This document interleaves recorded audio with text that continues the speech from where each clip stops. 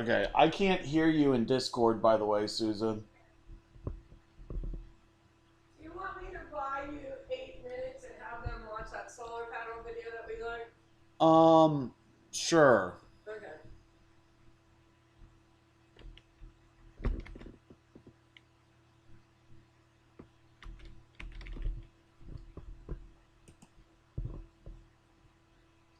Morning, everyone.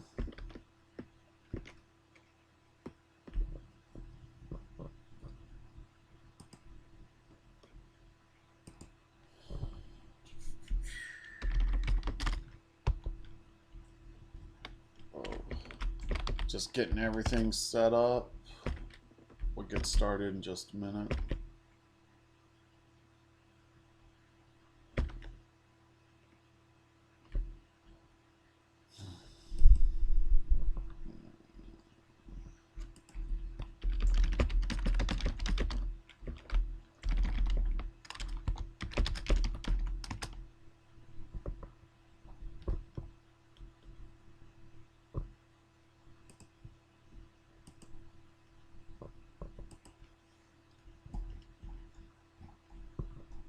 Come on.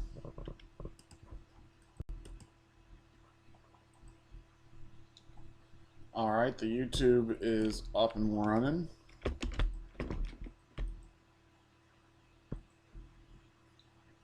All right, the YouTube is up and running.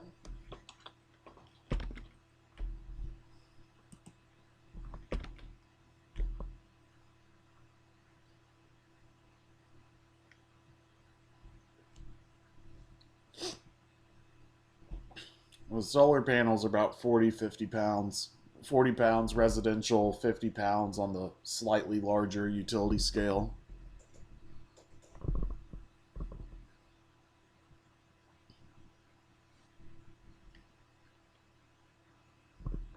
I was waiting on a few more people to get in the class and then get started.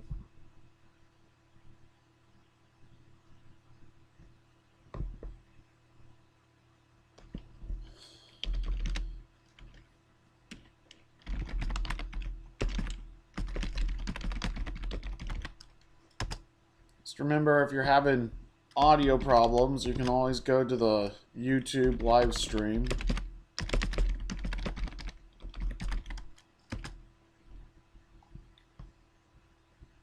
That didn't work. What? Hey guys, are we live? Yeah, we're live. We need to get started. Okay, well, Um, you just asked me.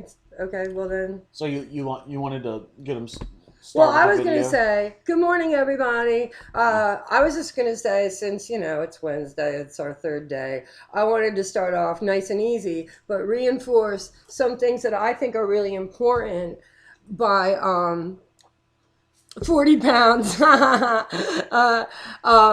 The questions that I think are I really like the 8 minute video that I put under cartoons. John and I both really like it. That is about how a solar panel is actually made, and it's kind of like the guy's trying to be Bill Nye the Science Is Guy. it this one Here right we here? go. The Science Asylum. Yeah. Okay. Okay. And so it's like the guy makes it as fun as he can. But even John said, even John, who knows more than about anyone else on planet Earth about solar, learned something watching this video. And I'm probably going to watch it at least another 10 times. So I feel like once you understand how the panel works, a lot of it seems less like magical, because to me it's like, okay, the sun hits the panel and then what, then you plug something in. I don't get it, but once I saw this video, I felt, even after I've been doing this for 5 years, that I don't know, it kind of made more sense to me. So I was thinking we could start with that, just play it, and then Yeah. So in go. 10 minutes we'll talk about it and then go over the quiz, if that's good for everybody. Yeah. So let's start out by Playing the watching the video. Silence Asylum video. We're in the For everyone who's not in yet, we're in the day 3 solar landscape training uh, chat channel and the voice sign in channel. I think everyone's in this channel. I think And I everyone's guess, here. can everybody hear us? I feel like they can because they're, if any, Yeah, it's working pretty well today. okay, yeah, Yeah, good. so go And ahead and start by watching this "How Do Solar Panels Work" it's really fun. video. And also, if every time, if you have any problem in Discord with audio or it's choppy or whatever, that is sort of a complaint that some people experience and some people don't. You can always just watch whatever we're doing on YouTube. So I think we're all pretty good at that by now. But don't tolerate a choppy channel and then you don't hear everything they say. Just make sure that you're watching it in a good Yeah, feed, and we'll get started right now. Okay? yeah. So watch the above YouTube video. Sure, what's that?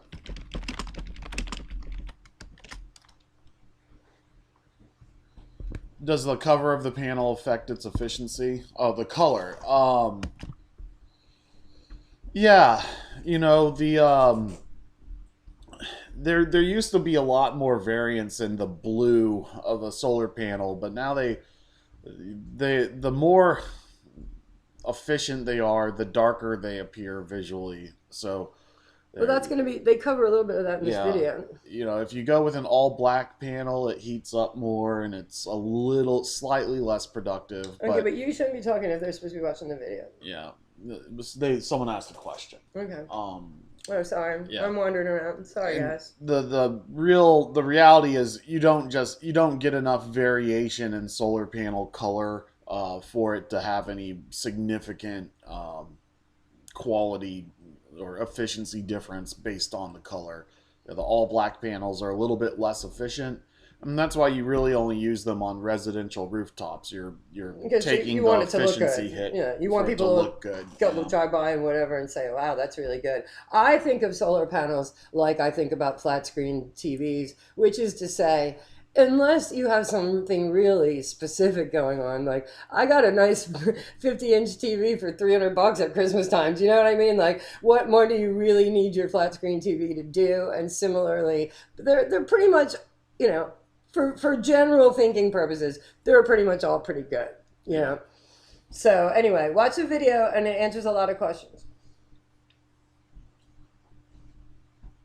Yeah. So and comment in the classroom when you're done with how do solar panels work video. Well, we'll know they're done because it'll be 8 minutes from now. Yeah.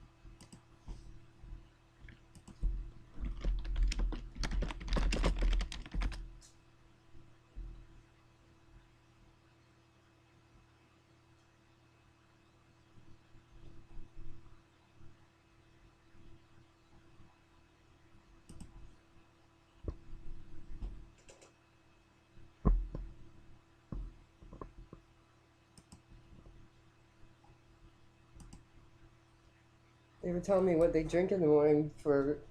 We got some real beasts here, John. We got Red Bull, we've got mango orange juice, we've got all kinds of people. Yeah. Yeah. Yeah, they're wild out there. I love it.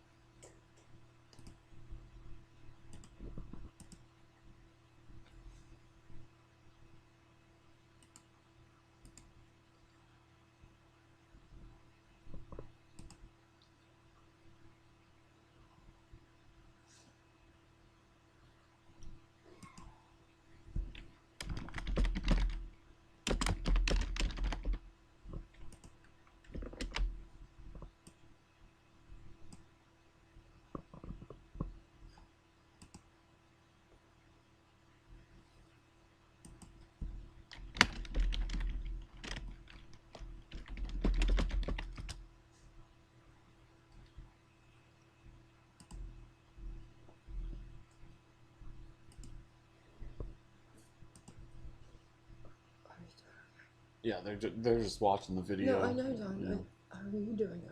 yeah, I'm doing fine. Okay. What? No.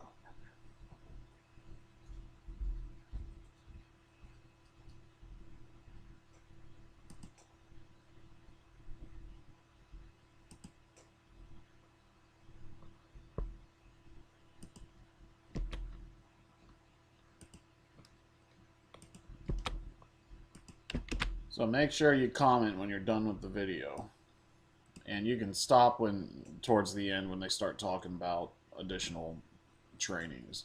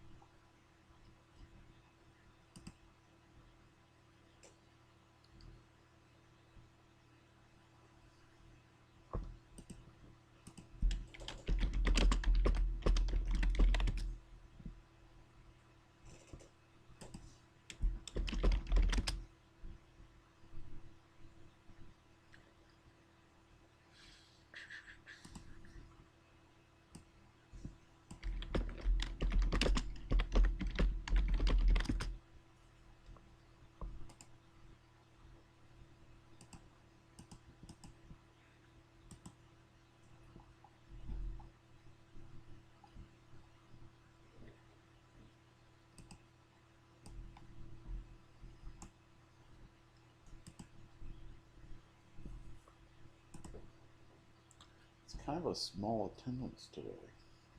That's okay, Tara.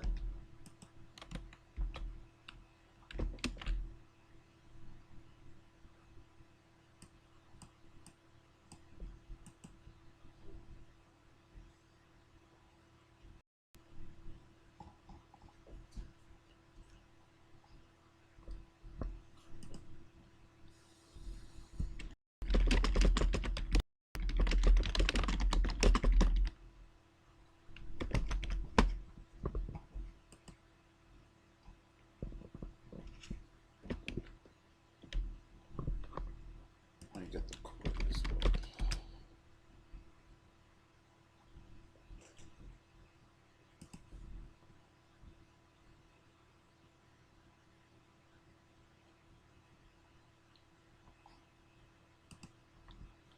So I guess when you're done watching the video, put like a thumbs up or something to let us know so that we aren't stepping on the end of the video.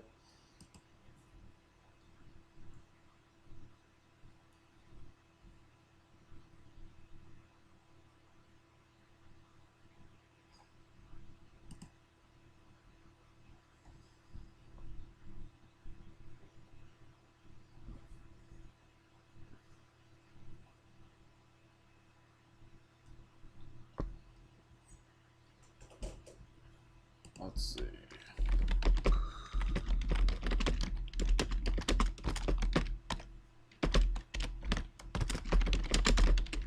Cool, cool. Okay, so I guess we're all finishing up. I love that video. I hope you love it too.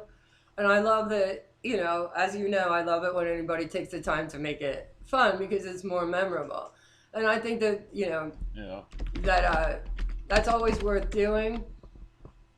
Anytime you don't understand anything. I mean, that's kind of the upside of YouTube, I guess, is that you can learn a lot of things, and Yeah. solar people in particular love to share their knowledge. So I think Yeah. that that just helps us all. So does Oh, anybody have any questions about yeah. now that they've seen the video? We got a little bit of, yeah. You can ask questions. We got a little bit of administrative stuff we need to cover Okay, too. everybody needs to sign in so that it shows that you're actually in class because we want you to get credit for being here. Yeah. So what? Some of y'all, Justin and Norky and Jay Sully, you need to click the sign in button in the solar landscape training. You'll see like Eric and Isaiah and Yeah. Rob, So you see that? myself. There you Yeah, go. We someone need to all else be in just there. joined. Yeah, everyone click the sign in button. You might have to mute. Yeah, you might have to mute your speakers Hey, if you're Tony. watching on YouTube. Everyone say good morning to Tony. Morning, Tony. but you got to you don't got to click the sign in so we can actually see you're in Yeah. class. This is like It's like our you're standing section. outside and we need you to come into the classroom. Yeah.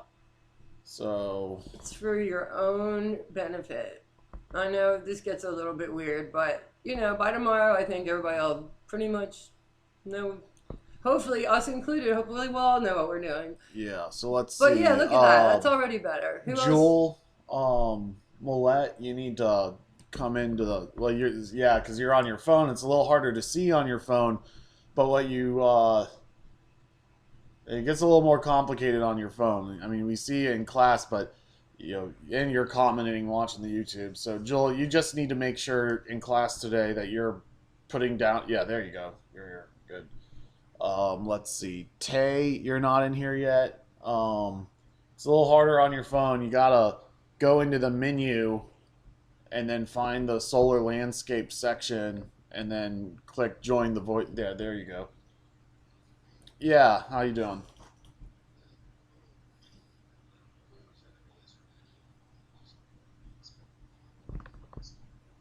Oh, that's no, that's fine. This gives us the visual, cue that you're in class, and we can see a little bit better how you're doing when you're in there. But But it's mostly participation. We yeah, can tell that you're there, But you definitely want to be in there if you yeah, can.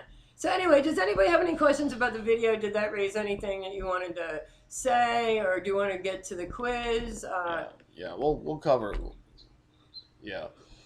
Okay. So, um, Check and see what this. the most important thing is that you participate in the forum either by turning on your microphone and talking Yeah, or just texting. periodically or texting. You don't have to It, say anything over yeah. video, audio if you don't want to. Just Okay. let us know that you're there and that you're engaged because it's better for you and it's better for us. We want everyone to be happy. Yeah. Where's my epic? So, Okay. So, hold on one second. I need to get my marker. So we're gonna go over the quiz from yesterday. well, did they ask any questions in the chat about the video, or is that just got everybody all caught up? I don't see where Yeah, there's no questions. I don't see my phone. All right. Okay. So as soon as I find where my marker has gone,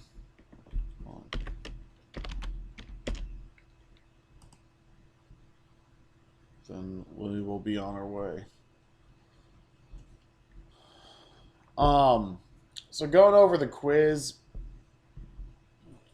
what determines where the module mid and end clamp, or sometimes they're called clips, can be placed? Most of y'all got that right. There's manufacturer provided clamp zones. So I'm just gonna pull up Solar World clamp zones. Solar World's a solar panel manufacturer, and these are not the module specification sheet, but your solar manufacturers have installation manuals for their products. The racking systems that you'll be installing in the field, all of those manufacturers have installation manuals on their websites, and it's it's nice when you'll know more about what's going on if you just pull up you get out to a project site, and within a couple of days you might be able to figure out what brand of racking you're using. Usually the solar rack goes up first, and then the solar modules are often there at the beginning too, and you can start pulling this stuff up and figuring out how the manufacturer at least wants you to install it. You should always listen to what your foreman or supervisor is saying. Don't the construction site is not really the best place for a entry level worker to be correcting those working under. That's not a good political decision, but to educate yourself and to be more useful on site, going over the installation manuals are useful. But right now we're talking about clamp zones, and not all solar panels are the same. There used to be a lot more uniformity in panels. In some ways, the panels made in the early 2000s and 90s, in some ways, were better quality. Not the cell itself, and maybe not the machining, but the components selected, like the module frames, used to be much more robust than they are today. And that means modules in years past, you could almost do anything you wanted with them because you get this nice big strong module frame around them. Solar World, um, What's that? which is this particular solar panel manufacturer, what they've started to doing to cut cost is they still have this side of the module frame, the long end, being very robust, but this short end of the module frame they've kind of cheaped out on. They've taken a lot of the material out of this part of the frame. And what that means, and this is the only manufacturer I've come across this with, but SolarWorld's a big manufacturer. What that means is on certain solar panels that have this little weaker short end of the frame, the width is weaker than the length. And by weaker, I mean like this module frame is just a piece of metal, right? So it's just here's the top of the frame, here's the bottom of the frame, and the glass and the solar panel is in between it.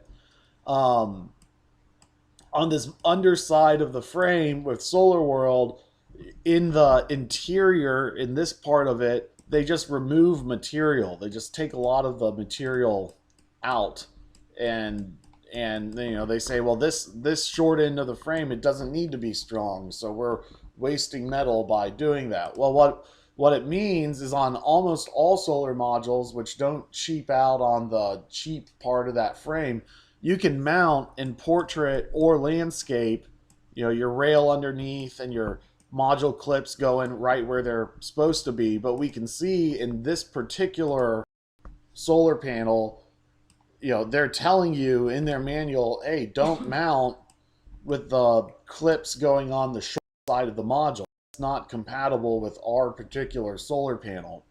So,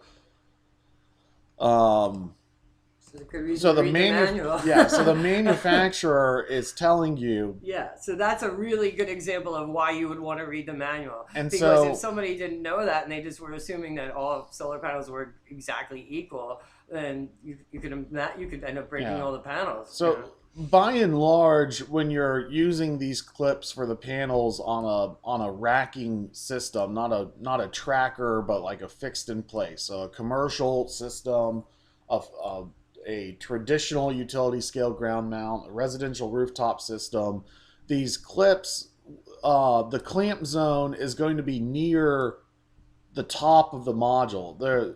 I think the temptation and the error is that sometimes you'll want to, if you put your rails too close together and these clamp zones are too close together, you get a lot of overhang, and just like a seesaw, or a tree branch, or any holding a big heavy box far away from your body, this overhang on the solar panel causes it to flex, and that can cause those micro fractures. So for most solar panels, you want to err by putting the rails closer to the outer edge of the panel rather than in the interior.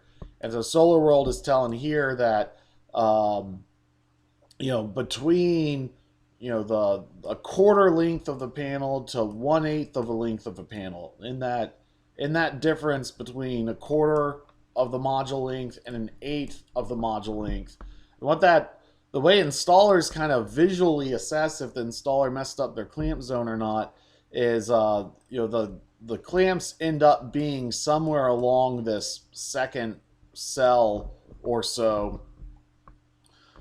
Sometimes if I'm really good about my array layouts, I'll put this rail right on this visual line of the second cell to just so that you can it makes it easier on the workers just to visually line up where that module is supposed to land on the rail as you go across.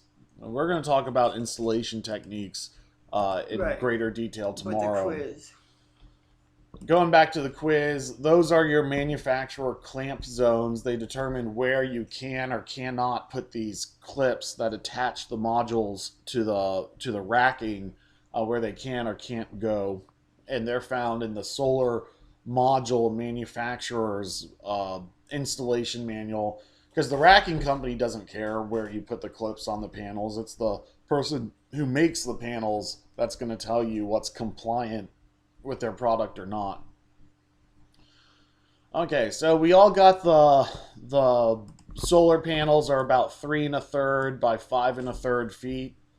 Basically the Um, size of a person. yeah, so what you can kind of pick up and hold in front of you, and still kind of see over the top of is the typical size, and of course the the utility scale panels are more like 6 feet rather than 5 1/3 feet. The utility scale panels are a little bit taller and weigh a little bit more. Okay, module efficiency.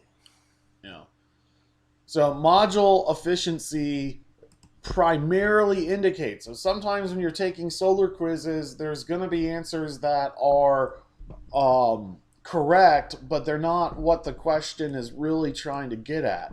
So, the module efficiency, generally higher end solar panels cost a lot more than lower end panels. And sometimes that's cost effective, but not always. And the very top shelf panels usually are not the ones that are being installed for economic uh, payback. But primarily, module efficiency is not a quality indicator. There's too many other factors involved. The module frame thickness that we were just talking about has nothing to do with module efficiency, but it does constitute module quality. And so you can still have a quality lower efficiency solar panel.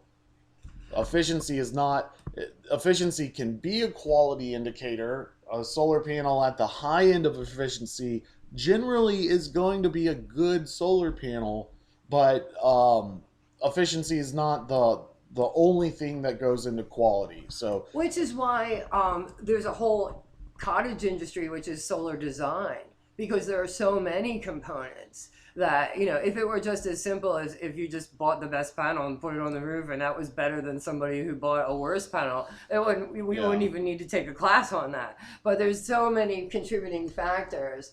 And just a little plug for this other video I put in under cartoons. It's about 10 minutes long, but it gives you a nice visual of so many of the other factors that are involved that end up being why you use like design software and stuff, because it just shows you how much there is never just one determining factor in what's the best way to build the array, and a yeah. lot of it times it is just case by case. So what module efficiency is the amount, the percentage of sunlight that hits the surface of the solar panel and then comes out the other side as electricity. So a solar panel that is 20% efficient is taking 20% of the sunlight that hits it, and it's taking 100% of the sunlight that hits it, but that sunlight's being reflected off. It's generating heat. It's causing electrical loss in other areas, and not all of the sunlight is activating the solar panel. The module efficiency is the number of what comes out the other side as electricity. So 20% efficient solar panel takes all of the sunlight, 20% of that energy comes out the other side as electricity. Okay, so the next question is more of just were you paying attention in class kind of question. There's different kinds of nuance in solar panels. We've even today we're talking about thicker module frames. Um, We but all know John but loves all black panels. Okay, next yeah, question. but I really like the Yeah, yeah. all black solar Oh, panels. we know. The We all know. bifacial solar panels, they look really cool, They're but they're generally not cost effective. There's a little bit of movement on those and utility scale double axis tracking, but it's still in the experimental phase. Actually making the roof of a house out of these glass on glass, really awesome Star Trek that looking would look solar so panels. cool, Yeah, but we're not there yeah, it yet. looks good, but it's really something that a home builder is going to be better at than a solar installer. Solar installers don't know every single thing about roofing and water sealing and water tightness, and so those that's a Whatever. stretch project. Solar shingles aren't they do exist on the market, but the ones that do exist, they don't look very good, and they're not as cost effective as a regular project. So, the all black panels I think are good residential upgrade. All right. Why is leaning on a solar panel bad? Yeah, so that's the one thing you cannot do that makes it look like you can do, because They look strong. you can lean or sit on a solar panel or set things on top of a solar panel, um, and they seem like they're perfectly fine, and you install them and they work perfectly fine, and so that leads to this false impression that they are perfectly fine, but the little stress fractures you can put by leaning on a panel or sitting on a panel can impact how long it lasts in the field. These little micro cracks are not problems now, but almost like water, cutting a channel into a rock. They create these little channels that the electrons eventually, create larger channels, which can ultimately lead to It's like a module small failure. crack in your cell phone. When you see that tiny little crack in your cell phone, you're like, uh oh. You may not notice it at first, but eventually you will. It's not going to get smaller. Yeah. Anyway, common Yeah, residential hold roof. on, I got this. So the main thing to know with a solar panel is sometimes you're going to have a need to like lean across or put your hands on a solar panel. When I put my hands on a solar panel, I am spreading my fingers out as far as I What are they? Are can. those fingerprints, John? Yeah, those are my five Oh my fingers, and this god. is my stick hand. That's it. They're And open to leave this instead of making a fist, Oh, okay. because it's all about, yeah, thank you. It's all about spreading what if you have to put force onto the surface of a solar panel, you want to spread it out as wide as you can. You don't want to concentrate it in a smaller area than necessary. Which is why you have to pay good money and labor when you're trying to put Yeah, those up on the and roof, because you've got to be very and careful and it takes time. and furthermore, when you're like, sometimes you'll be stacking solar panels on top of each other. In fact, they ship stacked on top of each other, but that's because they're very well aligned, and all of the force from the panels sitting on top of each other is on the actual module frame and not in the middle of the solar panel. And so, if you have a stack of solar panels, on top of each other, so this is a pallet of solar panels, and you're having to lift one off the top of the pallet to go put on the rooftop, and you're doing this by yourself because it's a small crew, and you might not be able to pick up the full solar panel off the top of the pallet until you kind of slide it off the panel and get a better grip on it. When you're moving panels, when you're handling panels, when you're sliding them off a stack, you want to make sure that any force, any if you're sliding the top of this panel across the top of the panel underneath it, you want to make sure that the panel is the only contact between a solar panel to another solar panel with what you're actually carrying. If you're putting something on top of a solar panel, you want to make sure that that bridges the module frame, or that when you're sliding the panel, you're tilting it up enough so that it's only sliding across the module frame. And treat the middle of the panel, the glass, the bulk majority of the panel, very carefully. The solar panels are very forgiving. You don't need to be scared of picking them up and holding them over your head and walking them down the roof and shaking them up and down, but don't get the false impression that you can't damage them through mishandling, because you can. You don't want to torque it. So we did really good on this one. Residential fire code setbacks Yay! are Look at 3 feet. So 3 feet from the top, 3 feet from the sides, and you can't go wrong with that. Not all jurisdictions enforce the 3 foot requirement. It's not that they don't have the 3 foot requirement, and many times it's because they don't know that they have the 3 foot requirement. This 3 foot requirement is not part of National Electric Code. It's part of International Building Code, which is not always as well known. But what happens is, wherever safety code's there for a reason. Yeah. And so Yeah, if there's a safety code that is not being enforced by a local jurisdiction, usually 10 years later, it is being enforced by the local jurisdiction. So there's really no reason to design to a lesser code. Right, the codes aren't going to get more lax over time. Can I ask a question though that I've heard you talk about in other classes, and I think would be really, I was wondering yesterday, when you showed the whole roof covered in panels, right, and you were showing the edge that was 3 feet, what happens if you had to get to one of the panels that was like dead center? Like, I thought that there had to be, I'm confused by that personally, so I figure maybe other people are too, but like, how would you get to, like, when you were showing like 16 wide and 3 down or whatever, like, how do you get to the ones in the middle when you, like, if there was a problem with a microinverter or something like that?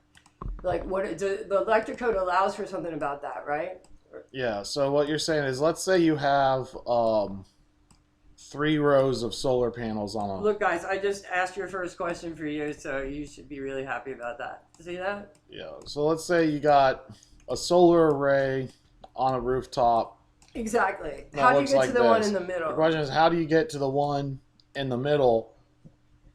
And this is why the 3-foot requirement is something you shouldn't ignore, even if the jurisdiction doesn't allow it. I mean, it's tempting to fill up the whole roof with, as best as you can with solar panels, and have the largest project and the biggest design fee, commission check, installation budget as you possibly can. But these walkways are useful. If you don't have these walkways on a project like this, you would have to, have a ladder. All right, I knew you were going to draw a ladder.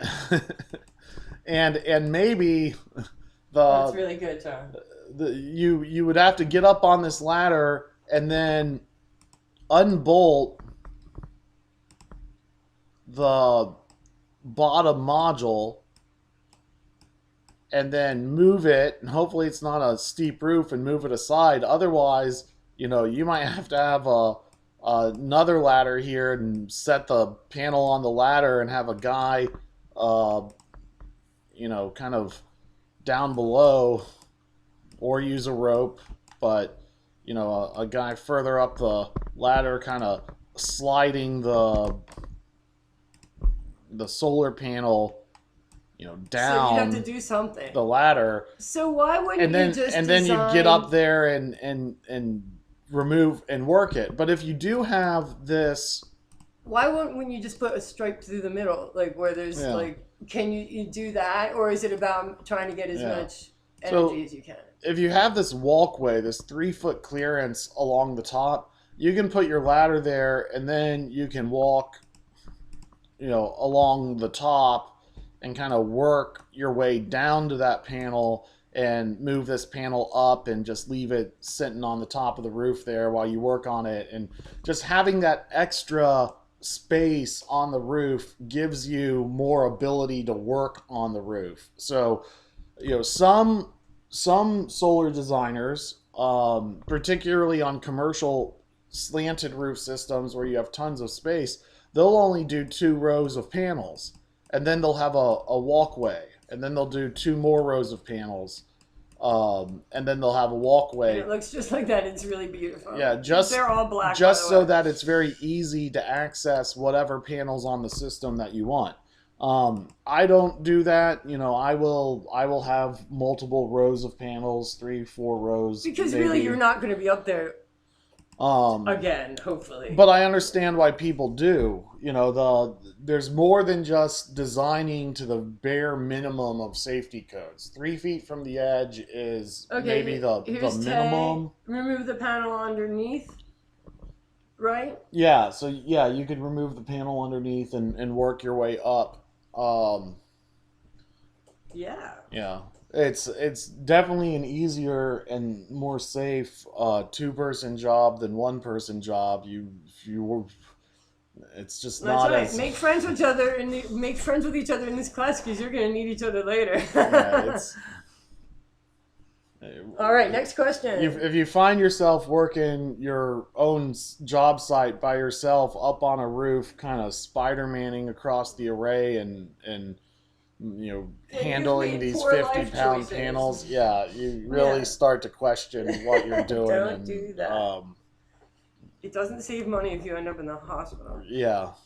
All right, next question. And we'll be talking about safety training. Yeah, that's right. See that it's topical. Okay. So, which inverter system is not compliant with rapid shutdown for rooftop solar? So, this is a pretty tough question.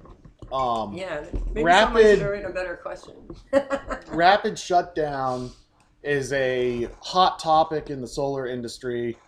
Every solar installer talks about rapid shutdown to the point where I'm kind of sick of it. Which is Rapid shutdown says that there has to be a button or a switch or something on the side of the building that de-energizes the rooftop solar array that shuts it off when you press the button.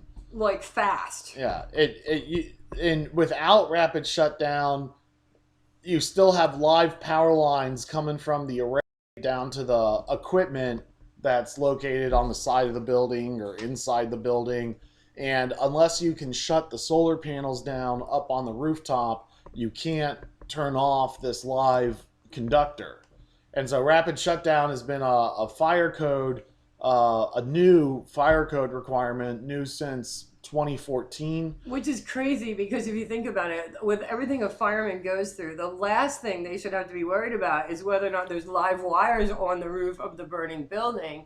And the reason for this kind of ruling ends up being that firemen in the past were just it was safer to let your house burn down than to try and get up on the roof, or at least that's what they thought. So that ties into where rapid shutdown comes from.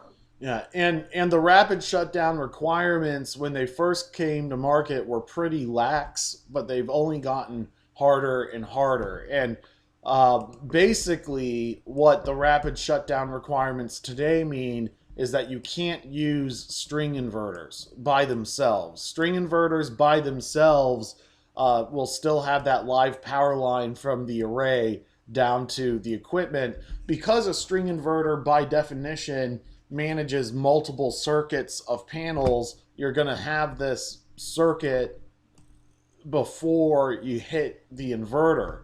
What microinverters do and what DC optimizers do, so both of them, they put a little control box up, actually literally behind each solar panel on the rooftop. It used to be, when I say rapid shutdown used to be more lax, it used to be that you could put one control box for the entire system up on the rooftop. And what that didn't address was the was the live circuit that connects all the solar panels on the circuit together. So the control box at the side of the array did not deal with the inside of the array. And so DC optimizers and microinverters, they're actually putting these little control boxes behind every single solar panel. So that brings me to a good point. I'm gonna pull up a video. We're just gonna all watch it together on my screen. So if you're Yeah, not so watching, if you're not watching via YouTube, then scroll up to the top of the classroom and watch the microinverter installation video. Um, Otherwise, I'm pulling it up here. let us know if you can't hear it or something. Well, I might mute the volume and talk through it. Oh, well, that would be nice too. Yeah. I like the music. Well, it's still loading. Good stuff. Good stuff. What is going on? I'm telling you, everyone working from home is really slowing things down. Yeah, We've had problems in the past week that we've never had before. In terms of, because we have the fastest internet. Anyway, bear with us. Okay, so what's this video going to be about when it loads? Well, this is just a microinverter installation video, so that it'll make, the concept of these little boxes is going to be more clear. There we go.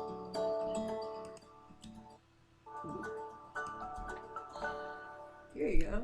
Yeah, and so this video will walk you through the rooftop installation of the Enphase IQ microinverters.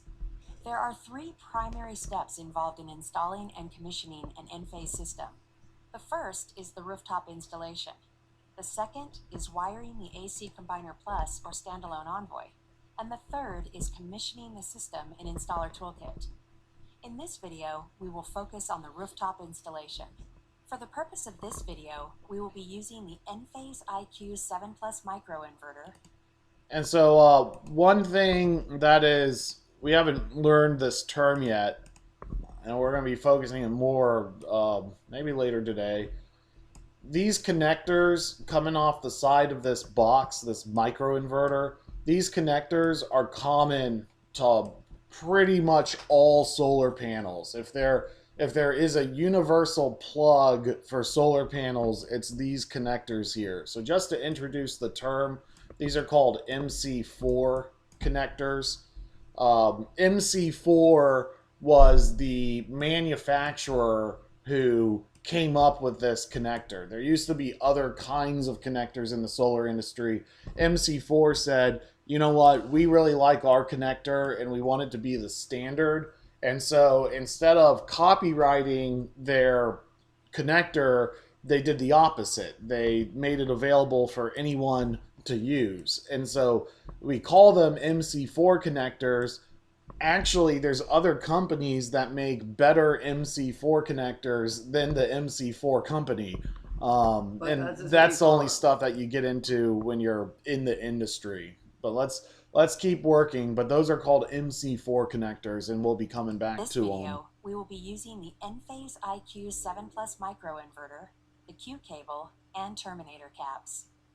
Your designs may call for additional Enphase accessories, including... So remember, with microinverters, it's all AC output. So as soon as you're done with the array, you can transition your wires into the roof, and then it's just like any other AC circuit. Just 1 second. Yeah. About rapid shutdown. Yeah. So Norky brought up those in the HVAC industry might think rapid shutdown has the same purpose as an emergency shutoff switch to shut down the heating system in case of an emergency, and that's really what rapid shutdown is going for. Norky, there you go. There's other disconnect requirements in the industry. You need to. These are energy generating devices. If you don't have on and off switches to them, you can't get into the device and service it. So throughout code, there's tons of disconnect requirements, and the firemen don't care about any of that. What they want is a button on the side of the building that they can press to turn the system off. And this is how that happens using these they regardless of whether it's a DC to AC control box, which is a microinverter, or a DC to DC control box, which is a DC optimizer, they do the same thing with regard to energy management. They allow module level control, and so the both microinverters and DC optimizers are called module level panel electronics. I guess they can't call them module level module electronics, but anyway, Engineers. you know. Yeah, that's hilarious. Let's keep moving, John. Terminator caps, ceiling caps, Q-raw cable, and field wireable connectors. Now let's walk through the steps to install an Enphase IQ system. Measure the modules and mark the approximate centers of each PV module on the PV racking to prepare for microinverter installation. So they're doing this up on the rooftop. Sometimes, if I'm really organized, I do this on the ground instead of up on the roof, because that Which is means always a good idea. if you can mount these microinverters and stuff on the ground, or at least mark out where they're going to be on the ground, that's less time spent on the roof, and particularly on shingle rooftops, but even to some extent on metal rooftops. You just don't want to spend a lot of time walking around. Even commercial rooftops, which are flat roofs, and you think, oh, you can just walk around on them, no problem. Even good quality commercial rooftops, they're still not intended to be construction sites. So you don't want to just step around on a roof for no reason. If the Enphase DC adapter cables are not already attached, attach them to the DC input port of the microinverters now. Verify that the DC adapter cables are fully seated and locked. Listen for the click to verify. Mount the microinverters where you marked the rails, with the bracket side facing the sky. When installing the microinverters, you should be mindful of obstructions, such as the PV module frame, module junction box, or circuit junction boxes. So what they're saying is the location of these boxes underneath the panels can sometimes interfere with the panels themselves. If you don't get them right underneath the solar panel, but if you get them to the edge of the solar panel, then the frame of the solar panel and the box interfere with each other. So the general practice is to put the boxes kind of in the center of where the panel's going to be, so that it doesn't hit the frame on either side. Junction box in a suitable location on the racking, in reach of your Q cable. Rough in the cable so that it aligns with the inverter position. Route the Q cable. Boy, they didn't spend enough time on that. Let me pause this. Rough in the cable so that it'll. Yeah, so what they're doing now is the microinverters are mounted on the rail, and the solar panels are going to come and land on this rail and go further down, and maybe the next row up, I'm going to go like that. It's only the module frame. It's only the module frame right here that connects to the rail.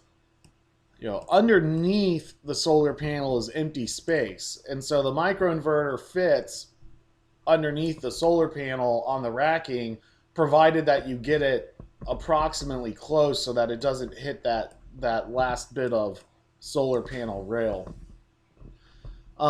Then what they're doing is having your cabling system. This cable right here that connects the whole system together, this is called a home run cable. And the reason is it's the circuit. Can you, is there a specific place where the rapid shutdown should be mounted? Like, yeah, there's a disconnect switch. I was going to say Norky coming up with 2 excellent questions in a row. He's on fire. I'm loving it. Sorry. And I should have known. It's a woman. Okay, finally, there we go. at this point, Never mind. um, Shut up, John. next time you're out walking around, you look at your air conditioning equipment, and before the wires go into the building, there's a disconnect. Similarly with solar, there needs to be an outdoor mounted disconnect switch that is accessible. So it depends what country you're in. In Australia, they require these disconnect switches to go up on the rooftop. And Australian solar installers are really mad about that because the rooftop is a hot and dangerous place, and it's really hot in Australia. well, it becomes a fire hazard because wherever there's something odd, wherever you're cutting a wire and splicing wires together, that is potentially a failure point in the system, and you add heat to that, and just becomes even more likely to fail. You don't want to terminate cables unnecessarily. You don't want to just cut this cable right here and then splice it back together just because you can. On a side note, I don't know why, maybe John can explain it, but like as you're learning and you're going to do the same things that we do, like you look for YouTube videos about something you're trying to understand. I don't know why it is, but Australians seem to be like they are the global leaders in solar. I feel like they are just on it. So whenever I see a video that an Australian made, I always pay extra attention to it, because even on Facebook, when you go into the Australian solar chat, those guys are madmen. And it's true. The reason why Australia is so good at solar power is they have high price electricity. They're very close to China, who makes most of the world's solar components, and so they have the cheapest access to panels. They have high-priced electricity, and they don't have permitting like we do in the United States. So they can just sell a project and then install it the next day, and that's it. So they have a really good climate for doing solar. That means they're a little further ahead. Anyway, we kind of got off track. This is the microinverter system. This cabling system is actually pretty flexible. Let's say this was the end of the circuit right here. Then you would cut this cable and then install a little terminal cap at the end of the circuit, which the video will get to. But so microinverters are very, very simple. You can have a 1 microinverter system. You can have a 12 microinverter system. You can have all the way up to, yesterday we saw on the spec sheets, a 16 microinverter system per home run circuit. With AC, we would call them AC branch circuits, but they're still home runs going from the array back to the, down below. Keep going. I guess what I was trying to say is this cable, one of the first things you do on your install after running this cable is strap it to the rail. And there's different products for that. We'll talk about that more tomorrow when we get further into install training. Lines with the inverter position. Route the Q cable into the junction box using UF-type cable glands and complete all downrun. So this is another advantage of an AC microinverter system, is there's lots of stuff you can buy that's just, you can find all this stuff at Home Depot, at your local electrical supply house, because you're just using AC components. The DC components are more rare. They're harder to find. They're specialty items. AC components, you can get at any. If you can't find them at Lowe's or Home Depot, there are electrical supply houses that primarily cater to electrical contractors. Although it's rare to find a supply house that won't do over-the-counter sales. Some don't, but most do, and you can find all of this stuff kind of in inventory at those places.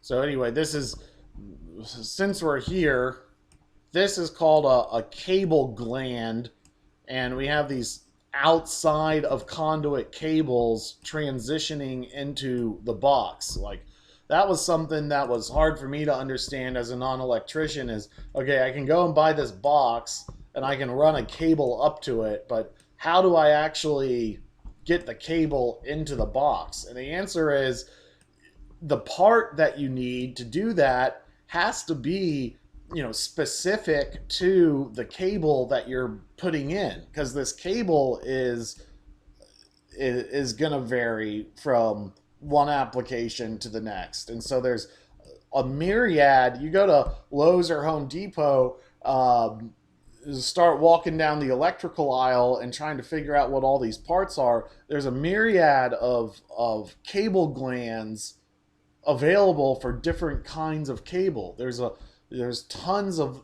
parts for, plastic conduit, for metal conduit, for there's a part for every form and function. And just because you can't find that part at Lowe's or Home Depot doesn't mean it doesn't exist. We'll be talking about some of those issues uh, during tomorrow. AC connections. Connect the AC connector of the Q cable to the microinverter. Listen for the click as the connectors engage.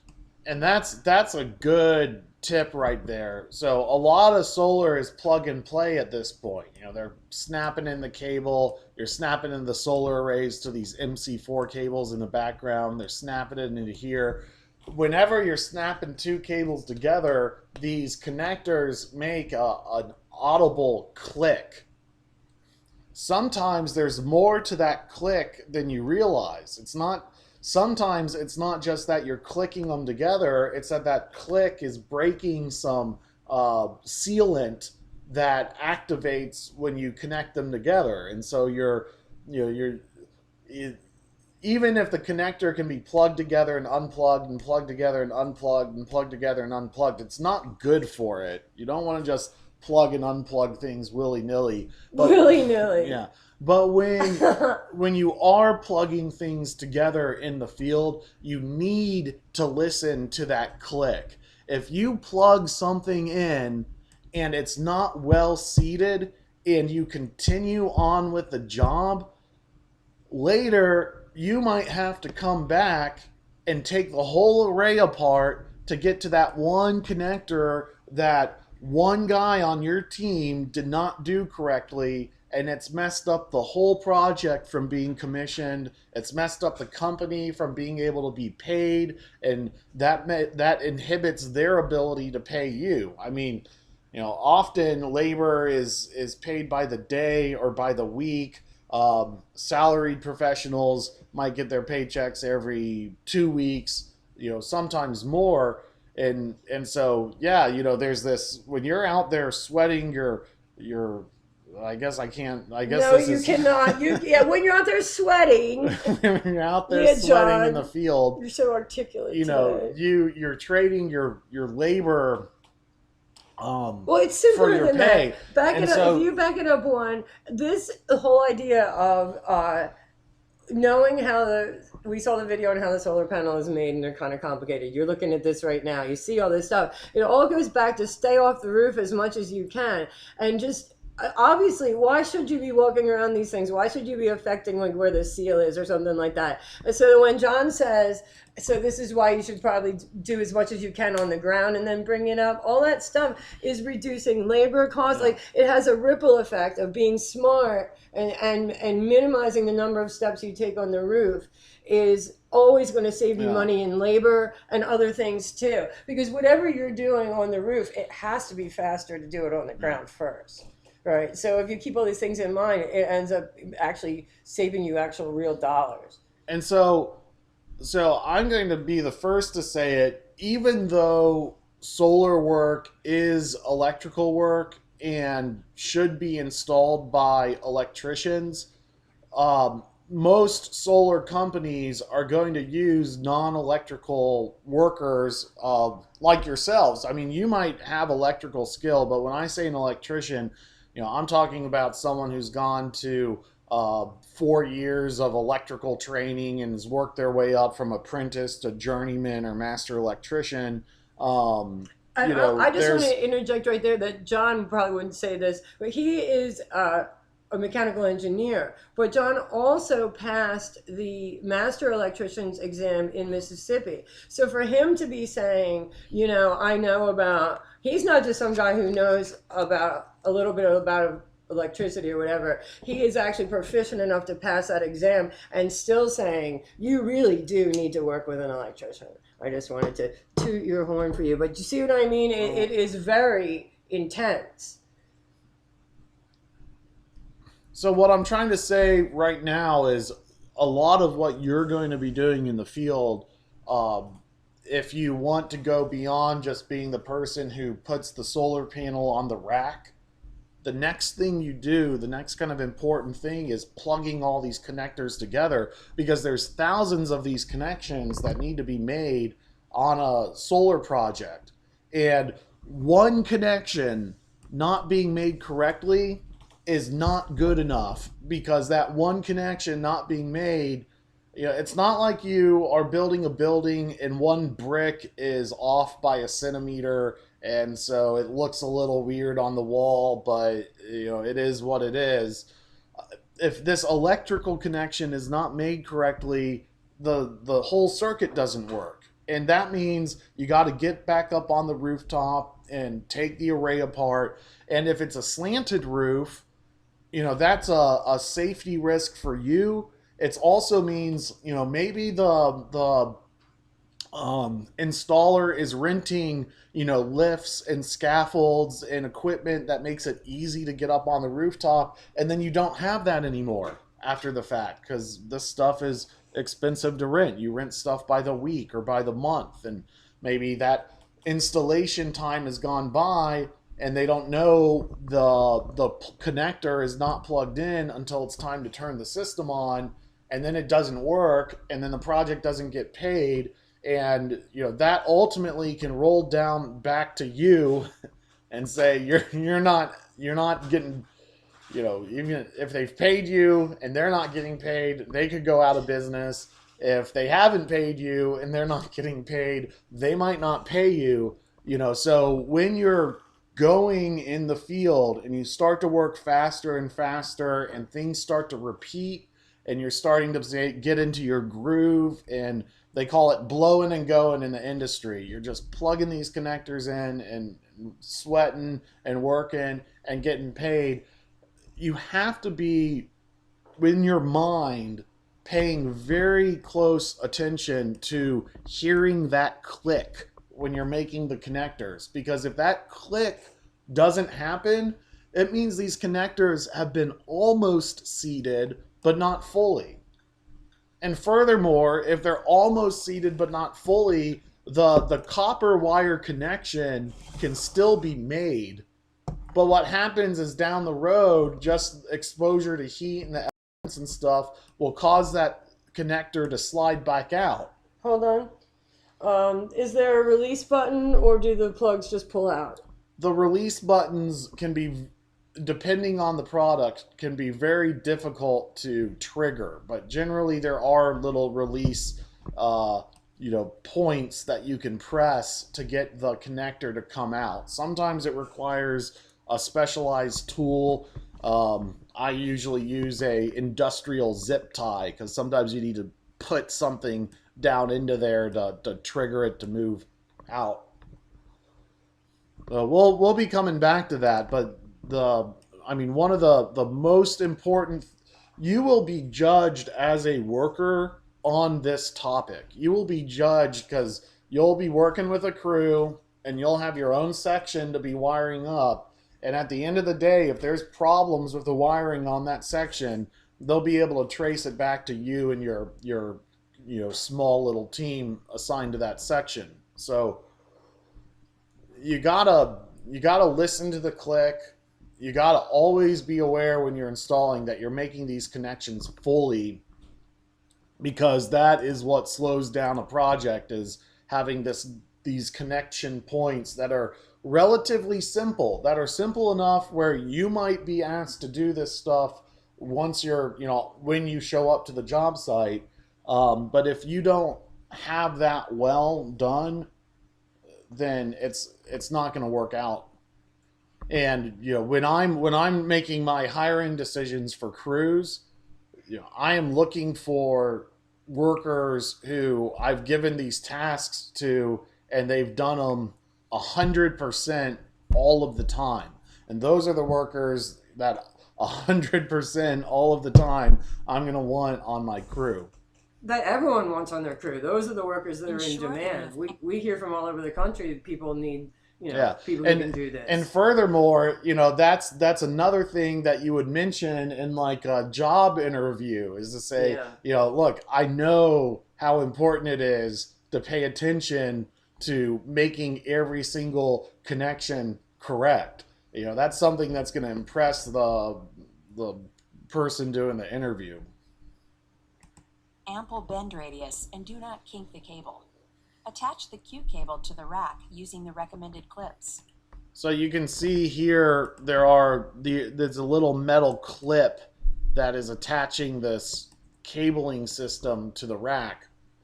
That's another kind of finer installation note is cable management. It's very easy when one cable is being wired up to the next cable to have slack in your cable, and this cable can droop down and touch the roof surface. Now, I say it can, it shouldn't. It should not. Um, Wait, say a that couple again? of things happen when the cable droops and it touches the roof surface. For one, the roof is hotter than the air.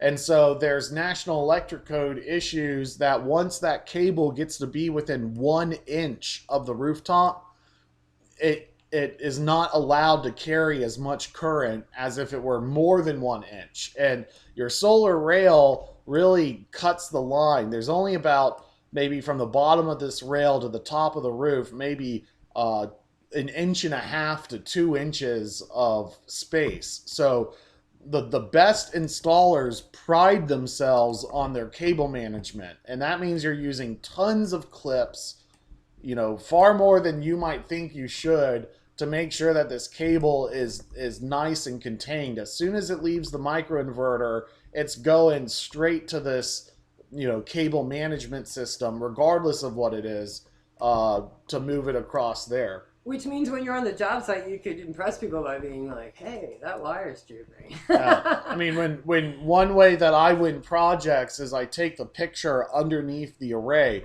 And you should be able to look underneath the array and see all the way across and not really see any cables hanging down. And it's not just a temperature issue. If you have a cable that's hanging down that you can look under the array and see, not only can inspectors see it, but animals can see it too. And just anything that's peculiar is going to attract an animal to chew up some wire more than a well-managed cable system. So, a cable that is drooping down like You can that, catch your foot in it while you're up it there can, too. yeah, it can catch weaves. It can be the foundation of an animal nest. So good cable management is incredibly important. And so that's two important things we've learned. All right. Pay very close attention to these connectors. That is critically important.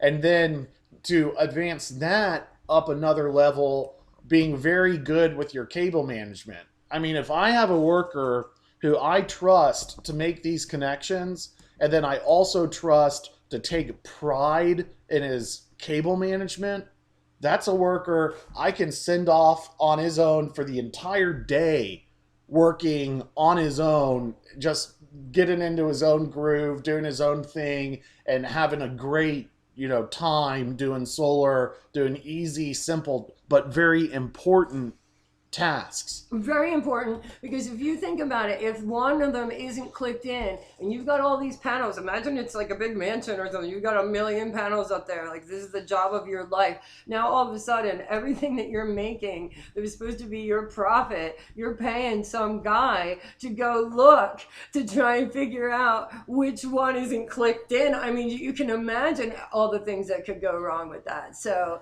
But I would say it's not just point of pride. It's that you're showing the job site that you're capable and knowledgeable enough to understand Yeah. that those drooping wires are code violations. And then furthermore, one of the next kind of levels in your career is to I wouldn't say foreman or supervisor, but crew leader. And there might be a crew just for making all these connections, and the actual electricians may be following behind to do the junction box wiring or the inverter wiring. Um, and and so this is something that breaks down by crew. And if you want to be the only the people who do this 100% and have great cable management skill will become a crew leader. And then once you're a crew leader, then you're responsible for the workers who take it less seriously than you doing as good of a job as you. And so you have to treat this cable management and clicking very seriously all the way through, and that'll help your career mobility as you go forward. Use a clip to hold the Q cable before jumping between rails. Terminate every open end of the Q cable with a Q terminator. Let's start by getting familiar with the terminator parts that you will need for assembly. So this is the end of the circuit. This is where the cables just stop. Um, on a DC system, you're forming a big loop, and so the cables start at one end of the array, and then they end at the other end of the array, and then you pull your home run cables will go back to the inverter that does DC to AC at some point. In an AC microinverter system, it's a little bit different.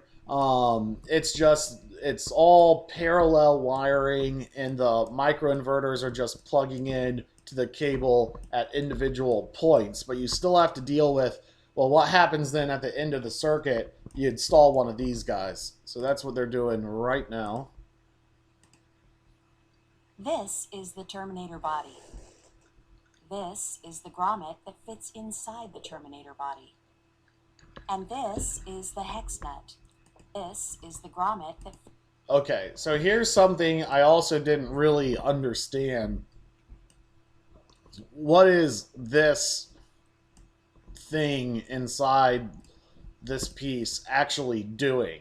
And it's like, well, when you press your cable through here, it squeezes the cable. It's a tight fit, so you really have to put some hand strength to force the cable through. And so it can be tempting then to go and hollow out this hole and make it a little bit bigger so you can fit your cable through it a little bit better. You shouldn't have to do that. This grommet is sized for your specific cable. And so if you're having to hollow out the size of this hole, it's probably because you're not using the right component for the job and you're trying to just make something work. Um, which hey, where you're coming into the industry, that's really not going to be your fault. It's going to be someone else's design error.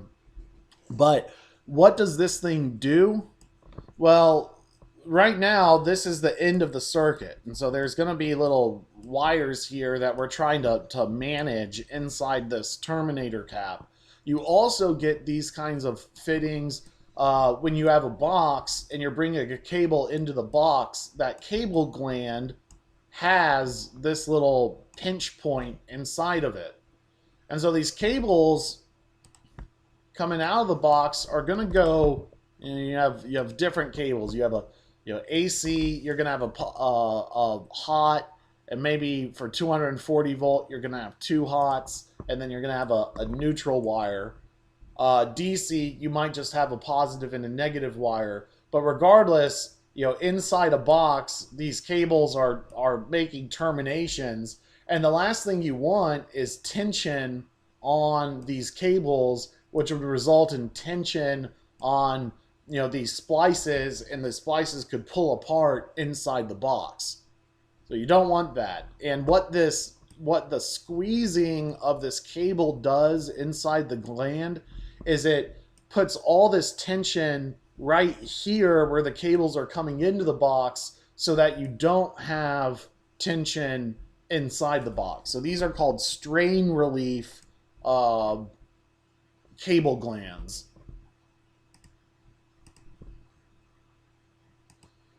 Fits inside the terminator body. And this is the hex nut. Now let's assemble. Using the terminator loop to measure, remove 13 millimeters or 1/2 inch of the cable sheath from the conductors. So, wow, this is actually pretty good installation training. How much of this cable sheath you remove, and then furthermore, if you're making terminations, then you have to remove some of this cable sheath so that you can make the termination.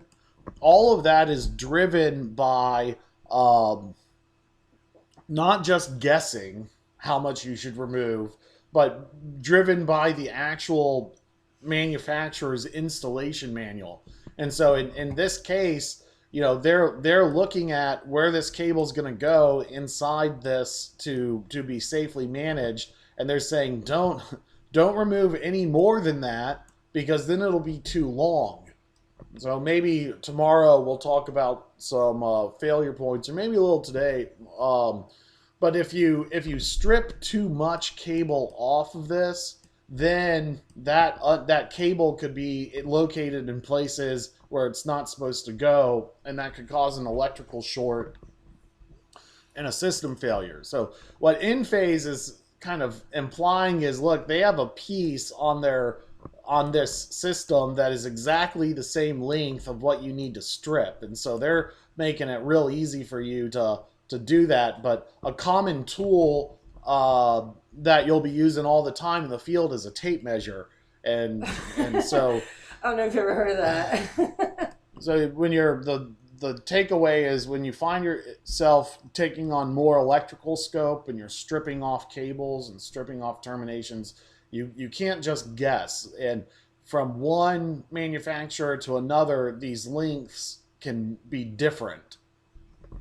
So that if one manufacturer lets you strip a whole bunch of length off the cable for a termination, and then you go and do that for a different kind of electronic system, you may be taking too much off. Which goes back to reading those manuals. Yeah.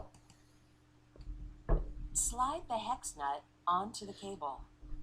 Insert the cable into the terminator body so that each of the two wires land on opposite sides of the internal separator. And so you can see the ends of these cables are going to be energized, and so they can't be close together, or they could arc between the two. So this terminator cap, its role is to to manage that in a safe manner. The grommet inside the terminator body should remain in place. Verify that the opening of the grommet is aligned with the flat of the cable, so that when inserting the wires, they are split by the internal separator. Make sure that the hex nut is fully tightened. Hold the terminator body stationary with a screwdriver, and turn only the hex nut to prevent the conductors from twisting out of the separator. So this is for Enphase, but this is another thing that is true not just for this particular terminal, but even the MC4 solar connectors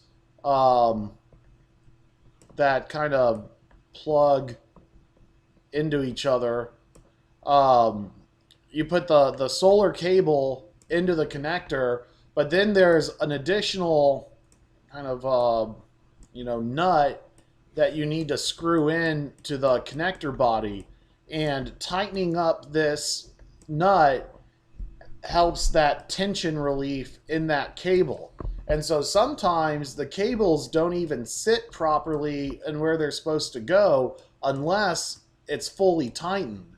And so that's another thing you're going to be doing a lot in the solar industry, is putting cables into these cable glands and then tightening up the fittings. And you have to make sure, just like each cable is clipping into each other, you have to make sure that you're remembering to tighten up these fittings with every single fitting. Because this is not just regular construction work where you get a piece of drywall and it's not perfectly aligned to the beam, and they might be able to spread some caulk over the gap. Yeah, yeah. A gap Okay. in electricity results in really bad, dangerous things happening. Yeah, we know.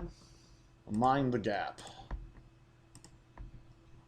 Be sure to only tighten the hex nut. Rotating the terminator body could cause the conductors to back out past the internal separator. Warning: never unscrew the hex nut. Unscrewing the hex nut destroys the locking feature, and you must replace the terminator.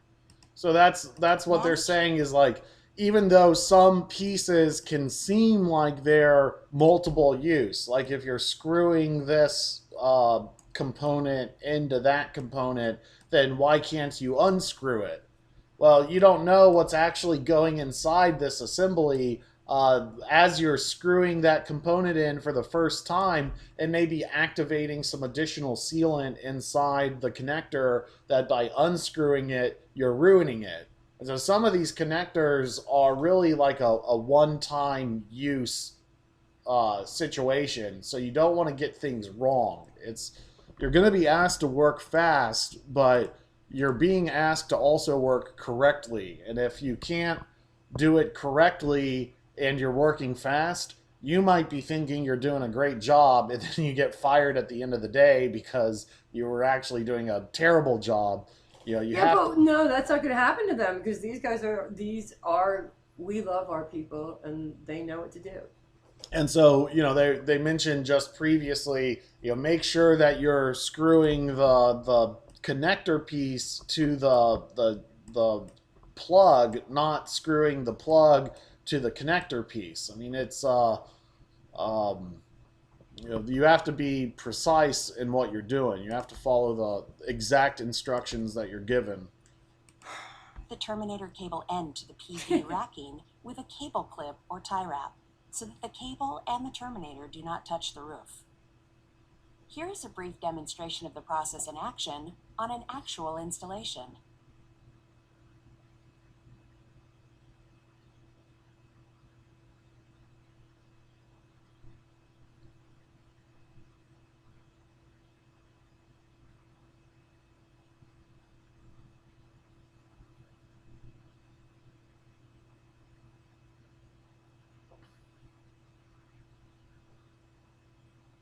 I like this video. Yeah, so it's Peel the removable.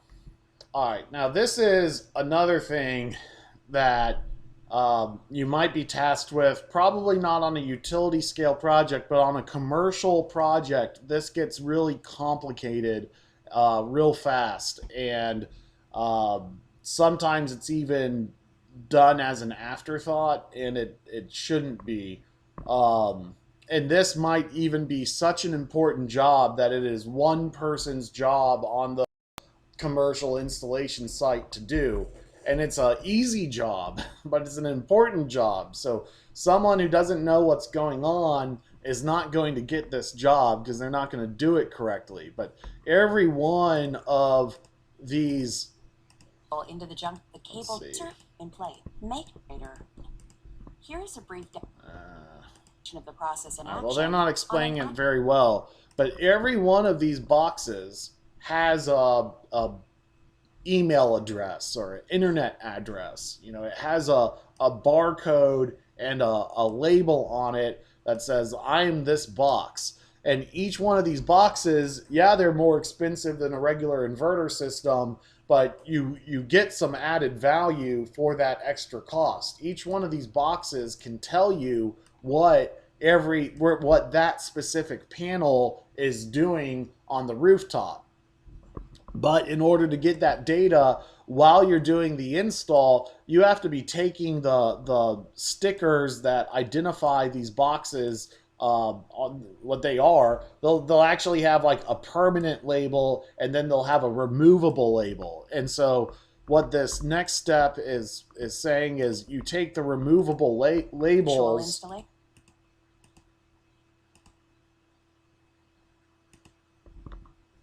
So you take the removable labels and you actually put them onto a chart so that when you program the monitoring system, you know where every box is. So if you're doing a 2,000 panel major commercial project, you're going to have 2,000 of these boxes, and you're going to need to be putting serial number label from 2,000 of these stickers onto this chart in an exact manner, because if you get the stickers messed up, then you don't know where any of the boxes actually are. And so if you do have a problem, the problem is much more apparent because now you have monitoring for every single solar panel on the roof. So if one panel isn't working, you know it. And no customer is satisfied with a solar array where anything is not working. So even though it's not a big deal for one panel not to be working out of 2,000, the client is still going to very much care about that. And if you don't get this sticker map correct, then you don't know where any of the boxes are. If you don't know where any of the boxes are, it takes a much longer time for you to figure out where the problem is. You have to isolate the problem to the circuit, and then you have to start taking the whole circuit apart. There's 16, 17 solar panels on a circuit, and there's a problem on that circuit, but you don't know where it is. Potentially that could be a 1 or 2 day process to figure out where the problem is. If you have this map and you know exactly where every single thing is, it could only be a 1 or 2 hour process to find and identify and get the problem addressed. So making this sticker map is really important. I had a job recently that was built at the base of a wind farm. And man, it was so windy. It was so windy that when the wind really kicked up, it made it even hard to think. It was that windy. And making this sticker map was incredibly difficult because pieces of paper and stickers and stuff could be blown around all on the job site. And so the crew was like, look, we want to keep working. We want to finish this project. And if the crew was getting ahead of the sticker map, you could think, oh, I'm going to fix it later. No, you can't. You can't fix it later. You have to be making this sticker map as you're going along. Each microinverter and affix it to its respective location on the paper copy of the installation map. Mount the PV modules above the microinverters. Connect the DC leads of each PV module to the DC input connectors of their corresponding microinverter. Listen for the clicks to ensure they are connected. Turn on the AC ensure they are connected. So we were talking about can you disconnect some of these things. So here's the MC4 Listen connector. for the clicks to ensure. And there's tiny little tabs that you can press to unclick the connector. And on some of these systems, these tabs are protected. And so you actually have to stick something strong and narrow down into that little cavity in order to get John, that. This is a family show. Well, anyway. You got to stick something hard and thin down into this cavity so that you can unsnap the connector and get that cable out of there. So I usually use a zip tie. There's industrial grade zip ties that are a little bit hardier than a standard zip tie you get at Home Depot, and they do very well for unsnapping those connectors. Sure they are connected. Turn on the AC disconnect or circuit breaker for the branch circuit. Turn on the main utility grid AC circuit breaker. So this is kind of interesting. This is where solar systems get a little bit more discrimination than other systems like HVAC systems. technically the breaker that the solar array lands on is a disconnect switch. And it tells you if it's in the open or closed position. It's a listed disconnect. Often what the fire marshals want is a knife switch. And in fact, it's been controversial whether or not the knife switch is a good requirement or not for over 10 years, maybe for 15 years. And it's not been part of code, but it's been a common local requirement. And now in the latest NEC 2020, it's essentially has become a mandatory requirement.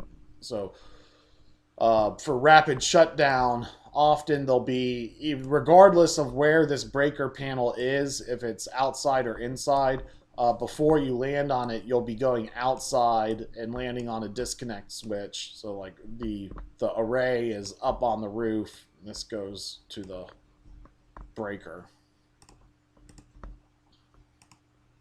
Your system will start producing power after a 5-minute wait time. The status LED on the side of each IQ microinverter will blink green 6 times to indicate normal operations after DC power is applied. You've now completed the rooftop installation of the Enphase IQ.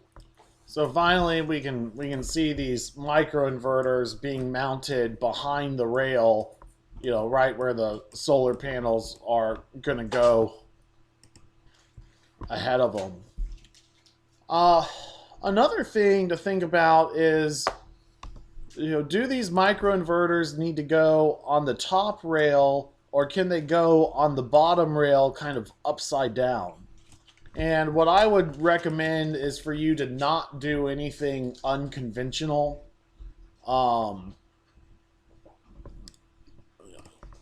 The problem is, let's say there's leaves that get underneath the array. The leaves are going to bunch up along the bottom rail.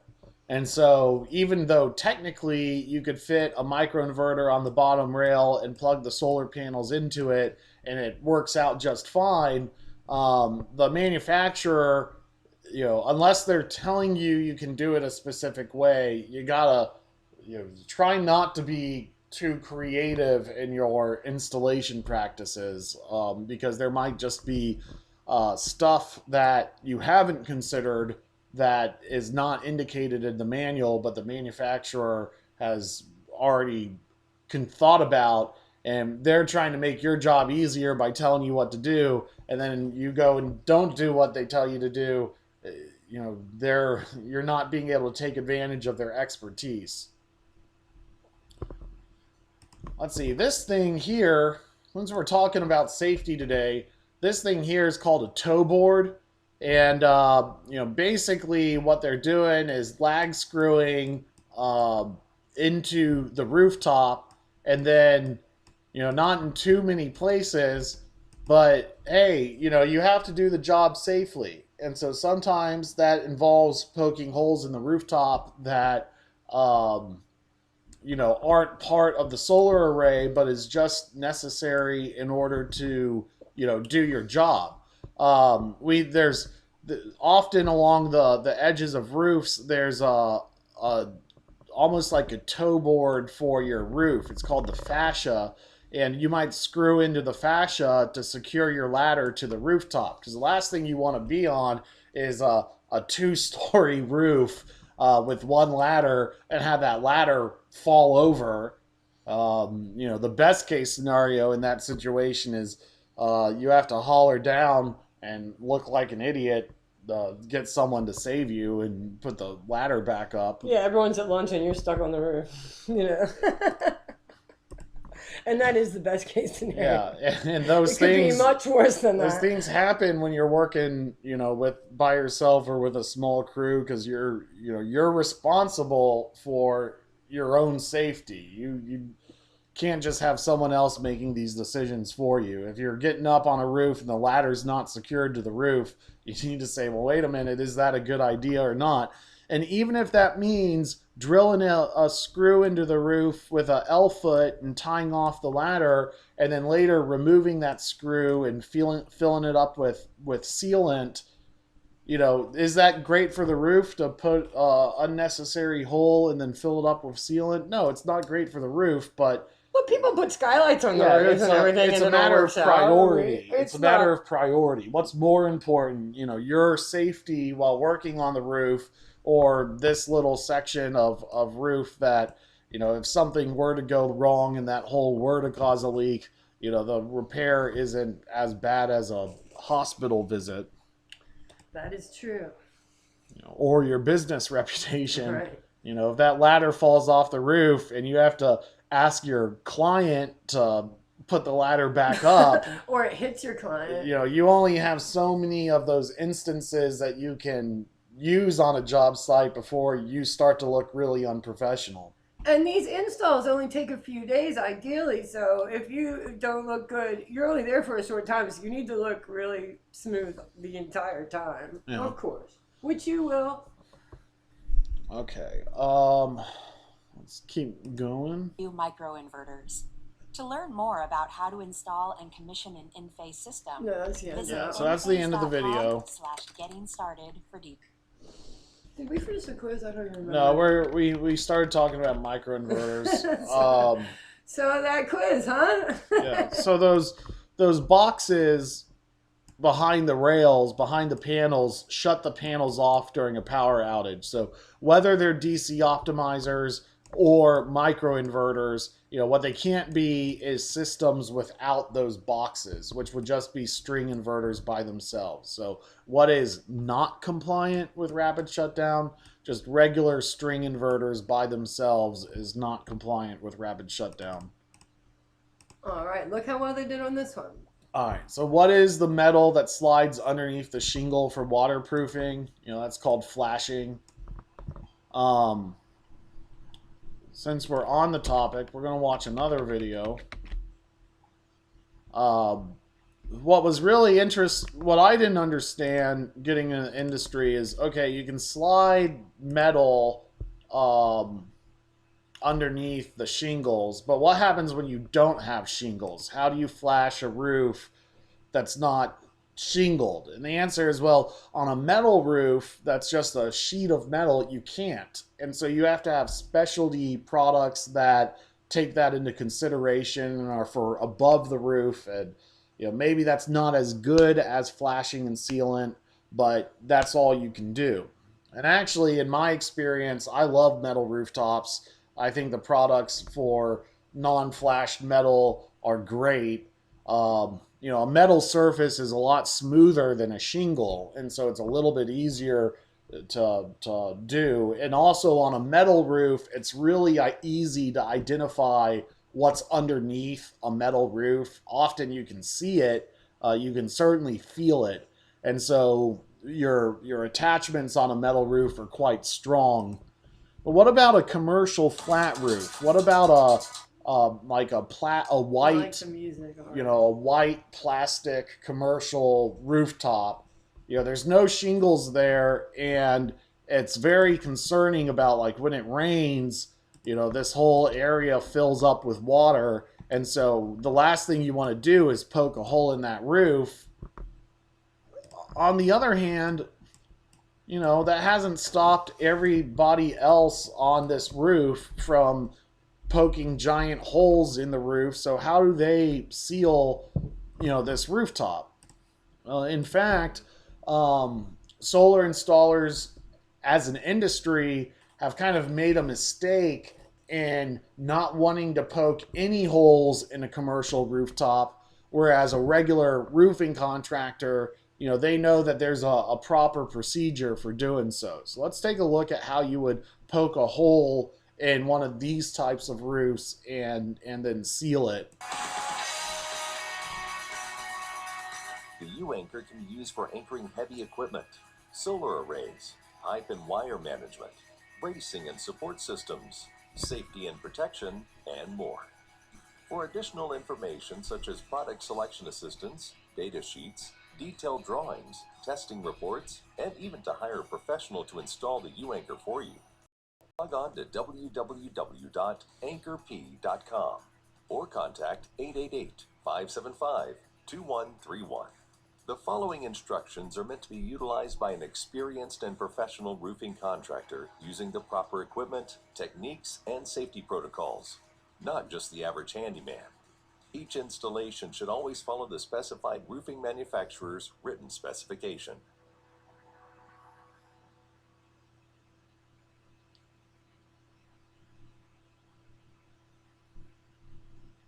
So Align the U-anchor according to the there's different kinds of commercial flat roofs. This black roof is called EPDM.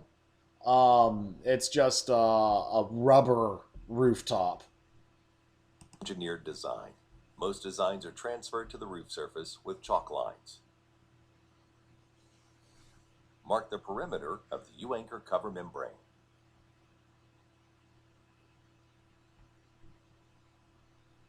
So there's some nice installation techniques that are going on this. You might have to put rubber pads underneath the solar array, even if you're not poking holes on the roof. The solar array on a flat roof will sit right on top of the roof, and you often put, you know, little, almost like a placemat on a table so that the plate doesn't mark up the table. You put a placemat for your solar array so that the solar array doesn't, you know, with wind gusts, doesn't just kind of start biting into the rooftop.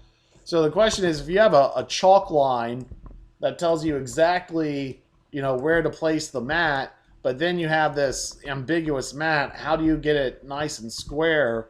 And so what they're doing here is they've cut little divots into the mat that let you visually align it with your chalk line and with the center.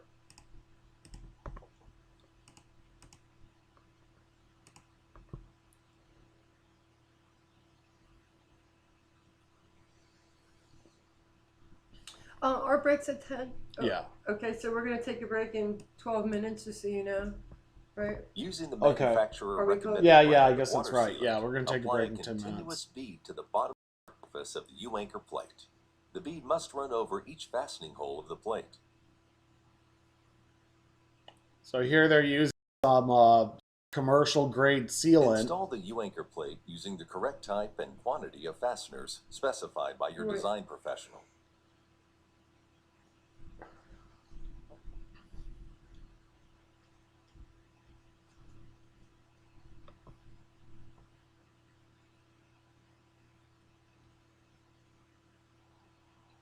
And so it depends on the project. You know, sometimes this plate might be a little bit different. It looks like right now they're just screwing into the decking.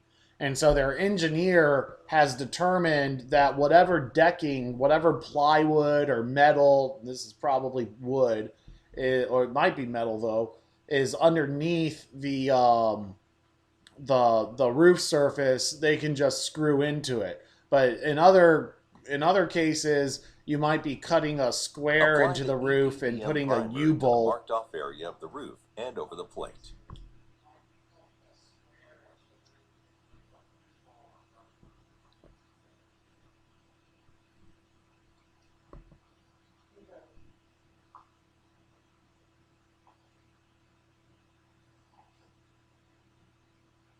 EPDM rooftops are probably one of the most difficult ones to flash. Hey, John, we Yeah. just need to take a real quick situation here. Okay.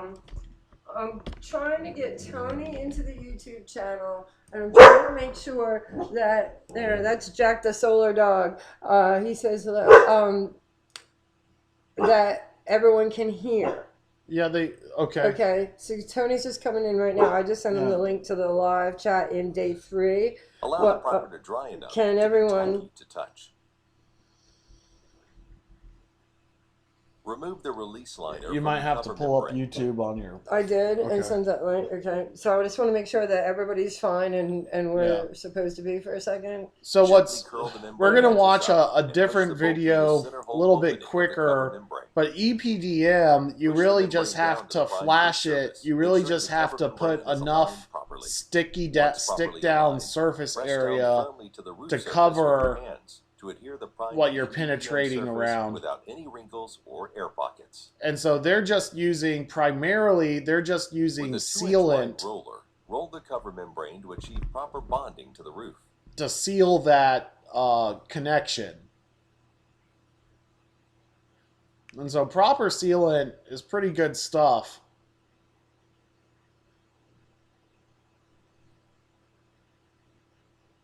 And since they're just using sealant to make that seal, you know, they're making sure it's well pressed down all the way around where that base plate is.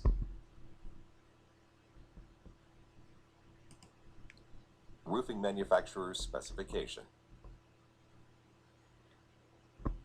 And so I think that this is even an additional underlayer. Let's see.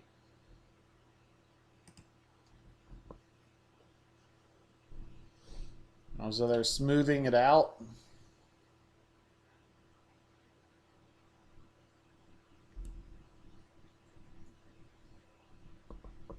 Notice he has Finally, knee pads install on. the 2-inch separation disc prior to installing any additional hardware.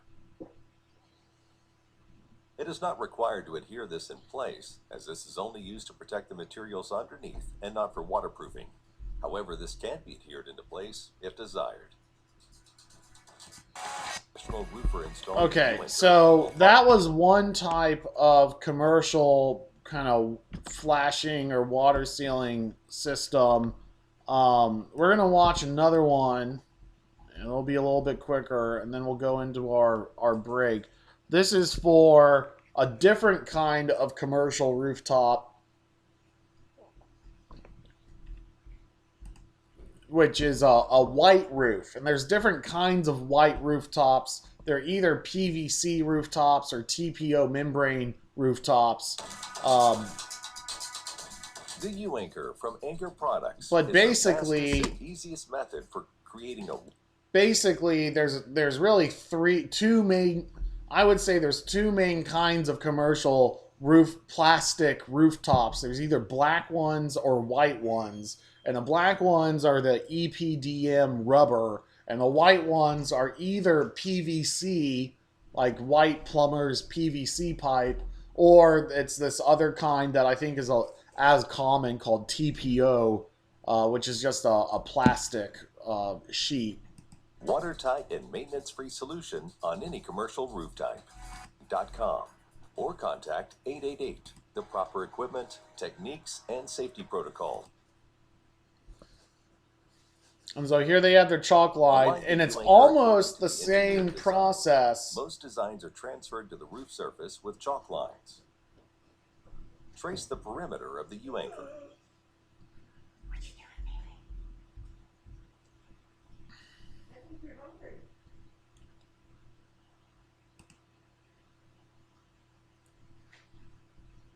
And so chalk lines are real important. Install the U-Anchor plate using the correct type and quantity of... So here they're screwing around the TPO plate.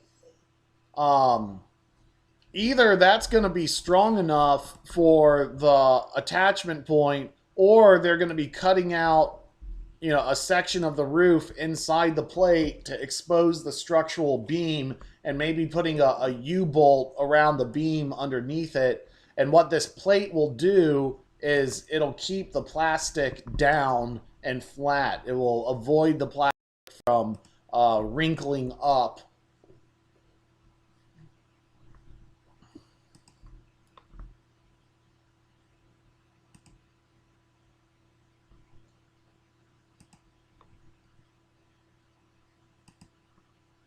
I think in this video they're just going to screw down to it. Or maybe what they're showing in this video is a screw down point that isn't, you know, terribly strong. You know, for something stronger, they might have to, instead of having this just little nub coming out the middle, they might have to do a more robust kind of attachment point. But here, this is the difference between TPO and white roofs versus the rubber black roofs. Some of these plastic rooftops, particularly the white ones, you can, instead Once of the using interior weld is sealant, completed, you weld can the just perimeter use edge of the heat. target So this membrane, is like reaching a a minimum heat 2-inch gun, weld. and it's melting the white plastic onto the rooftop. And I really like that method because it's very easy to tell that it's made a good seal. So you're kind of melting the plastic onto the rooftop. And this is good stuff to know because this is similar to what you'll have to do if you accidentally poke a hole in the roof. You might not, and your client, your boss might not be making any penetrate or planning to make any penetrations into a flat roof, but you should be prepared to you can't just poke a hole in the roof and not say anything about it. It'll show up one way or another down the road.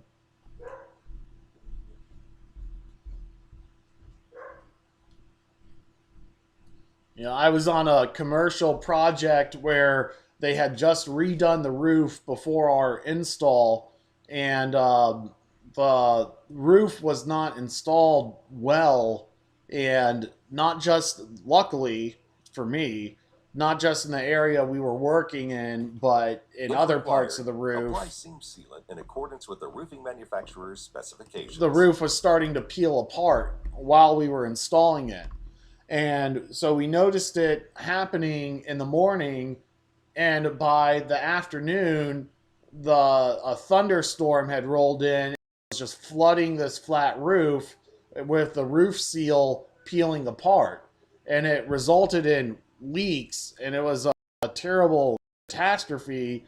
And part of that was, we saw that there was a problem with the roof, but by the time we relayed the instructions to our contractor, and they were, and they weren't a roofing company, and so the plan was, okay, well, we'll get a roofing contractor out the next day, identifying the problem on day one and having a solution for day two. Normally that would be fine, but if a huge thunderstorm rolled in, and so we weren't really prepared with our roofing sealant. We should have just put some sealant down, as soon as we saw the problem. But we thought, well, that's not my problem. That's the roofing contractor's problem, and they're gonna have to get out here and fix it. And it wasn't a fast enough response. You need to, if there's a hole in the roof, you need to seal it, properly as soon as you can.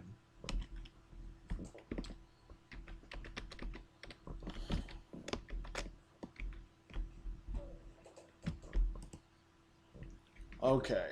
And then the next question is, what is the difference between an internal conduit run and an external conduit run? The external conduit run is outside the building, like up on the rooftop. An internal conduit run goes through the roof, into the attic, through the attic, and down the side. And the so there's some differences. um the internal conduit runs have higher temperatures. No, that's not true. Internal runs are inside the house. If they're not, they're up on the rooftop. And the rooftop, yeah, attics are hot places. The rooftop is going to be, the surface temperature of that roof is going to be hotter than the surface temperature inside the attic. Maybe the air inside the attic is hot and humid and it feels hotter, but the actual conduit, the actual wires are going to be hotter on a roof than inside the attic. So one reason that I like internal conduit runs is it gets the conductors away from the heat, and not just the conductors, the metal conduit as well. Metal and heat, it causes the metal to expand and contract. So the internal conduit has lower internal temperatures. And yeah, no, I'm going to cut it off for the break soon. Well, we just got to get through this. Um, Temperature is something you should always be thinking about. Like, how does temperature impact electricity? If you understand the nuances of temperature, that can get you through a lot of industry exam questions. But like, anytime you go from a hot area to a cold area, there needs to be a seal. When you're in particularly hot areas, you might have to have additional design constraints, amperage constraints compared to a cold area because heat uh, generally reduces the efficiency of the system. External conduit looks better. Nah, you want if you to achieve that hovering appearance on your solar array, we actually go into the attic underneath the solar array so that outside the solar array, all the racking, all the conduit remains hidden. Internal conduit runs are always more difficult. That's actually not true. It might be that where your array is, you can go into the rooftop and then right out the other side where the inverter is, whereas you would have to run this conduit, up and down and around and back and then down. Sometimes the internal conduit runs can be quicker and easier than the external runs. So they're definitely worth looking into. And so whoever answered we have the external conduit runs have the home runs run across the rooftop. Even though you might not have known what home runs were, external conduit runs are on the roof. And so that's the answer here. The external conduit runs go across the rooftop. And then the last question before the break, where can a solar array interconnect to the grid? We have inside the house, at the electric service panel, outside the house, between the electric service panel and the meter, all of the above, or you can plug it into the wall. The answer is all of the above. Solar can be connected not only to the electric service panel. Yesterday, we talked about solar being connected to the bottom of the bus bar of the service panel. The other spot that a solar array can be connected to, if here's your electric meter, is you can intercept these conductors between the meter and your service panel and go in there. So yesterday we talked about maybe you would want to interconnect outside the building and keep the inspector out of the electrical control room. You would have to intercept the conductors between the meter and the service panel in order to do that. So that was a more difficult question, but now we know. Let's take a half an hour break. It is 10 o'clock Eastern time. We're going to pick back up at 10:30 and talk more about safety. So 30-minute break. See you at 10:30. We'll pick back up then.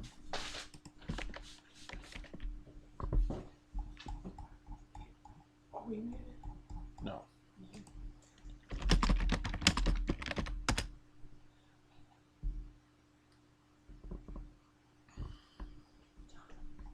Hold on.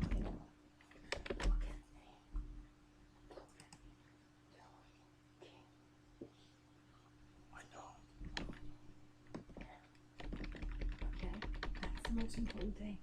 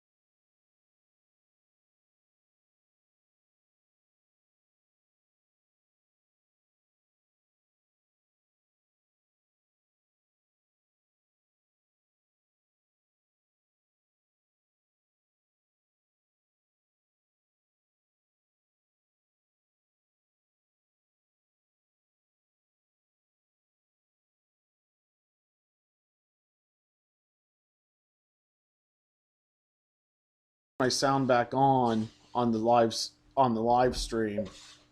Um, so should you should be hearing me um, through your live stream. Is the sound on the YouTube video pulled up? And can you watch any other YouTube video and hear sound from any other YouTube video?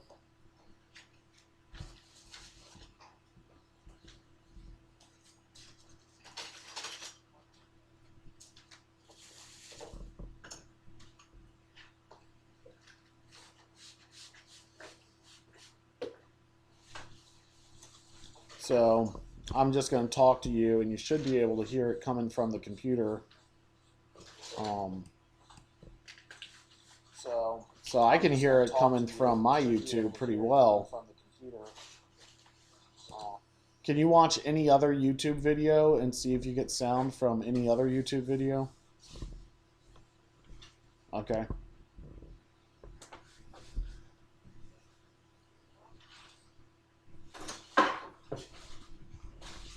Okay. Um,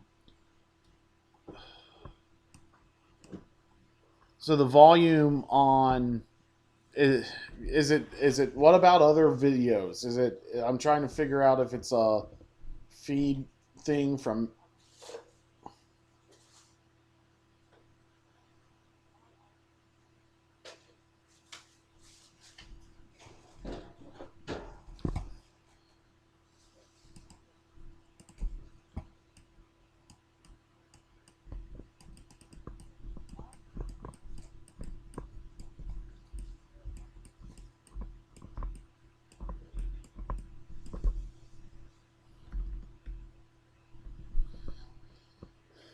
Yeah, although there are fewer attendees in class today. I mean, I guess we got 13 responses on the quiz last night.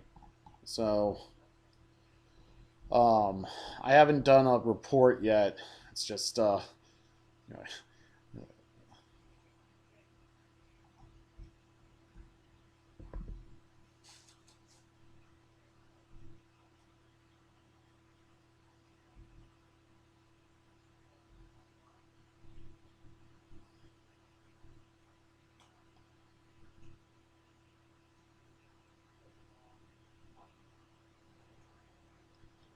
okay, sounds good. Well, next week we'll work on like remastering the videos and getting kind of makeup sessions kind of scheduled and flowing. But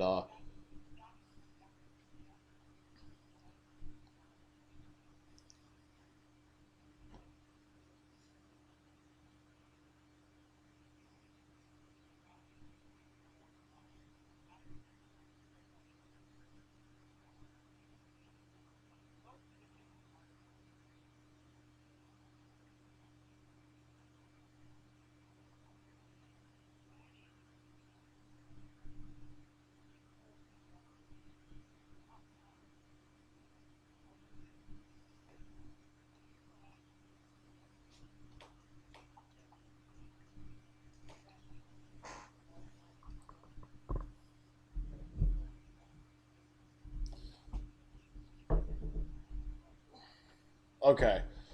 Well, we will. I'll get Susan to talk to him to make sure that he's comfortable with the learning format, and What's going on? I'll Oh, catch okay. him in it, and I will see you in class throughout the day. Sure. Bye.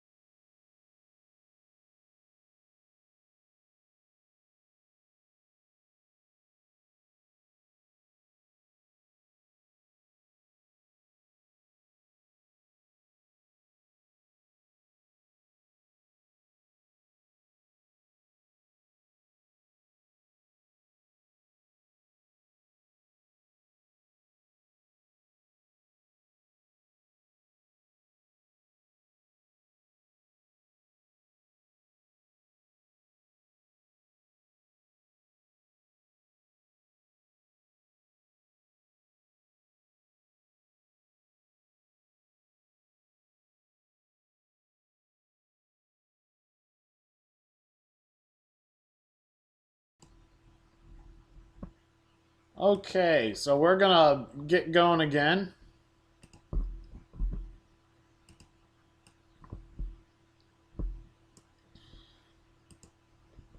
Welcome back. Okay, so we're gonna get going again. Turn that off.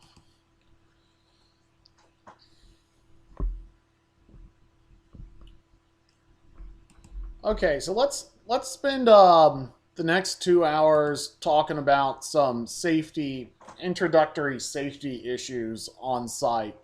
Um, solar work is electrical work, and solar work is roofing work. And it turns out that roofing work is like the most dangerous out of the general construction trades because the roof is a dangerous spot. And electrical is dangerous as well. And so this is not a job to take lightly.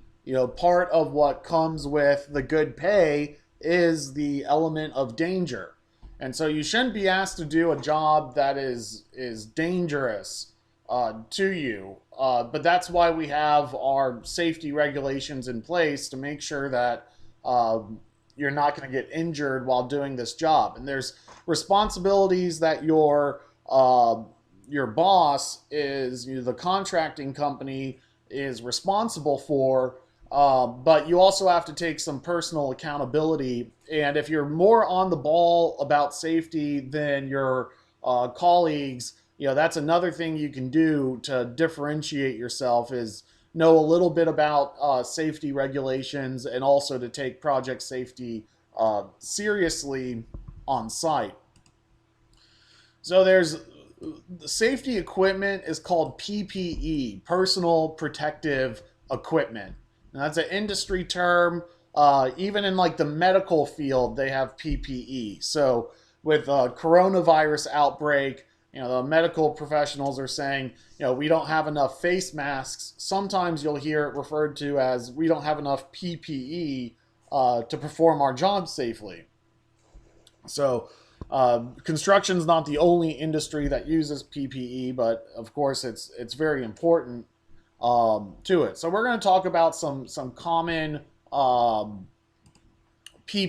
that you're going to need to do this job safely. Now, actually, the law is that your boss, the contracting company, should provide you with PPE.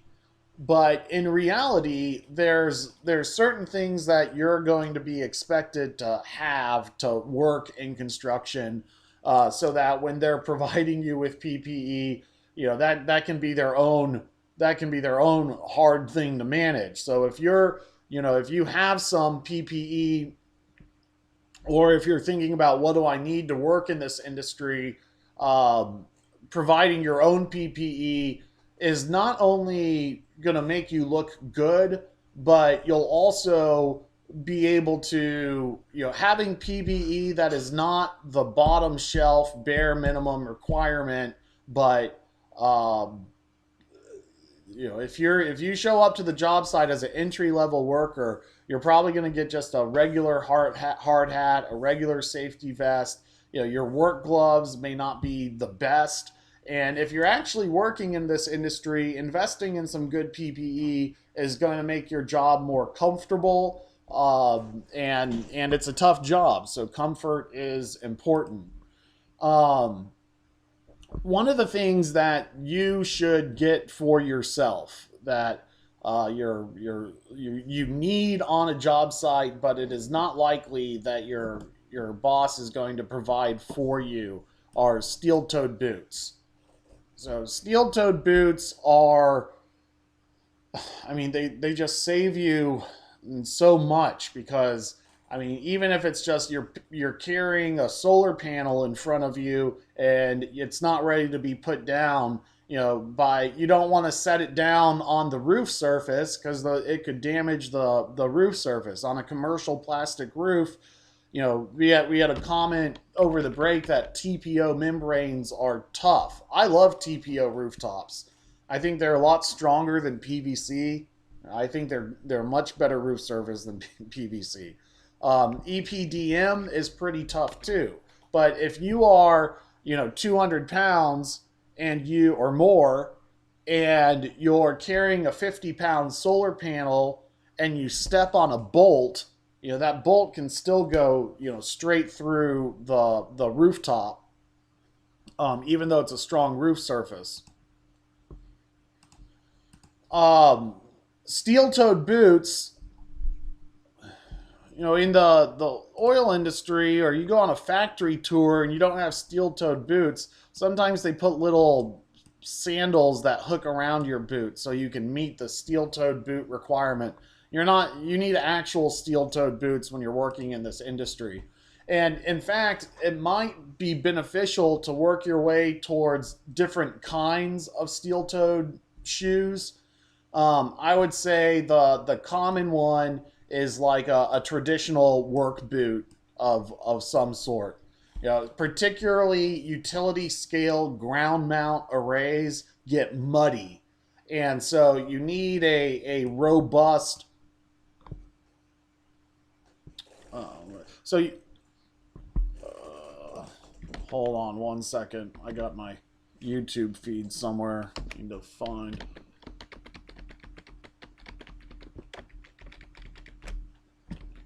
Just bear with me 1 minute. Yeah, go ahead.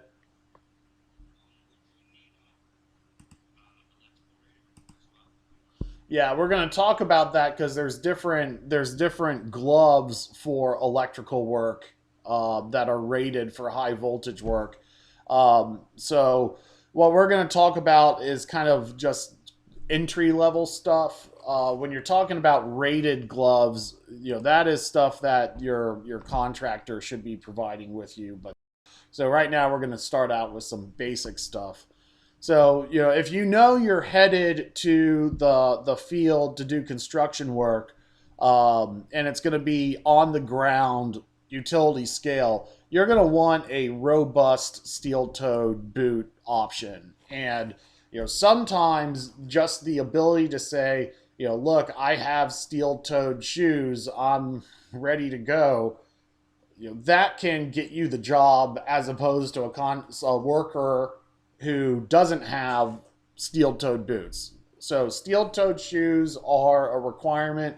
If you forget your steel-toed shoes, most likely they'll send you home. So you're not allowed on site without them, and they become so commonplace that you really take advantage of it. But this is heavy stuff. People drop things, and you can, if you drop something on your steel-toed boot, you'll be all right. If you drop something not on a steel-toed boot, you might, that might be your last day on the job because you have an injury. I really like on commercial rooftops. The problem is your steel-toed boots can get quite heavy, and you're taking a lot of steps on those commercial rooftops in pretty rigorous environments, and so the weight of your shoes can get annoying. I use steel-toed sandals when I'm on a rooftop. They're a little bit more of a breathable shoe, a little bit more of a lightweight shoe. Sometimes I get a couple of comments like, "Are those steel-toed?" But yes, in fact, steel-toed, very comfortable, good quality working sandals do exist.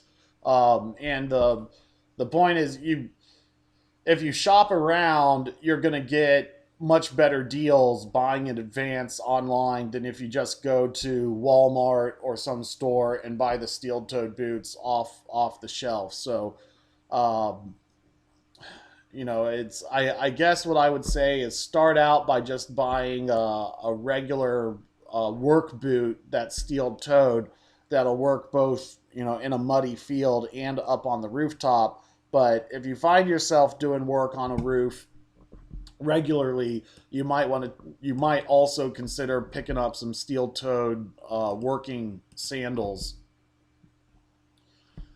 Um, Safety glasses are like the thing that you might not take seriously and then regret that you didn't. I had a safety incident on my own just the other, going into Christmas, and I almost my eye out because I wasn't wearing my safety glasses. And it was really stupid for me not to. But when I was writhing around in pain, thinking I had to go to the hospital, but I was working by myself on a doing maintenance work on a solar project.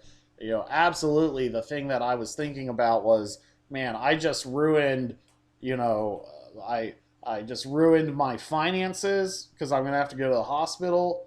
I just ruined my Christmas vacation with my extended family because I'm gonna have this big giant bloody black eye because I poked myself in the eye real bad. And all of that could have been completely avoided had I just been wearing my safety glasses. So you're wearing safety equipment not because you have to or because even it helps you with your job. You're wearing safety equipment to prevent yourself from being injured. So what happens in solar is or even electrical work, is this is a piece of conduit, okay? And then you have cable that comes through the conduit and out the conduit. But electrical cable and power cable, it's not just these little thin wires like you find in lighting circuits.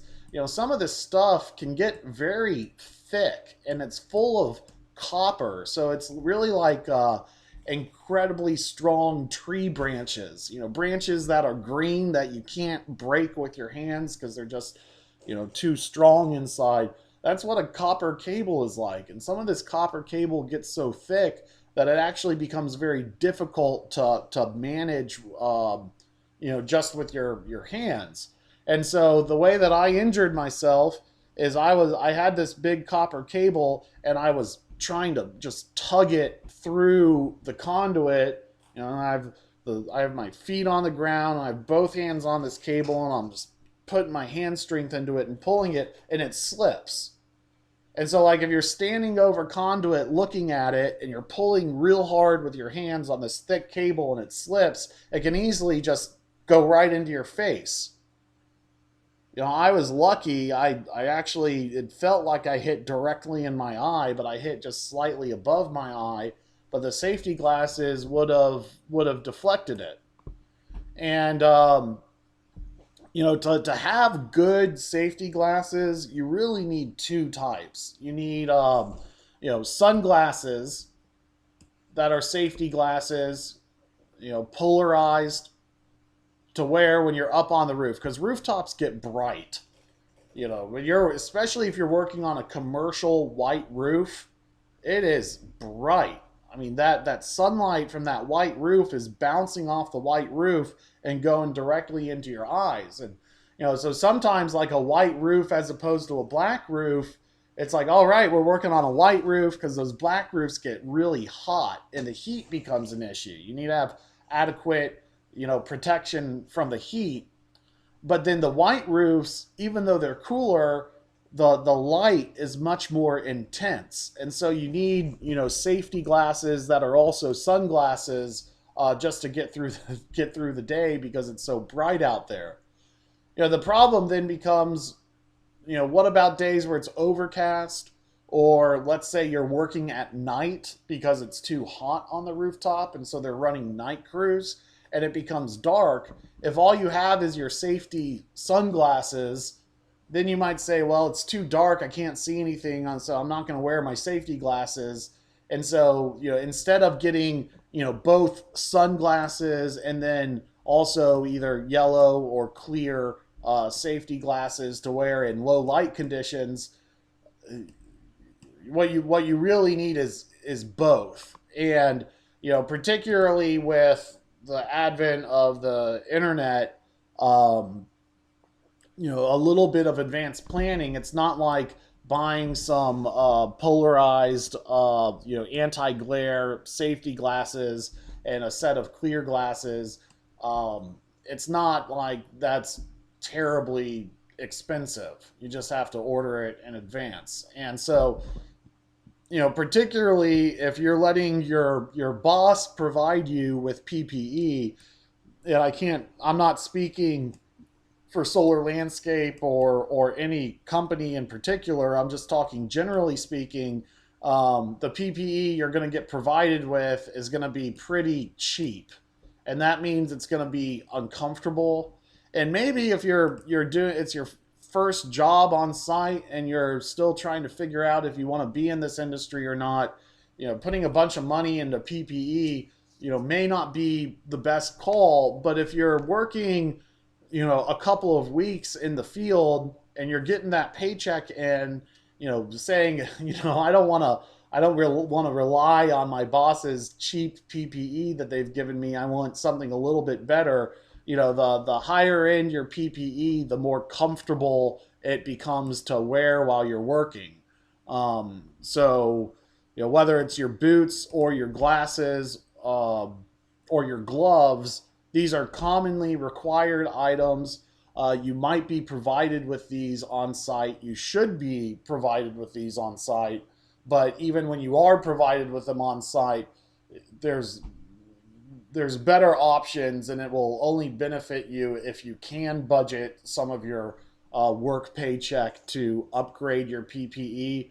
That is just going to give a visual impression to your supervisor that you're a little bit more serious about safety than others. So it's one of those things where it's like, well, yeah, they should be providing you with the right stuff, but also you need this to work in the industry. And so if you already have it, you will have more work opportunities available. Especially if you're trying to get a job and you're calling up solar contractors and you're like, hey, I want to work in this industry. If in the first couple of sentences of discussion you can say, and I have my own PPE in terms of glasses, gloves, and boots, that tells the boss that you are a team player and you're going to be useful on that job site. So gloves are a real interesting one. There's different kinds of gloves for different kinds of work, and not all gloves are going to work for the kinds of work you need to do. So there's rugged kind of cloth gloves, and then there's really cheap gloves, and then there's kind of pricey general work gloves. And then there's electrical gloves that are rated and listed and super expensive. And I'm not saying that you need to go out and buy, super expensive electrical rated gloves. That's the kind of thing where it's like, if I'm working inside a electric service panel, I need to make sure that I have my right gloves. That's for a master electrician kind of work to be going on, and don't you can wait until you're valuable enough to where your company pays for that stuff for you already. What you need gloves for primarily in this industry is picking up solar panels and working with tools and wearing gloves pretty much all day long. So big, thick, bulky work gloves are not going to be the right gloves for you. Nor are the cheapest gloves at the hardware store. These are just going to fall apart on you if you get like these knit gloves, and they're not going to provide much heat protection either.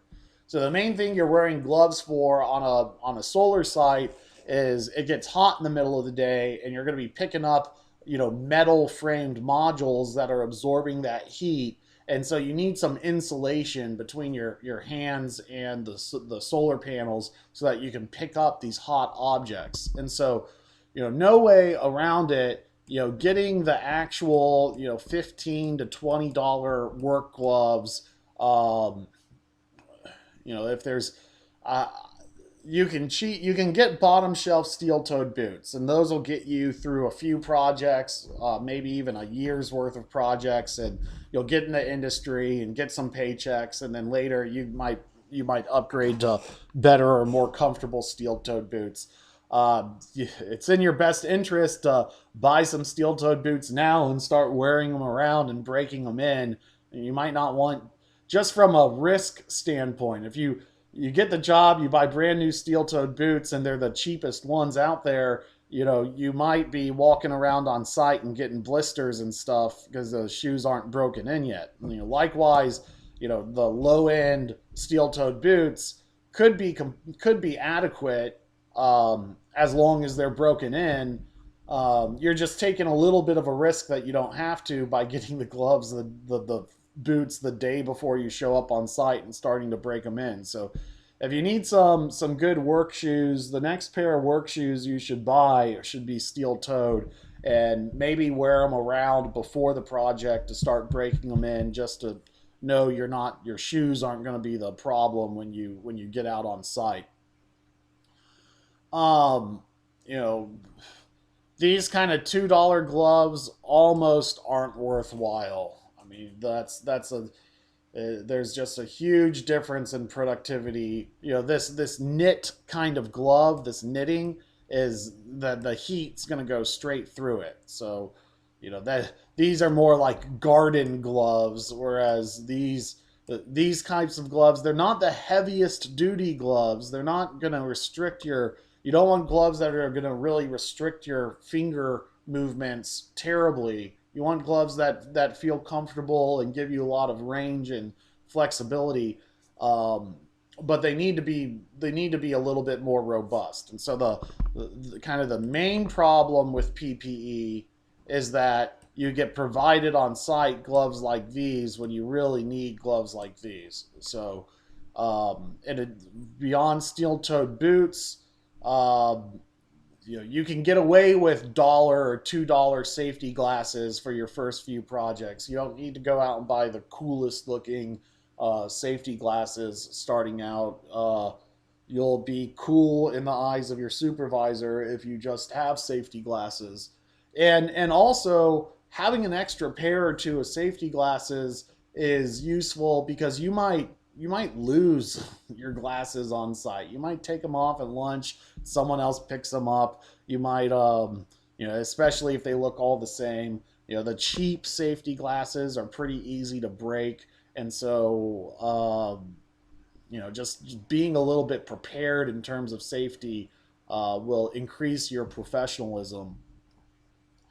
These big, thick cloth gloves, I don't think you need to buy. However, there's a one very large aspect of doing flat commercial rooftop solar is lifting concrete blocks. So you get big pallets and stacks of concrete. I mean, thousands of concrete blocks, 5,000, uh, 1.5 foot by 8 inch.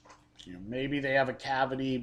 Maybe they're 6 inches tall and they have hollow cavities. Maybe they're only 4 inches tall and they're solid core. But we're talking about just, you'll get on site for commercial projects. Most commercial projects do not penetrate through the roof and anchor to the rooftop, even though they probably should. One of my first commercial projects, the building owner was real smart, and he said, we're not going to use the basic racking system. We're going to build more of a custom racking system that is up off of the roof deck, and we're going to penetrate through the roof so that we can get rid of the concrete. And the manufacturer, Unirac, we bought this system, and we were the last customer of this system before they retired it. And instead, we'll be looking at some racking systems where, here's the solar panel on the rooftop, and there's a little tray associated with the solar panel, and you stack the concrete blocks into these trays. And man, is that a job. But that's what's commonplace. So we said, well, Unirac, why are you retiring the system? We love, high-end elevated racking systems without concrete. And they said, yeah, but you're the only ones who love it. Everyone else loves the cheapest system possible, which is, just setting the solar array on top of the roof and weighting the solar array down with concrete. So another big aspect of particularly flat rooftop commercial projects is picking up lots and lots and lots of concrete and then setting it down where it needs to go. And so you might not want to do that with your high-end work gloves that are $20 because concrete's going to rip up anything with enough use. Concrete's just going to shred, these cotton gloves as soon as you start using it. So these big kind of thick gauge, leather work gloves, these are used for picking up concrete and setting down concrete.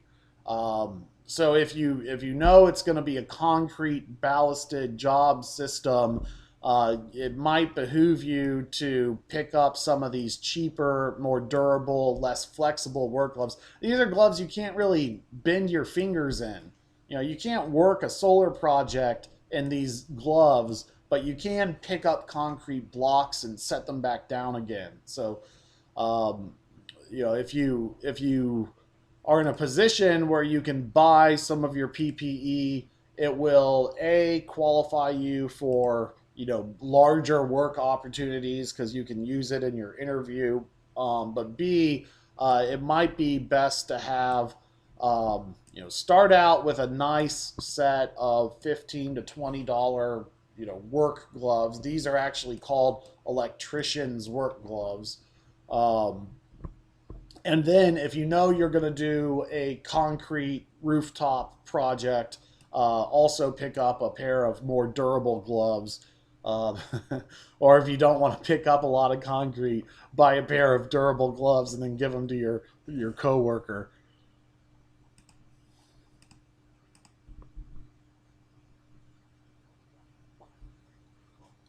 So fall protection.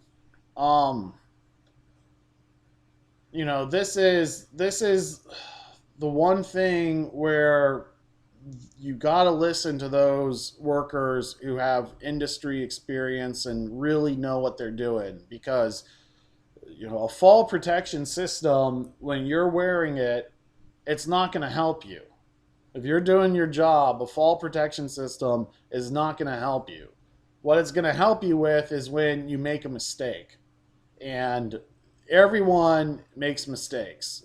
It's there's not just mistakes but accidents. You're wearing your big, thick, heavy, steel-toed shoes, which you need for other safety provisions, but maybe those shoes are heavier than what you're normally, and maybe your step is just a little bit off. So there's the reason why roof work is so dangerous is you can fall off of the roof, and the fall protection system is there to protect you from doing that. In fact, I like using fall protection because not only is it required and smart, but it makes you feel more safe up on a rooftop. I mean, I'm thinking back to a project I recently did where the house was very tall.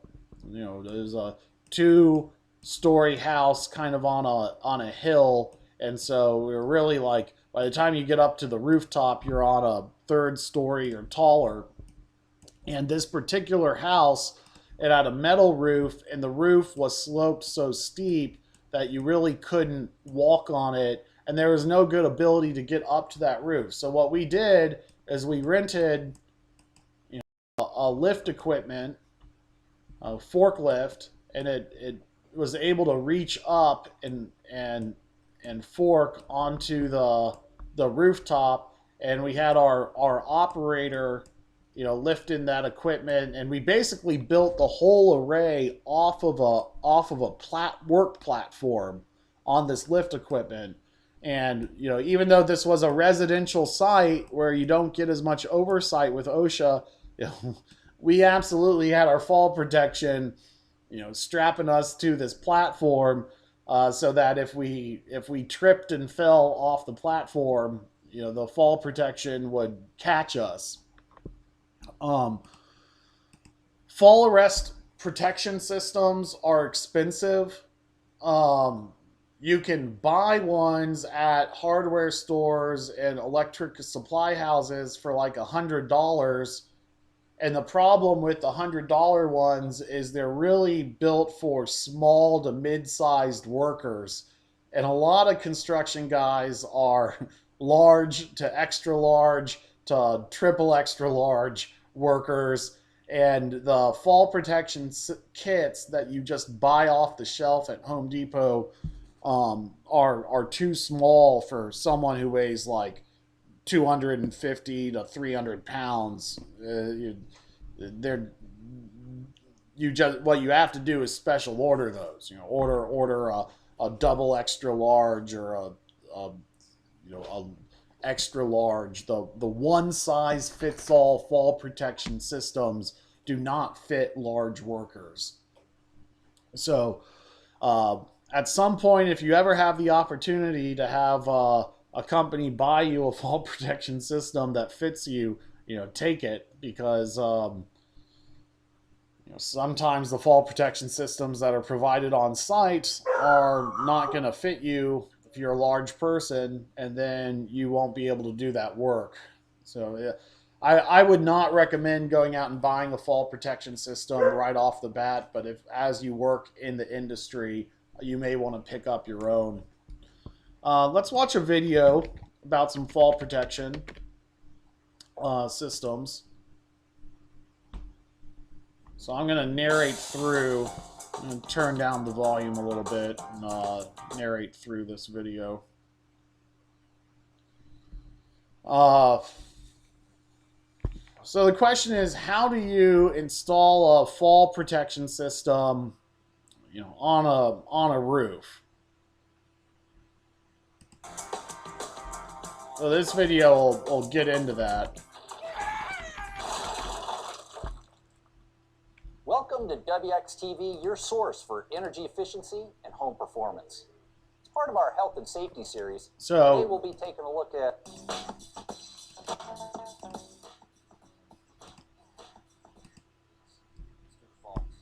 all right. The rule is, so he has his fall protection system, and if you could fall just 6 feet or more from the working surface, fall protection is required. So he's saying 6 feet or more, fall protection is required. I'm not sure. I think OSHA might have even gotten a little stricter on that to be 4 feet.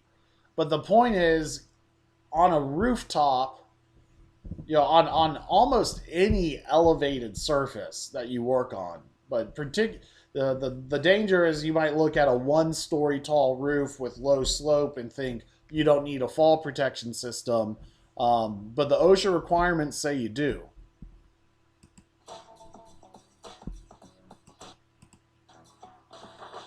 We're in our training center now at our fall protection station. We want to show you one of the most common ways that you can protect against falls. We're doing retrofit work like installing a vent or solar panels or making minor repairs. And that's with a personal fall arrest system. So this is another thing that is you might want to pay attention to right now with your fall arrest system. You come time to put one of these things on, and it looks like a bundle of straps. You're like, how the hell, how do I put this on? Laying it out on the ground like this helps. Your feet are going to go through here, and your arms are going to go through here, and this is the back. So you just kind of have to lay it down on the ground and then step into it, and it can help to have your buddy kind of pull it up your legs and stick your arms through if it's your first time through. So that's that. You can look a little silly when you're putting on your fall protection system if you don't know how to put it on, but it helps just to kind of lay it out and say the loops go through your legs, and then you kind of wear it like a backpack. In covering our preferences for personal fall arrest systems, we'll be talking about anchors, ropes, catches, and lanyards, and full body harnesses. It's important to keep in mind when assembling a fall protection system.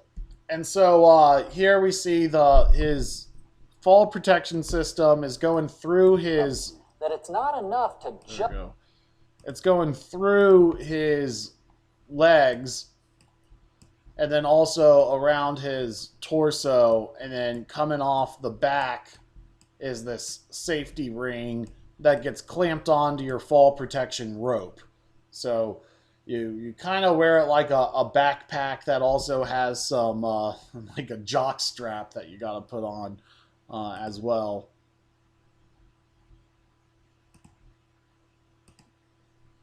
So what he's about to say is these fall protection systems are rated for 5,000 pounds. They're super strong, and it's because it's not just for your weight, but it's for your momentum. If you're falling off the roof, it wants to be able to grab you. And furthermore, like long falls off roofs, and this thing grabs you. It's not like Superman coming out of the sky and they softly sets you down on the ground and you're fine. You know, you can be injured from falling off the roof and your fall protection working. You know, but it's saying, look, we know what's going to happen to you if you fall 20 feet off the roof onto the ground. So, um, you know, just because you have the fall protection system on doesn't mean that you're going to be perfectly safe. You have to be aware of a lot of different things. You have to be aware of he's going to have this device that catches him almost like a ratchet that detects if the rope is going through the clamp, and it snags it. If you don't have that piece, if you're looking at your protection system, I just have a rope and a clamp and a backpack and no kind of like lanyard ratcheting system, then you have to keep in mind that you can fall the entire length of the rope. And so in those cases, you're going to be taking your clamp and then removing it and clamping onto another attachment point as you're moving across the rooftop. Support your body weight. That's just part of the equation. A falling body can generate an extreme amount of force, and that force increases the further and faster the body falls. At the heart of any personal fall arrest system is the anchor. Now, in order to withstand the forces generated in a fall, OSHA requires that your anchor be rated to 5,000 pounds. So this is called a roofing anchor, and you screw it in or nail it to the roof, you know, kind of at the top, going into the. And the thing is, you gotta, just like with a solar array, you gotta make sure it's going into the rafter. You know, if you just go into the decking, that decking is not going to be rated for 5,000 pounds. You know, decking is rated for about 300 pounds. And so if you just anchor this thing directly into the decking, um, if that's the best you can do, then you gotta each fastener is like 300 pounds. So to get that 5,000 pound rating, you gotta really screw this thing in. And after the point when you remove it, I like leaving these things in the rooftop. I like telling the customer, you know, we're going to put some solid fall protection anchor points on the roof so that the next time we do maintenance, it's still there for you. Um, but I don't know. At any rate, you still that invites its own risks too. So There are a lot of different types of anchors on the market. These two happen to be roof anchors or ridgeline anchors. And even there are different types within that group. It's always important to take a look at the directions that should be printed on the anchor itself so you know how to install it, where you can install it, and what types of tools and materials you'll need to do the job. So I don't know if you can hear the actual YouTube audio or not, but you know, basically he's saying you need to read the instructions and look at the instructions. The main thing you need to look out for is not all roofing anchors are designed for reuse, and so you know, that's the most important one. Is are you using does the anchor say one-time use only on it or not? Job. So this one right here we're going to install with 16D nails. It says we're using 20 side holes, and we're going to nail into the sheathing. So they're even saying like, look, um, there's regulations on what nails you can use or even wood screws you can use. So it says, this is if your nail, these smaller holes are for nails, and it's saying on these instructions you got to use like like it's for the 20 side holes if you're just nailing into the sheathing. So if you're going into that decking or the fascia or just like a regular piece of wood, you're not the rafter, you're going to have to use a lot of attachment points in order to get that roofing anchor secured. Um, and furthermore, for these, if you're say using wood screws, which I think is more common, you have to make sure that the wood screws are large enough. These are almost like thin lag bolts where they're really long. These are 3.5 inch deep screws, so they're not just like a regular wood screw that you might have in your house for general hardware purposes. These are wood screws that are very long, and then they can't be too small either. They have to be sized to sit into that hole. So this is not stuff that you're going to be responsible for as an entry level worker, but it's stuff that once you start getting into more supervisory positions, if your boss is like, hey, you know a lot about safety, so why don't you be the safety officer? And you're like, sure, that sounds good because you want to have that leadership position. Well, some of that is saying, okay, well, now there's these safety equipment specific instructions that you need to be aware of, and you can't just buy the roofing anchor and say, okay, we have a roofing anchor, we're good to go. You need to make sure you have the right fasteners, whether they be nails or wood screws, to install that roofing anchor. Nails says we're using 20 side holes, and we're going to nail into the sheathing. Now, some of them, you can see, will have slightly different nail patterns here. These have 10 holes along the edges that are labeled as the nail holes, and on the back side we notice that those go into the sheathing, whereas if we're using lag screws, we have 6 per side here, so 12 total, and those lags going directly into the truss. Whereas this one actually just has the 3 lags going in directly into the truss member, and you can see by the nailing pattern, and when we read the directions, we'll note that the 16D nails in this one. So it's interesting. This also becomes a solar maintenance issue because these same lag screws, and what a lag screw is, it's a really big giant screw. I mean, just think about the difference between like a human tooth and like the tooth of a saber-toothed tiger, where that tooth is, you know, much longer and much thicker than a regular tooth. A lag screw is about the most meaty, robust, large screw as you can find in your hardware store. It's a 1/4 inch thick. This is such a large screw that to put it in appropriately, you really need to take a drill bit and drill a pilot hole before you put that lag screw in. When you remove the lag screw, and I like leaving roofing anchors in where the client is all right with that, so that there's another point to attach on, but that is its own liability because you don't want to install your own safety equipment and then have another contractor use it and then it fail. So that might be why there aren't places to tie off to already up on the roof. It's just reality. You just have to deal with it. When you remove the lag screw, it's going to leave behind a hole. And you have to fill that hole up with sealant. Otherwise, it's going to do 2 things. The first thing is a little obvious. It could leak. That's one important thing of getting into that rafter is there's material on all sides of it.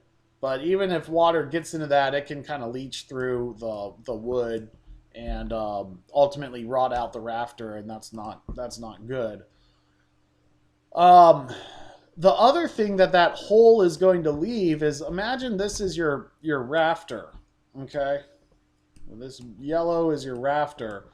The lag screw, this is, about 1.75 inches or so, and the lag screw is about, 1/4 inch. And so it has to be like towards the center of the rafter. It can't just be on the side. That can split the rafter. It can't be on the side there. But the question is, when that lag screw is removed, it leaves behind this hole.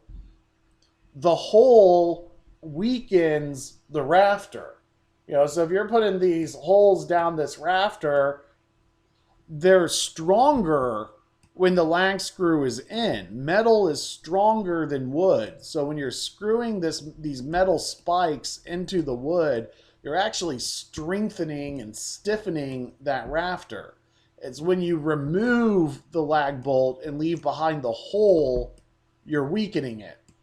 And so lag screws, screwing these big, thick, hardy screws into the rafters, it doesn't hurt the rafters. In fact, it helps the rafters until they're removed. So like in a solar array where these lag screws are holding down L feet, and the solar rails are being bolted to the L feet, that's fine. If the solar array were ever removed from the rooftop, you might be removing these lag screws, and what you have to do is fill that lag screw back in with structural sealant. And what the structural sealant will do by filling that hole back in is it's a lot stronger than just leaving an open cavity in the structural membrane. So that sealant is there not just for waterproofing, but also to make sure that the rafter is strong enough after you've damaged it with your lag screw.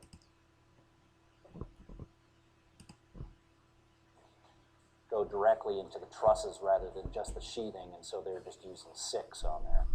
An additional piece of information you should note in the manufacturer's instructions is whether the roof anchor can be used and then reused. Some are meant to be this fall protection when you're installing that I receive more than any other. And that is, do you need fall protection when you're installing a roof anchor? And the answer, according to OSHA, is no. You don't need to use fall protection when you're either doing an inspection on a roof or while you're installing your personal fall arrest systems. So he's saying, OSHA says if you're getting up there to inspect a roof or you're getting up there to install your fall protection, then you don't need to be clamped off. And that's, OSHA's being more pragmatic in that than a true draconian authoritarian kind of law would say every single rooftop needs tie-off zones for fall protection. They're not going that far. At the same time, I was researching other OSHA videos for this, and one of them was talking about the death of a roofing inspector who got up on a flat roof and tripped on a pipe and fell over the edge of the roof. And, OSHA would say in that case, well, he didn't need his fall protection because he's just up there to do a roof inspection. That still didn't help the guy who died by tripping on the roof, the inspector who tripped on the roof and fell over it. So, the question in your head shouldn't be, do I need fall protection or not?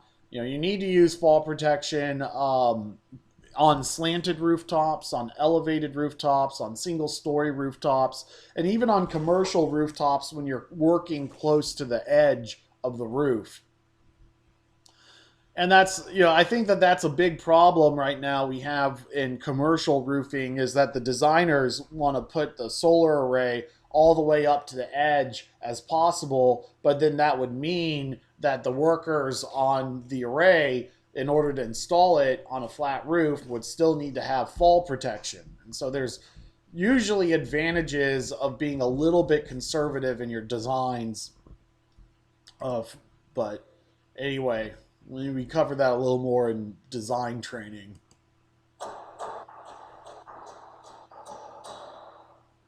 Attached to your anchor is your vertical lifeline, or your rope. So a lot of installers use like mountain Attachment climbing should be gear equipped with a locking mechanism. instead, but So I you would have not to buy depress. mountain climbing gear for this, mainly because in the commercial industrial setting, they don't want you to be uh, ingenious with your solutions. They want to use the solutions that are listed for purpose.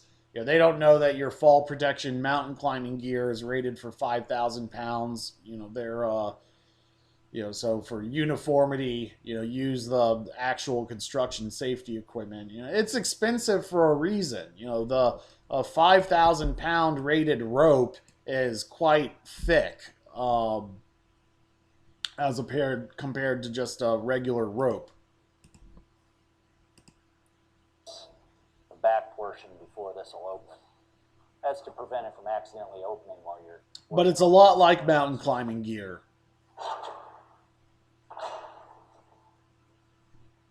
And now the ropes.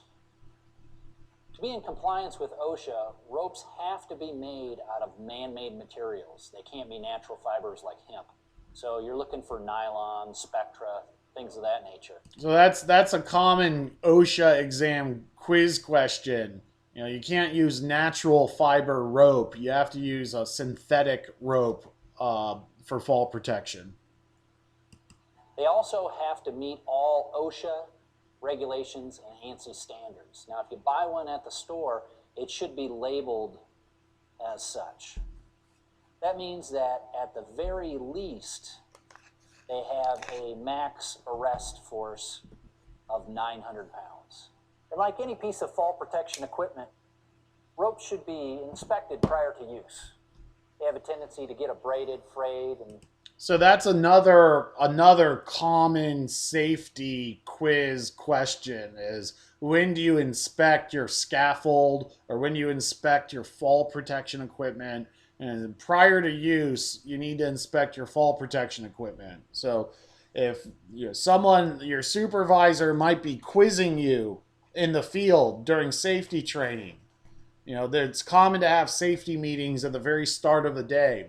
And if you're using fall protection gear and your supervisor says, okay, so what do we need to do with fall protection starting out with? The answer is, the first thing you need to do is inspect your fall protection equipment for any defects. Just like you would inspect a parachute before jumping out of an airplane, you need to look at that rope to make sure it's all right. Ropes, if they are in a bucket and it rains and they sit in water, they can start to rot. Solar construction has tons of metal and jagged edges, and so maybe your rope on the roof got caught on some solar rail and the rail is starting to fray into the rope. That's why you need to inspect your systems. damaged by chemicals in the sun. That's not something you want to miss if this is what you're going to trust your life to. The length of the rope is of course important. The obvious point being that you don't want to fall off the eave of the roof and hit the ground before the rope catches you, or even fall so far that you build up enough momentum to create a force that could break your rope. So let's set aside this particular rope here, which has a commercially bought catch device on it, and let's talk about a fixed length of rope that you may tie off end to end. So there are products that can slide up and down the rope system that your safety equipment can just directly attach to. But it's, what he said is, it's a commercially bought item. And what that means is you can't just go to the store and buy one of these things. Not that there's a policeman saying, hey, you're not in construction, so you can't buy this thing. It's just that it's not available. And so, if you don't have it, it's not like you can scramble and send a runner to the store and get it. It's an item that, you're going to have to buy and get shipped, and, it might be, and it's not a commonly stocked and supplied item, so it might take a while for it to get to site. So the alternate is to not use something that slides up and down the rooftop, up and down the rope. And he's about to talk about how that can get constraining and what you need to think about with that. We have one here that's a climbing rope. As you can see, we've got an appropriate knot on the end connected to a locking carabiner. When you are purchasing carabiners, you should make sure, first of all, that it's a locking carabiner, and second of all, that it has a sufficient strength rating. You're looking for 22.2 kilonewtons or more. You can see that this one's rated for 23 in the direction of pull. This end is attached to your roof anchor and locked. So see, he's using climbing gear now, and the problem with climbing gear is it might not all have the same features as that listed safety protection. So he's saying when you're using climbing gear, you really have to get even further into, well, is this rated for enough strength, and it needs to have that locking device on it. Whereas the listed fall protection is a little bit more robust and is a little bit easier to clamp on and then take off. You know, the problem with your climbing gear is you need to use that lock, and it's very tempting to just clamp on, do your work, unclip it, clamp it onto the next place without using that lock. But again, you know, safety is not about working every single day. It's about the one time that you need it, and you can't plan for when you need your safety equipment. It's planning will raise safety awareness so that you use it. But like, you know, I didn't use my safety glasses because I was working by myself and no one was watching me and I wasn't talking about safety. And, you know, let's face it, often it's easier to care about others than it is about yourself. And you need to overcome that mentality to say, like, no, you know, I need to be responsible for, you know, implementing my own safe practices. And that's true not just on site, but also at home. I mean, accidents can occur too at home. And if you have an accident at home, you know, that will leave you personally in a worse position sometimes than having an accident at work. And so if you have the safety equipment, if you have safety glasses and safety gloves and you're implementing safety training at work, and then you go home and you're like, I'm going to build my own solar array, and you're working at home without your safety equipment doing the exact same job tasks, you know, that's dumb. You know, you're just asking for trouble if you have this safety equipment and you're doing work that requires safety equipment and you're not using it. And that's at home or at work. You know, that's the nice thing about buying steel-toed boots and gloves and safety goggles is it'll make you a more competent, you know, in your private life, not just in your work career. Sure that it's locked. It is not sufficient to just tie this rope off to your anchor directly. You do need to have a locking metal attachment. And so even with the climbing gear, he has a special, you know, climber's knot to tie off to it. So if you're making your own, if you're not using that listed safety equipment here, and you're making your own out of synthetic rope, you need to know how to tie this knot. You can't just granny knot it. Device like a locking carabiner. The other end of the rope should be tied off at a point that gives you enough room to work, but not so much that you're going to take a big fall. So we'll go ahead and make a loop in this. And we'll use the same thing. We'll use a locking carabiner that attaches to our harness. And so the maximum amount of space you should have between your attachment point and your backpack is not that much. It's really like 6 feet. So see, it just moves up and down, and when we want it at a length, simply applying pressure to that lever locks it off. Now, you know, you need to think about that 6 foot length because it does get shortcutted in the field. If you're near the edge of the roof, you need to make sure that you're not, if you've been letting that go and maybe have a 20-foot extension of rope because you're in the middle of the roof and you have all this solar rail around and you're standing on solar rail and you're working at the end of the rope and there's nowhere near the edge of the roof system, then you trip and fall. You're at the edge of your rope length. You're not going to fall off the roof. But if you take that 20 feet of slack in your rope and all of a sudden you're working near the edge and you fall off the roof, you could fall 20 feet. And so, when you're not using a slide on this rooftop, you need to make sure that when you're working near the edge of the rooftop, that you have no more than 6 feet of distance in what you could fall with the rope that you have tied off to. Couple things to note on it. It does have an up and a down direction. It's never going to catch going up. It's also never going to catch going down unless you're putting weight on the lever. It'd be easy to want to hold it by the body here and move up and down, but unfortunately, if you do start to fall, it's not going to catch. Always move up and down the rope by holding on to that ring. That way, if you do have a tendency to fall, it catches. This rope catch comes with a shock-absorbing lanyard on it, which takes the strain of a fall off the rope itself.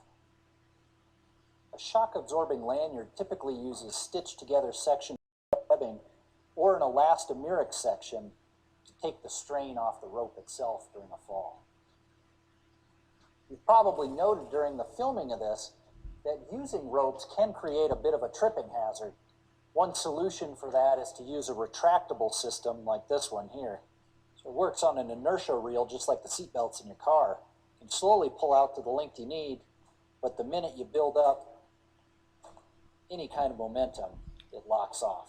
So that's another thing you need to think about as you get into this industry and your skills develop. You might think, oh, I have enough skill in the solar industry to go out on my own and do solar project work on your own.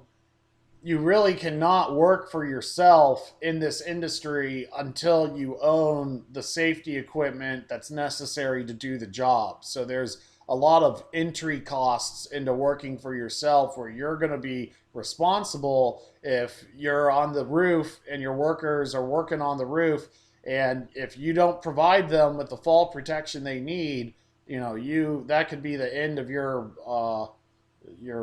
business, and maybe your personal finances as well if they fall off the roof and injure themselves, because they don't have the right safety equipment. It's going to be the contractor's fault.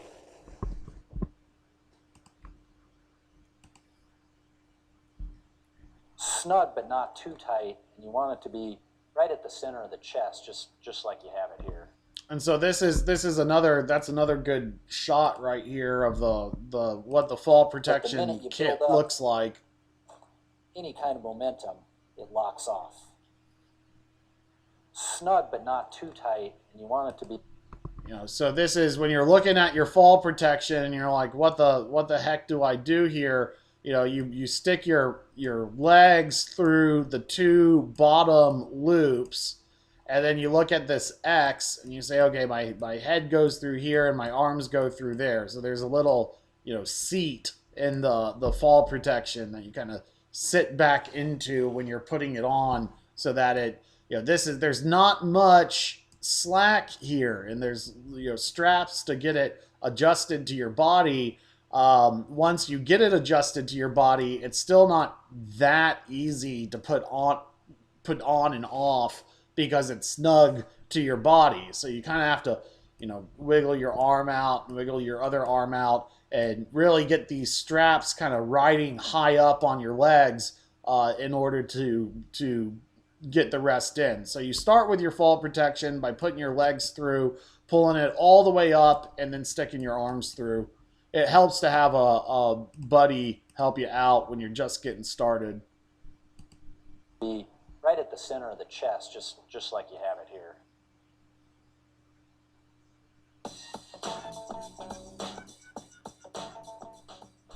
final piece that we're going to cover in personal fall arrest systems is the full body harness, like the one shown here. A full body harness includes webbing that comes over the shoulders, wraps behind the back, and encircles each leg, including a sternum strap. The harness should be sized individually for each person. Starting with the leg loops, they should be tight but not restrictive. Straps should go all the way through the buckle here, go through the keeper, and then double back if you have that option, which just prevents it from coming out any further. Moving up, the sternum strap should be about even with the armpits there, right in the center of the chest. It should be tight enough to prevent these shoulder straps from coming off the shoulders. The attachment point is another piece that can be adjusted for the individual. It should be in the center of the back between the shoulder blades. This one could probably stand to be just a touch higher. Inspection is key. Before you put this on, inspect it for abrasions, excessive wear, rips and tears, and you'll notice that these have impact indicators. So this is another thing where, like, being on the ball and being aware of your fall protection equipment. Don't be the person who's on site and says nothing, and it's time to put on your fall protection equipment, and you're just waiting around for your boss to give you the right equipment. If you're a big guy, you need to keep in the back of your head, there might not be enough extra large fall protection gear on site that the contractor has. And, it might be a little bit brutal survival of the fittest, but if you are a larger person, you need to be the first in line to make sure that you get the right fall protection size to be what you need. You don't want to be the guy at the end of the line who gets there and discovers the fall protection equipment doesn't fit, because then you might not have any work to do, and you would have a very generous boss if he doesn't send you home because he can't have anything for you to do that day. That can happen. Much like that shock absorber. It might be his poor planning to not have the right fall protection for his entire crew, but you're the guy on the crew. You're the it rolls downhill. He didn't plan, your contractor didn't plan the right fall protection that you need, and he only has enough fall protection for 2/3 of the crew. You need to be aware that these fall protection kits are not always one size fits all. Lanyard that we showed you earlier, this is just stitched pieces of webbing here that in the event of an impact should rip free and indicate that this particular harness should be taken out of service. Yeah, so there's he's talking about, like, stress relief and strain relief in the ropes, and he's saying how this, if you actually fall off the roof, this thing kind of rips off and gives you a couple more inches where you can fall. There's a physics question, and says, let's say you have a building and you fall off the building, and Superman comes in and saves you. He scoops you up, right before you hit the ground. Well, Superman in the movies in Hollywood, they lie to you. If Superman picks you up right before you hit the ground, all that happens is you hit Superman, and you're still falling that fast. And if Superman doesn't move down, if there's no cushion there, it's like you're hitting the ground. It's just that the ground is 2 feet higher. So what they're talking about in terms of shock resistance and strain resistance is, some of the more expensive, listed fall protection gear, as opposed to doing it yourself with a climbing rope and a carabiner. It provides a little bit more of a, once that rope snags and it catches you halfway down, it allows you to fall just a little bit further to spread out that impact of the fall a little bit more slowly. And so it's like if you're getting in a car accident and you hit the car in front of you, your car keeps moving, and even though you're tumbling and you're crashing and you're hitting, hitting a car in front of you is a lot better than driving into a concrete brick wall where you're just going to crumble. So this gives you a little bit of a crumple zone, so that the force is the crumple zone is your body. So the more expensive professional fall protection equipment, when you do fall off the rooftop, is a little bit easier on your body than standard cheaper climbing gear. You can keep a record of your inspections right on the harness itself. And of course, if you forget any of what we've talked about here, there's always directions that'll tell you how to put it on and how to wear it properly.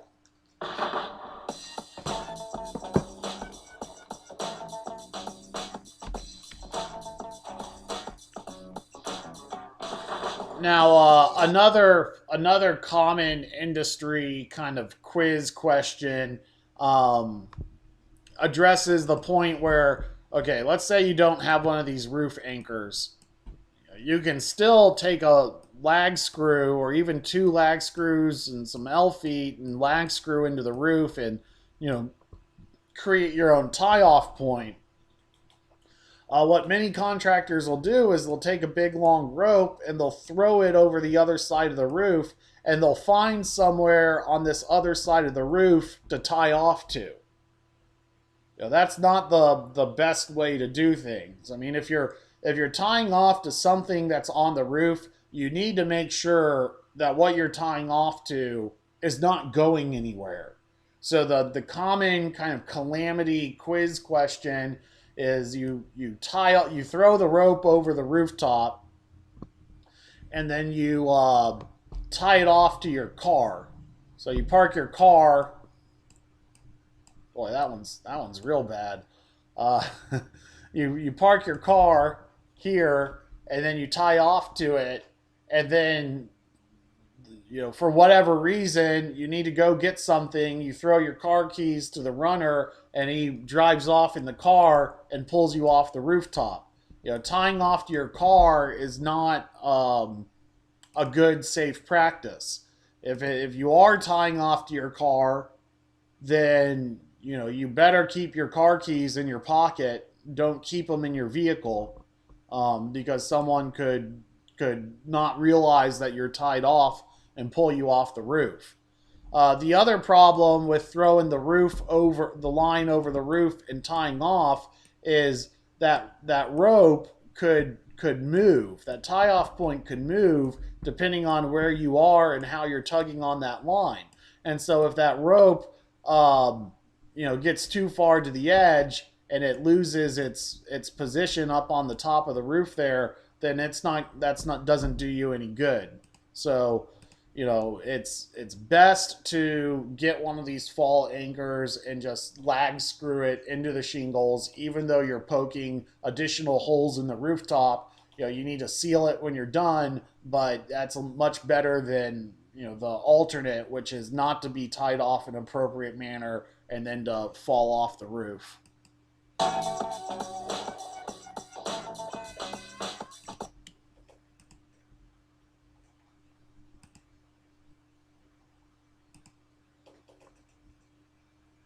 Okay, so here we go. Some more information. We say the fall protection system. It may include all of these things that we've talked about, but essentially it connects.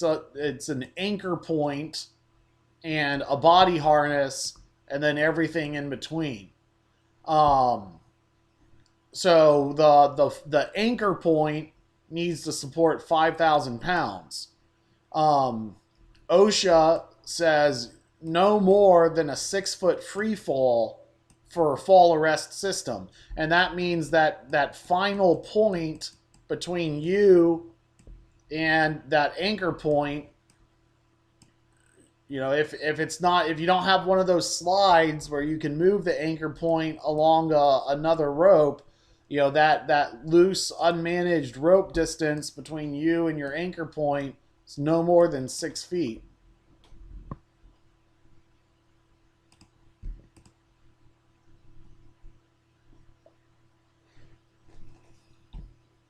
Let's talk about lifting techniques. Um, they say lift with your legs, not with your back.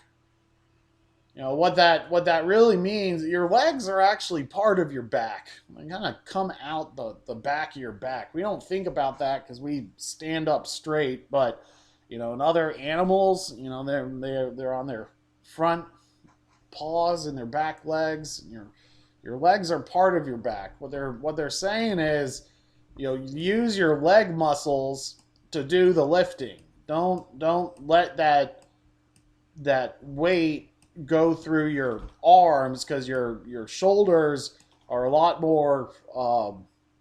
easier to mess up than your legs. You're, yes, like leaning over and picking stuff up, that's bad for your back. You solve that by getting close to the object, getting a good grip underneath it, and crouching down when you're lifting it up, and then standing up with the object. Don't bend from your waist and pull over and pull it up. I think what is also something you need to be aware of is, like, OSHA does not have a regulation that says you can't pick up 60 pounds. You can't pick up 100 pounds. They don't have a weight restriction. But what is generally considered to be the maximum that you're able to lift on your own is about 50 pounds. And so in a solar project, particularly commercial projects and utility scale projects, you're going to be asked to pick up 50-pound objects on a routine basis. And so when you're picking up these objects, it's like, what do I crouch down next to the solar panel before I pick it up? Just be aware to use your legs as much as you possibly can when lifting things. So do kind of try and crouch as much as you can when you're lifting things. Don't just be lazy and stand up straight and bend over and pick it back up. It's weird. It might be a 20-pound object or a 30-pound object, something that you might not think twice about picking up. It's the repetitive tasks where you're doing that same lifting, for dozens of time within the course of a couple of hours, that can cause injury. Another thing you should try and avoid doing is, when you're picking up a solar panel, is try and avoid twisting your body, because twisting can be hard as well. So just try and be clear and direct when you're picking up the panels off of a pallet. I guess this is the main point. Here's a pallet of solar panels. So these are a bunch of solar panels that are stacked up on each other, and you're standing here and you need to pick it up, and so you're like, okay, well, I'm going to lean over. Well, try not to lean as far as you possibly can. If you are going to do leaning for lifting, the shorter you lean, the easier, the more you're lifting with your legs and not your back. And so, it might be that you have to slide the solar panel off the pallet. Your boss is going to get really mad at you if you're just sliding and not kind of lifting intelligently as you're sliding. You need to get that panel into a better position so that you can get a better grip on it before you lift it up above your head and walk it down the rooftop. But at the same time, when you're sliding these panels, make sure that you're sliding them along the rail and not sliding them along the glass that's in the middle. You can leave, the module frame, if you're sliding modules off of a pallet, the module frame can catch on this glass surface and leave a scratch mark. And that scratch mark usually looks white on the glass, and it may not impact solar performance today. It may not impact solar performance over the years to come, but it's visible. And so it's something that if a client looks at it and they see this big white scratch across the surface of the solar module, they're going to say, I thought these were new solar panels. And yeah, a worker scratched the surface of the solar panel while trying to pick it up off of the pallet. It's a lot better to scratch the module frame if you're sliding a panel across than otherwise. And what would be best is to get two people to lift the panels off the pallet and then hand them to someone who can walk it down the rooftop so that nobody's straining their bodies. But that's not how it always goes on a job site.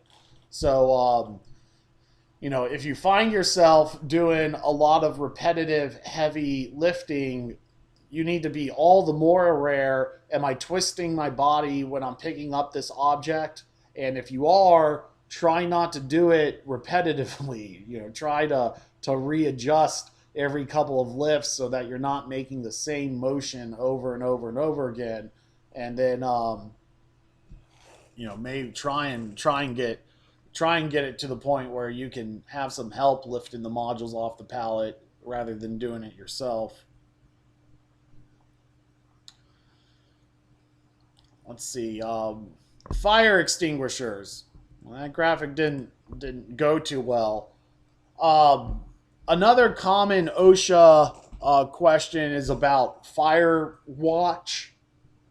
And you basically, on commercial sites, need to have someone designated as a fire watch whenever you're using like flames, fire to do things. And there's a few reasons why you use fire on a job site. For one, you might have a butane torch for heat shrink tubing. So sometimes on splices, you got a wire going in, a wire coming out, and there's a little terminal block inside here that you put some heat shrink tubing around, and you use a butane flame to shrink this heat tubing up for cable splice management. Another area where you might have fire on a job site is the ground rod. This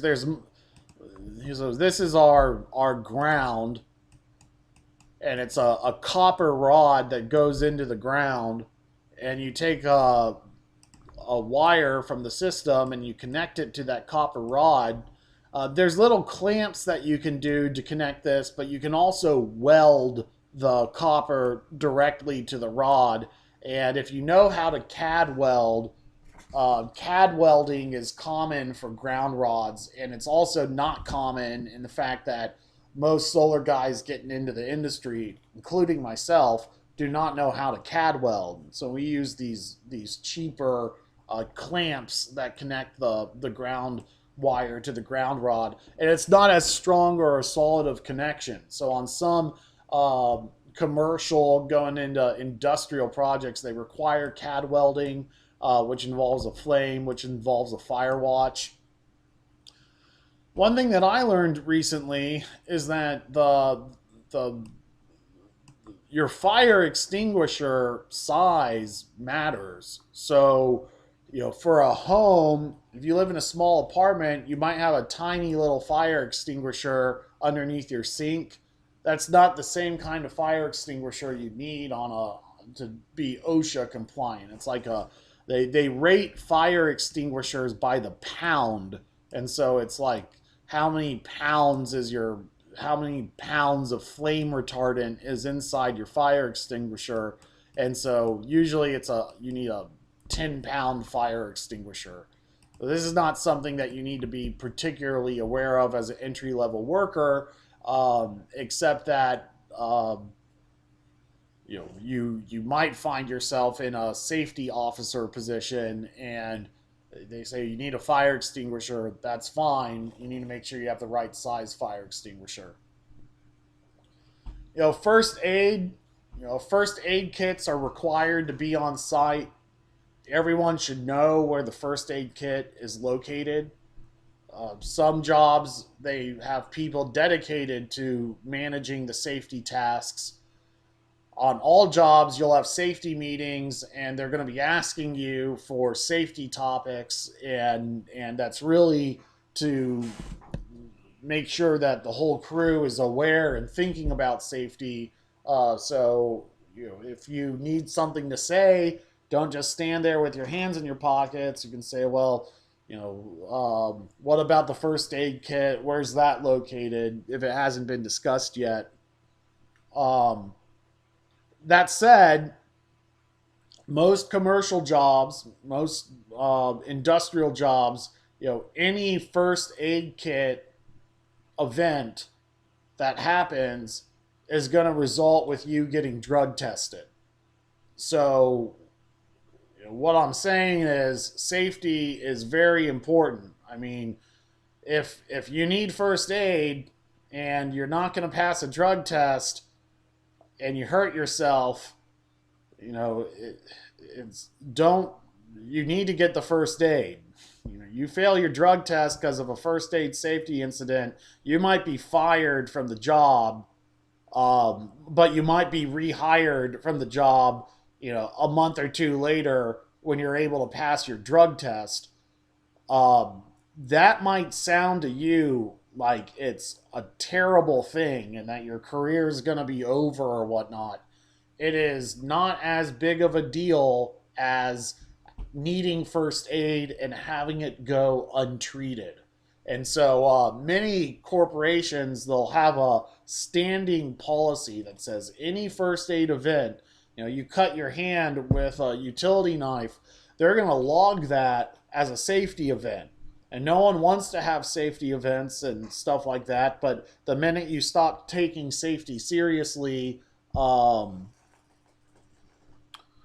the minute you start taking safety, the minute they stop taking safety seriously, they start having safety issues. So the one reason to be safe at all times, to not cut yourself, to be thinking about when you're cutting cables and whatever, is to avoid the safety to avoid the safety incidents altogether. But once a safety incident does occur, there's often mandatory business practices that step in, that might end up with you being in a less of a employment situation than what you were at the beginning of the day. But the goal is to have workers performing work in a safe manner, and losing your job for a month or two or having to go find work at another company, is not as bad as not being prepared for a first aid safety event,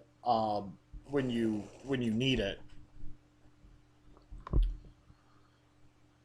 What exactly is PV stop?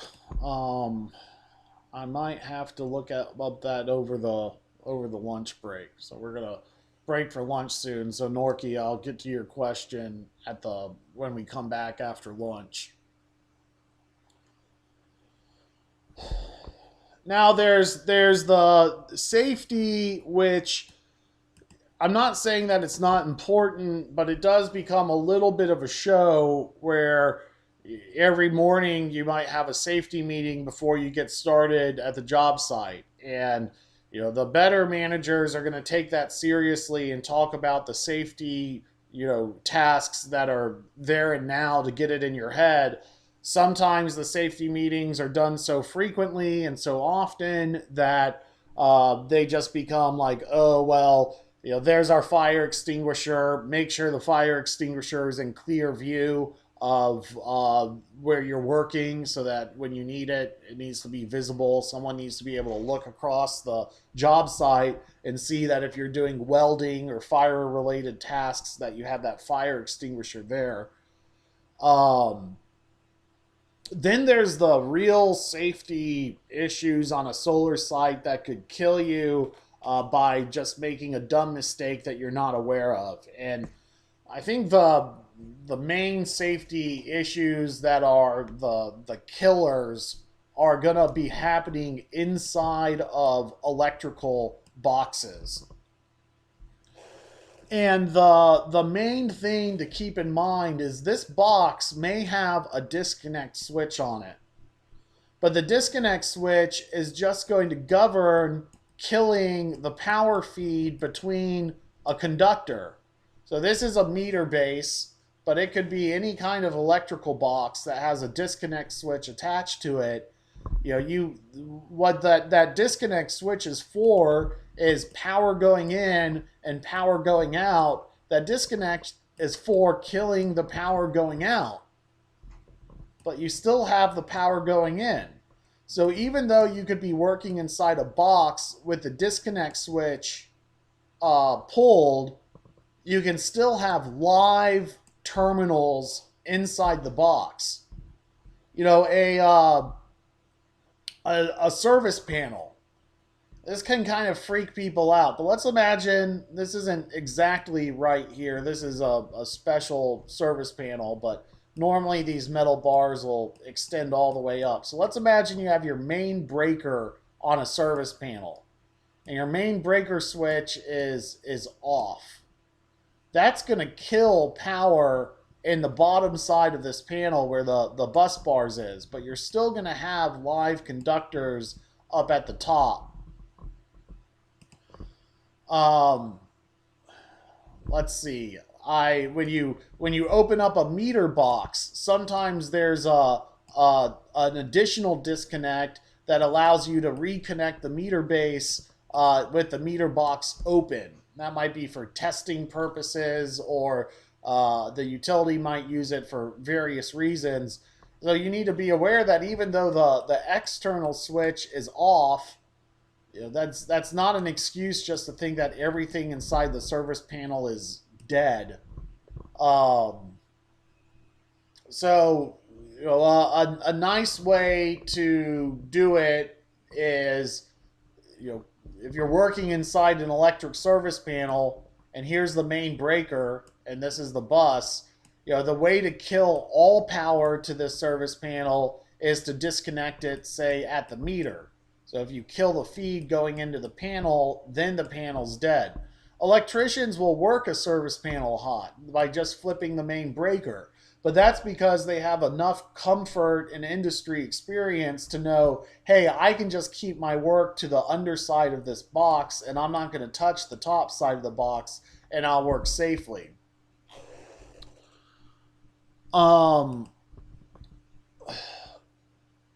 Let's see. I guess the last thing on that topic is where on a box the power line comes in, and where on the box does your solar array come.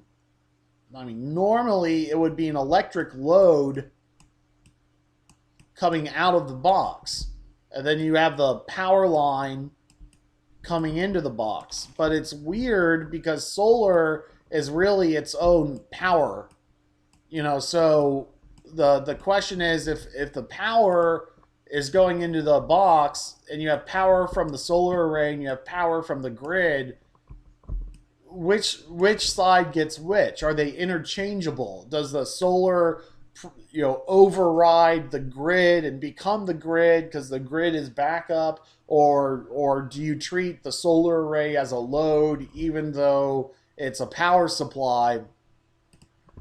I've made this mistake before. You have a disconnect switch and you have solar array coming in from the roof, and you have maybe underground power lines coming in from the top.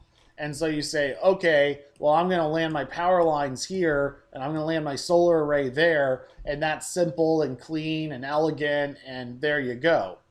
That's wrong.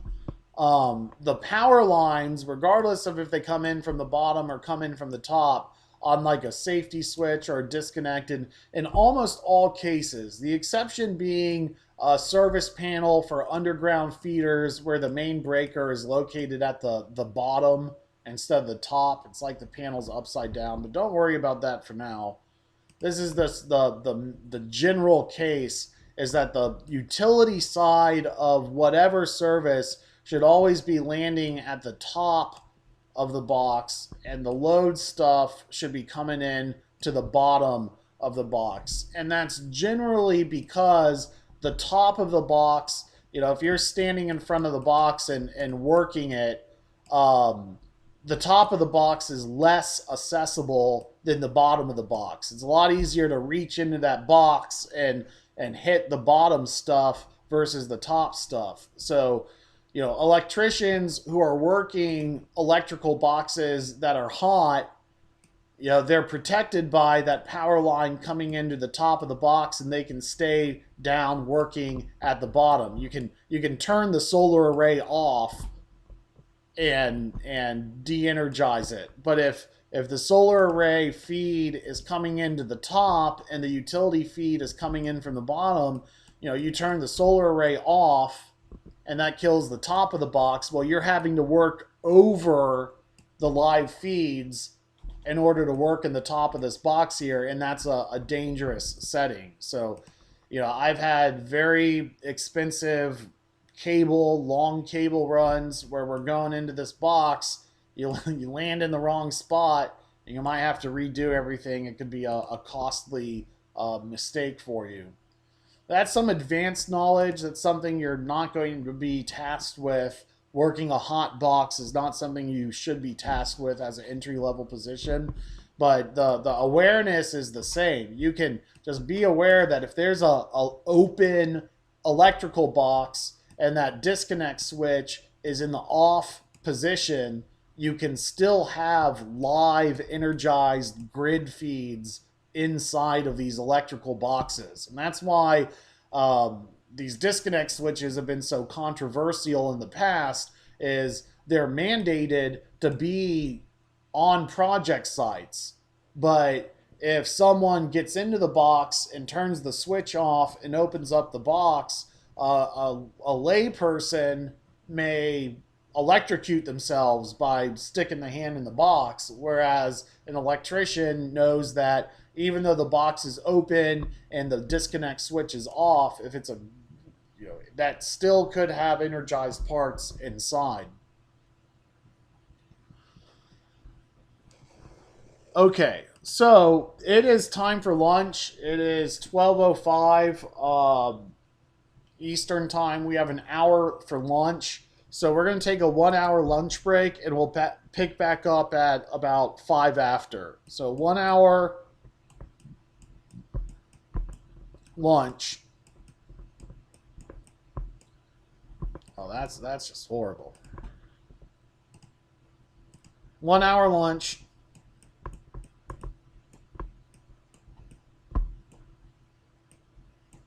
And we'll be back at 1 p.m. Eastern time.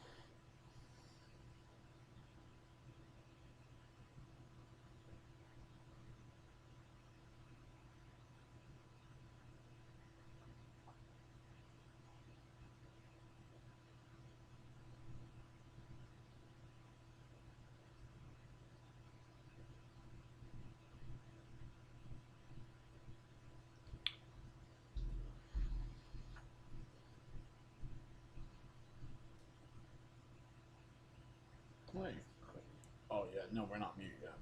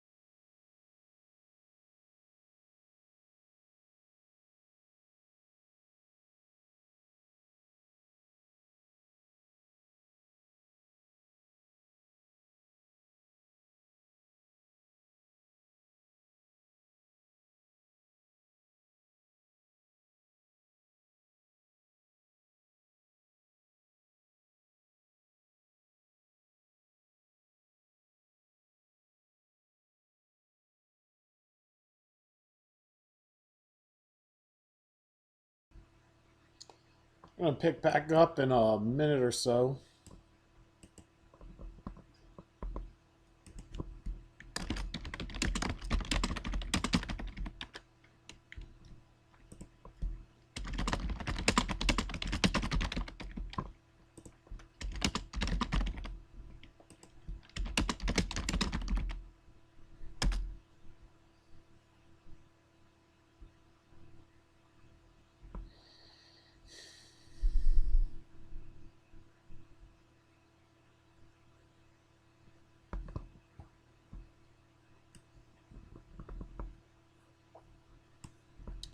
Okay, welcome back.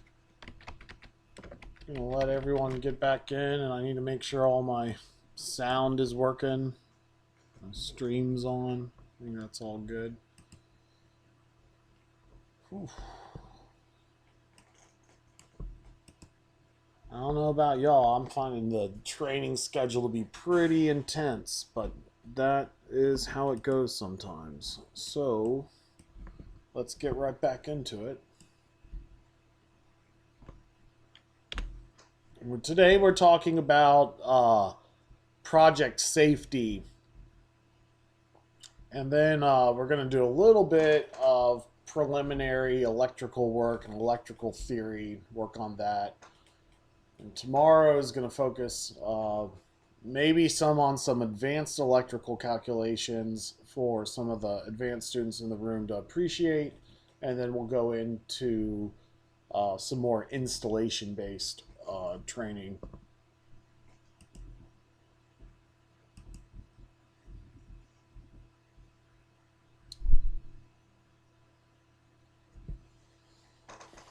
Okay, so let's continue our safety discussion. I guess first I'll look for any questions. Looks like everyone's checked in. Hey, you have to log your participation, and you do that by just naturally participating. So right now, for instance, your microphones are muted.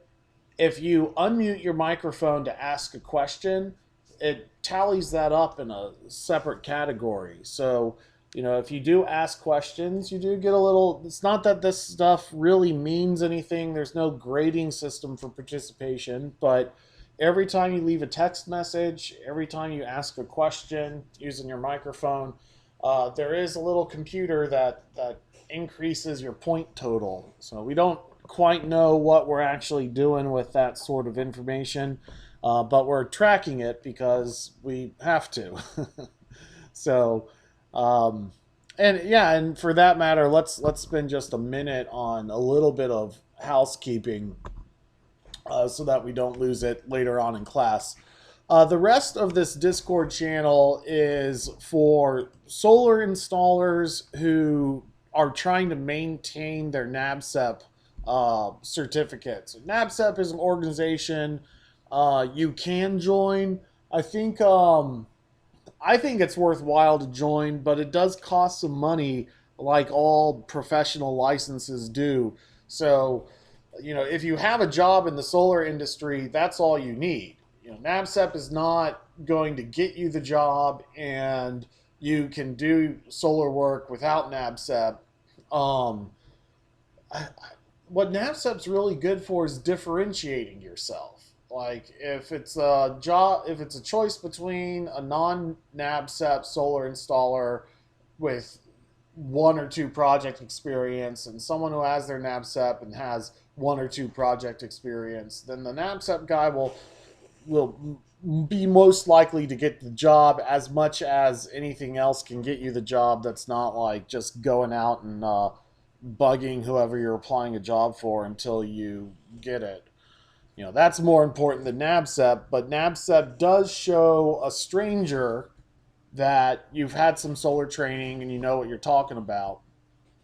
NABCEP has various certificates, ranging from an associate certificate, which um, I hesitate to call it an entry level certificate. It's the easiest certificate to test into. It doesn't require project experience. The training requirements. This program, we're gonna have to talk with Tony, but it may qualify for NABCEP or may not. We're trying to get it for you, but some of the NABCEP trainings are quite expensive. I mean, we're talking about $1,000 trainings, and we're trying to get y'all credit for that one way or another. But when you work in the industry for a few years, joining NABCEP's not a bad idea.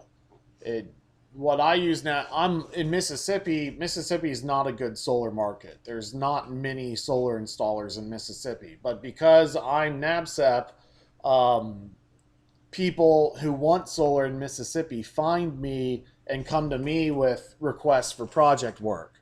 So that's how NABCEP benefits me in particular. Um, but it is a good differentiator.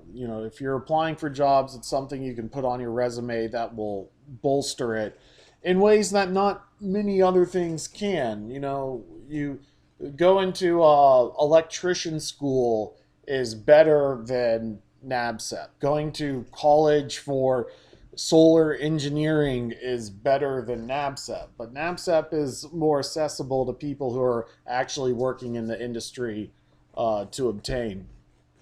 And so a lot of the NABCEP professionals, they come from all sorts of backgrounds, from college degrees to kids with just GEDs looking for a career that they can actually advance in. NABCEP, you have to pass an exam to get your certificate. You have to, for the advanced certificates, you have to have some project experience. And the exam is not an easy solar exam either. So I would not recommend rushing into the NABCEP exam. Um,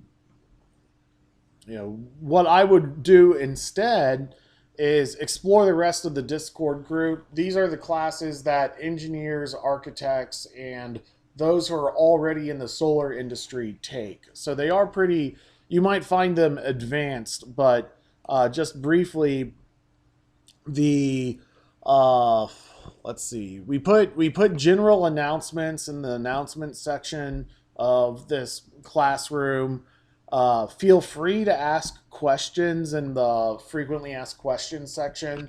um, Discord is searchable. You can search by username, you can search by word or phrase, and find that conversation in the future. So, you ask questions, just general solar questions, in the frequently asked questions section, and then that will create kind of a knowledge library for everyone. If you're looking for work, there's a job section. Feel free to post your information. Again, it's searchable, so you put your state and kind of just a quick blurb about yourself. That's what the introduce yourself section is for, but it's also, you can check this to see if there's job opportunities. It's not really used much. It's something we're still developing. But the best way to use this classroom is to try and keep conversation topics within the topic at hand. So, like right now, we're using the solar landscape training to administer this program. The NABCEP classes are a little bit different because most of the customers to date, most of my client base who takes these programs are NABCEP installers. So we have them broken off by topic. And so, like, design your solar roof is a great intro design class that takes you further into solar design software. And a lot of solar design is letting the computer tell you what to do.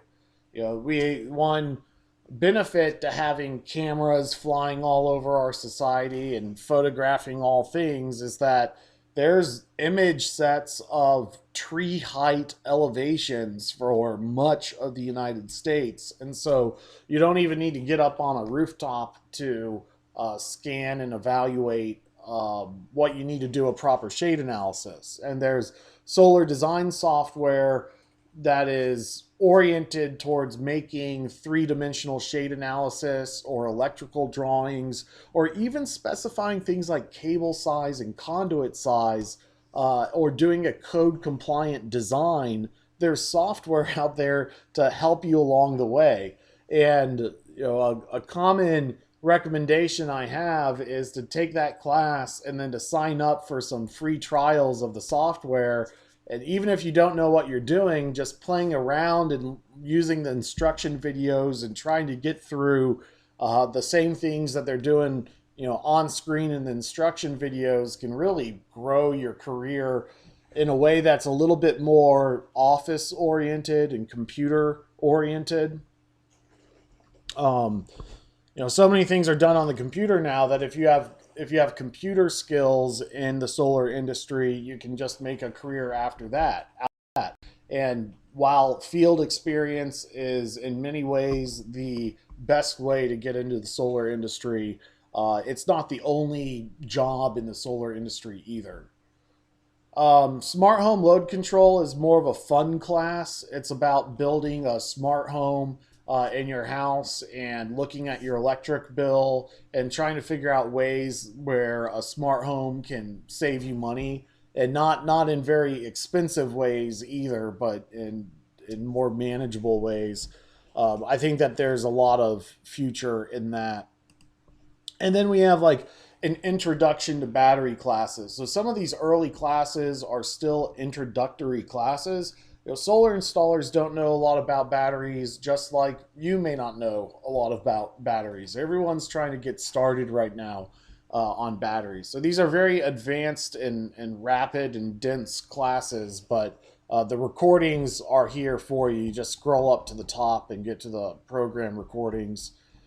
Um, we have yet another very dense class, but it's an introductory class to National Electric Code.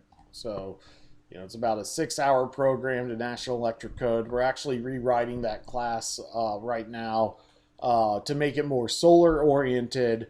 But this program, how it was intended to be, is kind of a start to finish read through of National Electric Code, which you can't do in a 6-hour class, but we're trying to pull out the most important things in National Electric Code to be aware of. So it's a very good but dense introduction to National Electric Code. And then we have other topics: residential off-grid or commercial solar peaker batteries. Those are really for advanced solar installers who are trying to look at new ways to be in the solar business, emerging markets. In the 60-hour NAPSET program, it sounds like it's more advanced than 30 hours because 60 is greater than 30. But the 60-hour program is for NAPSEP installers who are trying to join NAPSEP. The 30 hours is what you have to do for continuing education. The 60 hours is more for people who want to join the organization. And so some of the course content is actually more introductory than the 30 hours. So the rooftop solar class is a really good 6-hour class to kind of reinforce what we covered in the first day or two of our program, but maybe approached from a different angle. And then we have doing in this solar professionals class is basically going through all the content that you need to be aware of for joining NABCEP or taking the NABCEP exam that's not covered in the other programs. So it's kind of a random program, but it's also a more field-oriented program that if we're not covering these topics in this week's class, it's definitely worth going back and reviewing. But some of this stuff has some overlap with what we're doing in class right now. We're using some of the videos in screencasts, but here we're trying to compile very serious training videos that manufacturers in the solar industry have put out that aren't necessarily about product promotion, but are more in the spirit of education. So like those flashing videos that we were watching earlier made it into this section, and we'll be drawing from the in-phase video we already saw, but there's some content in here that you haven't seen in class that we may not get to. And then in our classroom, we'll have stuff that's a little bit more specific to this program. We make recordings of these screencasts, but it takes us time after class to edit them into the way we want. but you'll be able to come back and refer to this program. And then Susan is taking quiz questions, and she doesn't get the quiz until y'all get the quiz. I guess that's an error on my end, but Susan is putting kind of more helpful introductory videos in this screencast question to reinforce the concepts that show up on the quiz. And so what I kind of want y'all to do after class is not be a stranger to the classroom. Use this resource as long as you want to, and even go into, some of the NABCEP programs where if you want to learn more about these specific topics, then feel free to just like in class here, you're talking and asking questions. After class, I'd like you to move to the other parts of the classroom to continue your discussion so that we can reserve this portion of the class to like students who are still being introduced to solar just like you were a few days ago. Nothing big or rigid or I don't really care about those things. What I'm really trying to say is the Discord classroom is a resource for you as you continue your solar career. We don't want you to go away right after class is over, at the end of the week or early next week. It's supposed to be a 40-hour class. We don't have a full 40 hours in this week. So at some point, we're going to do an extra day, perhaps, and we're still working with Tony on exactly how that's going to go down. Okay, so let's get back into our site safety discussion. We talked about gloves. We talked about not twisting while lifting. We talked about, some lift techniques. Hard hats. That's a great topic.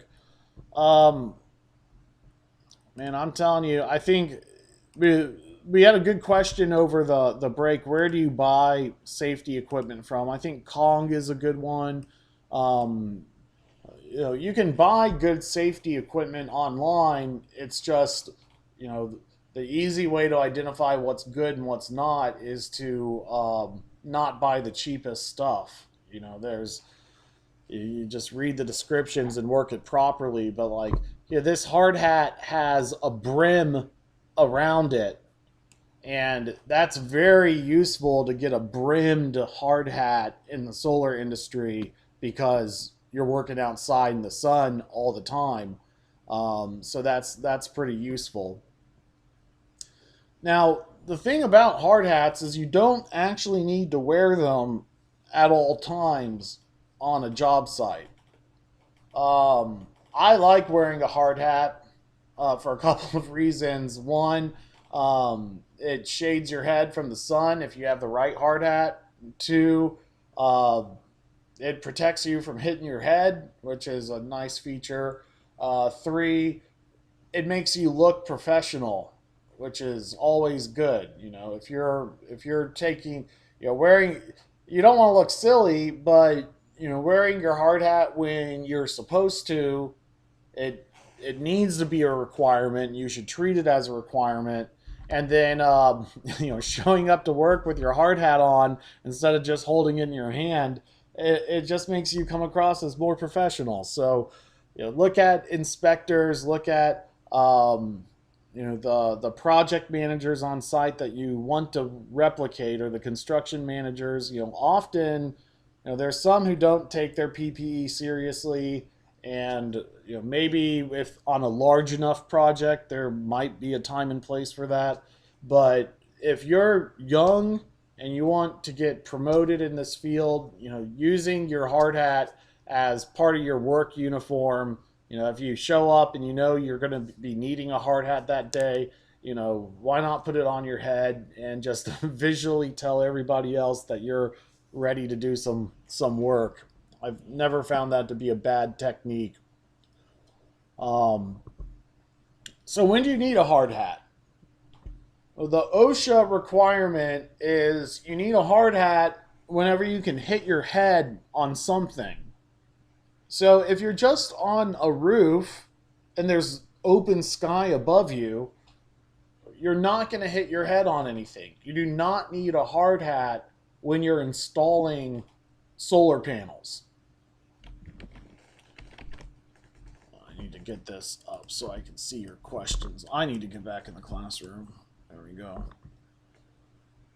So you can get safety equipment at Home Depot or Harbor Freight. And Harbor Freight, for some tools that you need to do the job, is the best place to buy some of those tools. I mean, um, they say Harbor Freight is known for cheap stuff, and sometimes that's an advantage. You know, drill bits, not drill.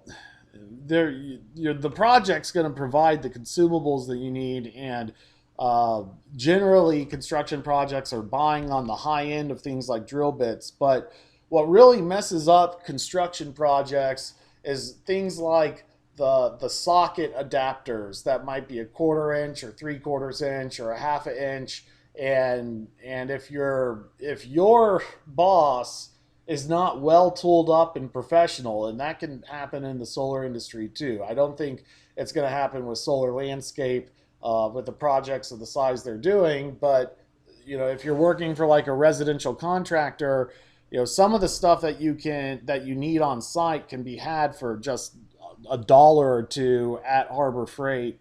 And you can quickly become your boss's best friend if you have some of the stuff that you need, mainly with socket adapters and stuff like that. I'll highlight some of that stuff tomorrow when we're talking more about installation. But hard hats have so you need hard hats when you need them, not when you don't. So you don't just need a hard hat because you're working a construction site. You only need hard hats when there are overhead objects that could either drop on you or you could walk into them and bump your head. So in a confined space, you may need a hard hat. In an attic, you actually need a hard hat. Um, when there are workers above you, when it's not you on the roof, but it's you on the ground, you need a hard hat. So OSHA does not require hard hats doing solar on the roof. But if you're the worker standing at the bottom of the ladder, let's say you're helping pass modules up to the roof, and there's people up on the roof grabbing the modules and taking them up and putting them on the roof. The worker down on the ground is the one who needs the hard hat. If you only have one hard hat on site, he's the guy who has to have it. It's the when you're down at the bottom of the ladder and there's people up at the top of the roof, and stuff could be falling off that roof and hitting you in the head, you need the hard hat. I was on a construction site. Let me pull up Google Earth because it looks cool, and I'll be able to describe to you exactly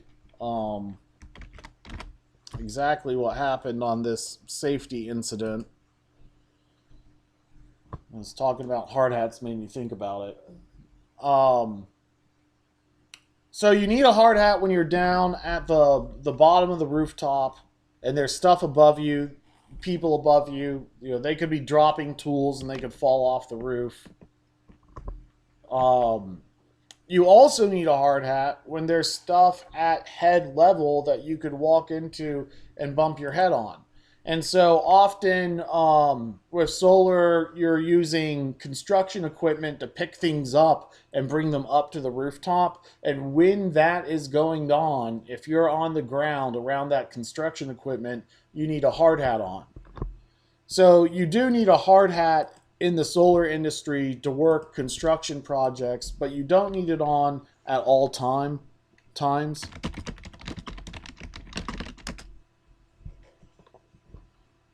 This is not a hard hat issue. This is if cars were human,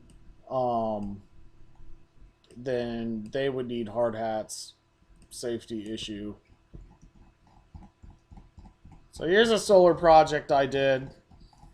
while back. And when we did this project, we told everyone not to park around where we were working. Okay? But we forgot to cone off the side area of where we were working because we made a kind of a mistake. We were really concerned about the entrance of the building and, the cars that were parked in the parking lot. And, this is just kind of a side road that no one but the UPS driver or the garbage man uses. And so we didn't rope off this section of the road, but we told everyone in the office to move their cars out of this section because we were doing solar construction on the rooftop. So most people parked over here, but then, some people, went and parked elsewhere. One of those people went and parked right here, right along the side of our construction project. And so I'm up on my rooftop, and I have my, contractor grade, tape measure, which you could injure somebody with, like brass knuckles tape measure. And I dropped it and it tumbled off the roof and it fell onto the car windshield and shattered it. So that cost me like $300 or $200 to get the guy's windshield replaced. Because I wasn't, being good enough at my job. I wasn't being aware of fumbling my tape measure off the rooftop. But B, we didn't follow a good enough safety procedure to identify that, some people, could still be in this area. And, that thankfully it was just a car shield and not something more than that. But still, someone has to pay for it. And hopefully your boss, if you make a mistake like that, doesn't make you pay for it. But I can't speak for everyone. That. So you need a hard hat when there's things above you, when things could be tumbling off the rooftop. You also need a hard hat when there's lift equipment around, lifting things up into the air. And if there's a shortage of hard hats on site, then those are the people who need to have the hard hats. There's a quality difference in hard hats. The main one, other than this brim, is having a good adjustable strap. So there's a little crank on the hard hats that helps it squeeze onto your head. And the cheap ones work, as good as any kid's dress up toy. And the construction industry ones cling to your head pretty well, so you can lean further over without the hard hat falling off your head. So a really nice hard hat should last you a very long time. Some in the industry who are working large industrial important jobs like to take project stickers and put them on their hard hat, and over time it makes it look like you really, reflects your user experience, almost like football helmet stickers. So a good hard hat is like something that it'll be rare if you get provided a really good hard hat on the project, but a really good hard hat can be. I lose things all the time, and I don't lose my hard hat because I really appreciate how good it is, and it's something that just lasts. This is kind of interesting. Fiberglass ladders. So, when you have to use a hard hat or when you don't is an important quiz question. But the answer is really simple. If you can hit your head on something, that's a work task when you need a hard hat. What's a little bit more difficult is when do you not need a hard hat? And you don't need a hard hat when there's nothing above you that you can be hitting your head on. So if you're just doing solar panel work on the roof, you may need safety glasses so you don't poke your eye out, but you don't absolutely have to have a hard hat. You definitely want a hat, And okay, here's another thing about nice higher end hard hats is they have better ventilation in the hat. And so they're a lot cooler than your standard just plastic hard hat that's just one cheap piece of plastic. Ladders. Electricians use fiberglass ladders. So, these orange ladders that go up and down the side of a building.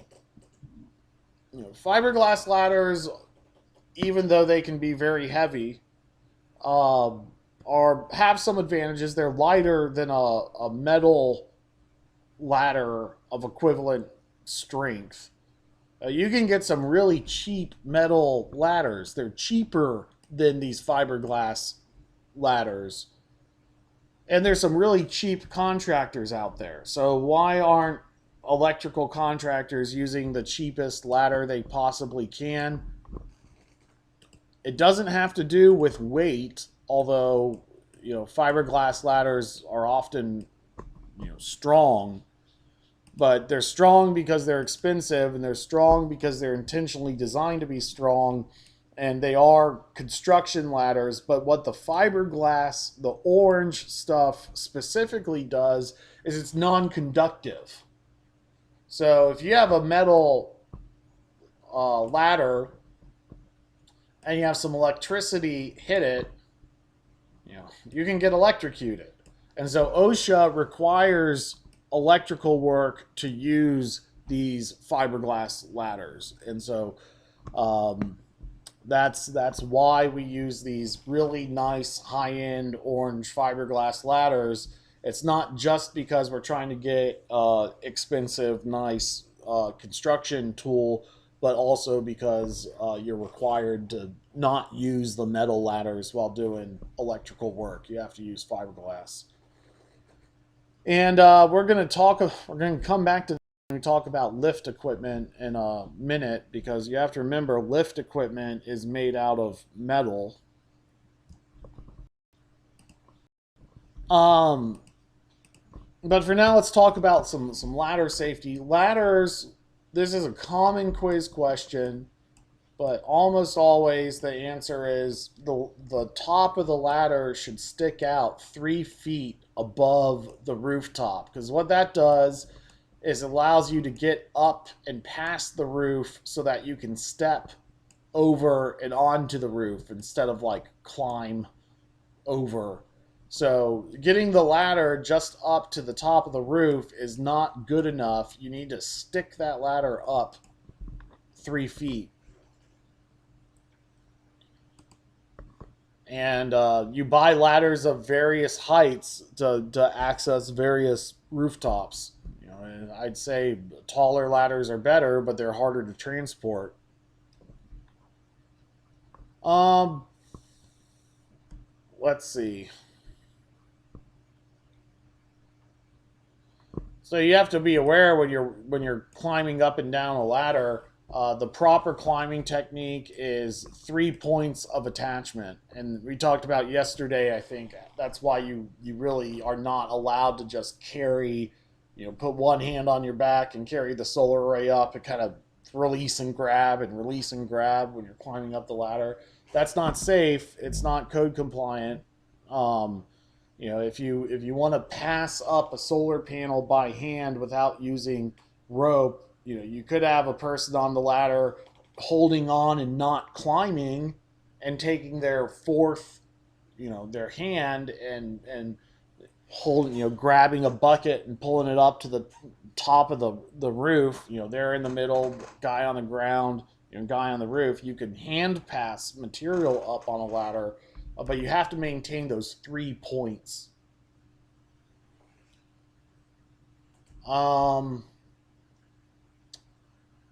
Let's see.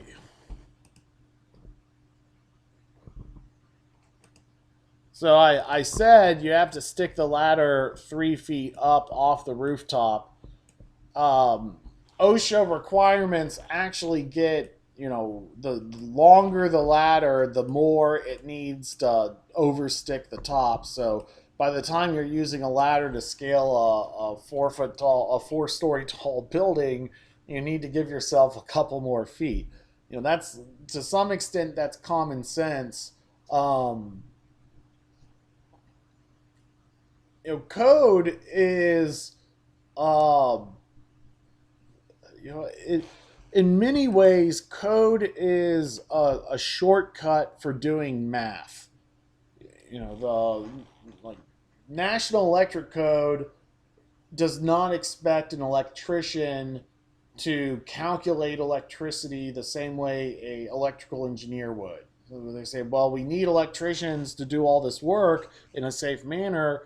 So how do we help them? They say, well, let's take all these what would be um, complicated calculus questions, and we'll just put the answers on the page. And the electrician can just follow the answers, and then they'll be all right, and they don't have to know calculus, and they can do their jobs. And so electricians don't need to know calculus, they just need to follow code.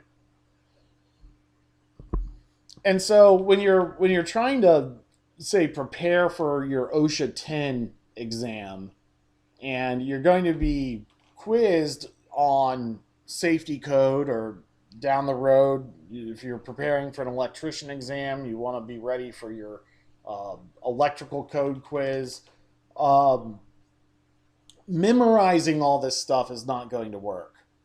There's people who do memorize this stuff, and they've been working in the industry for 10 years before they get to have enough knowledge to be able to just brute force memorization safety code.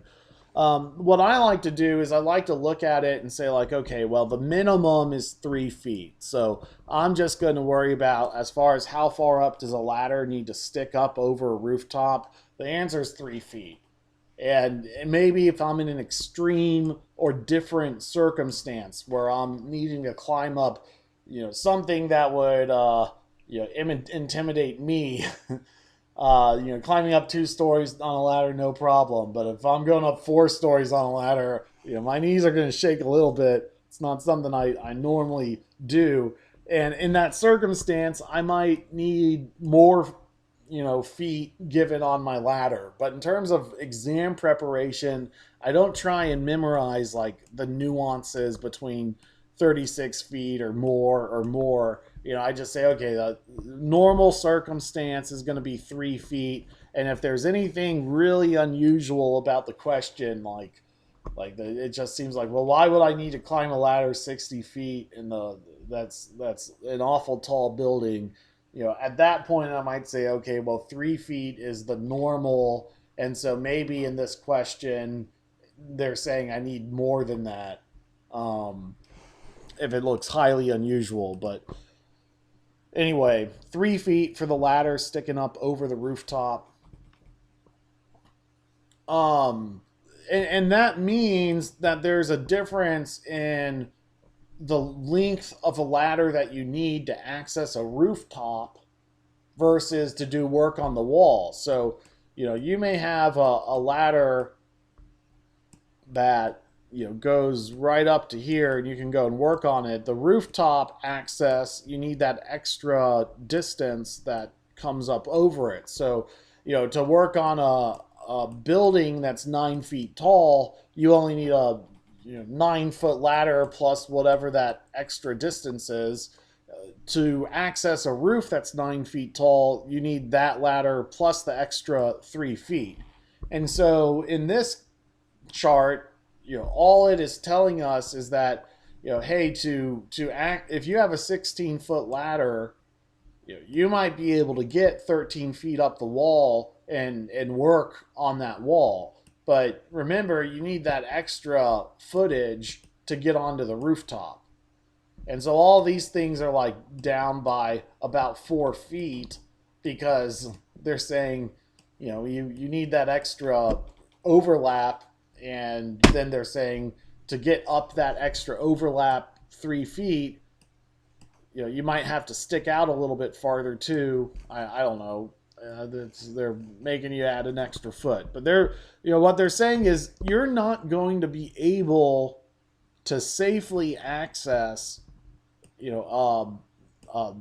one-story tall building with a 16-foot ladder. Most rooftops, maybe on the lowest roofs, but there's going to be some that 16-foot tall smallest ladder option, it just gets right up to the top, like a one-story tall elementary school where the foundation might be built up a little bit. That won't get you sufficient for that. So just be aware that when you're looking at ladder sizes and you're thinking like, oh, a 20-foot ladder, that sounds pretty tall. That might be the minimum of what you need to get up to, most one-story tall buildings. At the same time, there are charts you can use to say, if I'm planning a site and I know the building's 2 stories, I might drop a tape measure down the side of the building and see how tall it is so that I know what kind of ladder to rent or buy for the project. So there's trigonometry rules about how tall up the ladder you need to go and then how far it needs to stick out. I think this one is a pretty good rule, is just to stand straight up and stick your arm out, and that's about the angle that the ladder needs to be to safely climb up and down. There's some other things you need to check. You need to check that these footings are secure on the ground. If the soil is soft, you might want to jump up and down on that bottom rung a bit to make sure you're solid before you go climbing up there. You don't want to use a cheap ladder to get up and down the rooftop doing construction.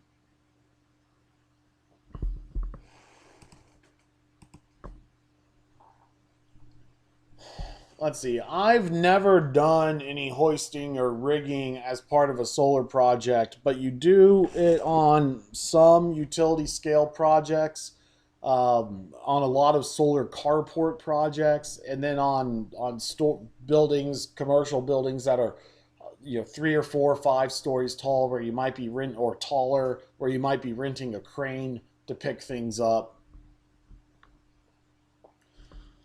So crane safety, it's not really in the scope of this class, but I do want to point out one thing about picking up electrical objects. The solar panels you don't need to worry about. They're well protected. Their live open connectors are housed by those MC4 housing connector housings, and so you don't have sparky objects. One issue that I ran into, and you might not run into this particular issue, but it's worth thinking about. Batteries are really heavy. Really, really, really heavy. And so if you find yourself doing a battery project, you might find, batteries are so heavy that sometimes you need to rent special lift equipment. Not necessarily special. You can find it at equipment rental stores, but it might not be their entry level lift. It might be a more robust lift equipment. And one time I bought some batteries and they came shipped on one pallet, and the pallet of batteries weighed 4,000 pounds. Because the batteries weighed 1,000 pounds each. And the delivery company, we said, well, our lift gate to get these things off the truck, this is the pallet, the lift gate can only take 3,500 pounds. And so we had to rent a special lift equipment to kind of stick the pallet with our fork to offload the batteries. Then it becomes, well, okay, we still need to lift these batteries off the pallet and get them to where they're going to go. And on one site, we've just been able to pick them up with the forklift and then just sit them down, and then use the forklift and some wood to kind of rig a like a bulldozer type thing to push the batteries where they needed to go. On this other project where the battery room was kind of off the side of this house on this hill, and so we were using our lift to hoist the batteries up and off the ground and then kind of move them into place.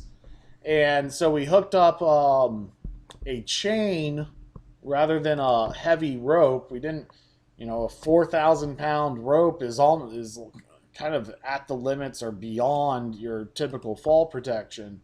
So we used a chain to chain the battery up and put it onto the lift. So we had a forklift on a reach and a metal chain coming down and picking up the battery.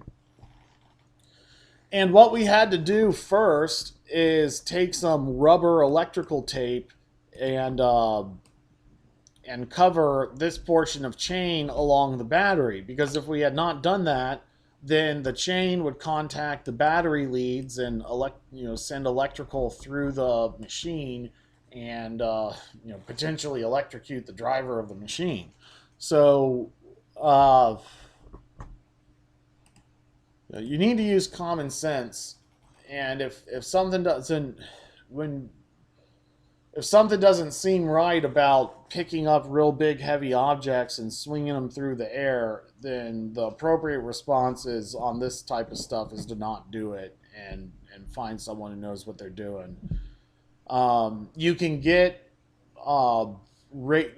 cards for lift equipment if you already have. We're gonna look at some. Let me watch a video about that of lifting some solar panels up to the rooftop. And so this piece of equipment is very useful on a solar project.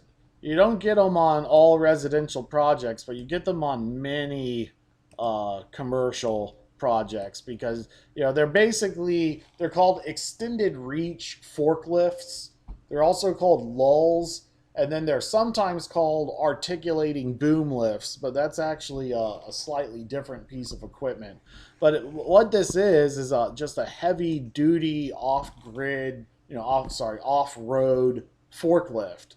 And so that it's for receiving freight deliveries, where you can pick it off the back of a flatbed trailer and set it on the ground. And they're actually pretty easy to use. They come with charts that basically say, this piece of equipment has numbers on it, and based on the weight of the pallet that you're picking up and the angle of which your forklift is at,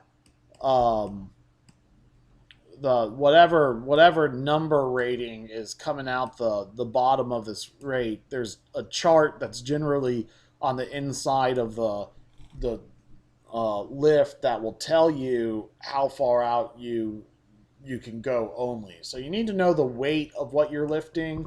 The particular danger for weight on these things is concrete. So when you're picking up the pallets of concrete to lift them up to the rooftop, sometimes you have to unpack the concrete onto other pallets to just get the weight of the concrete reduced before lifting up to the roof. Otherwise, the back wheels of these things start to come up into the air, and you can't lift in that kind of condition. Another thing that's very important about these devices is to keep the wheels level. They have a little bit of a self-leveling function inside the truck, but that's more for if you're lifting in mud and the truck starts to go down in the mud. You want to get back on course level before you resume operation. The problem is when these things are up in the air, they're a lot less stable than when that lift is down on the ground.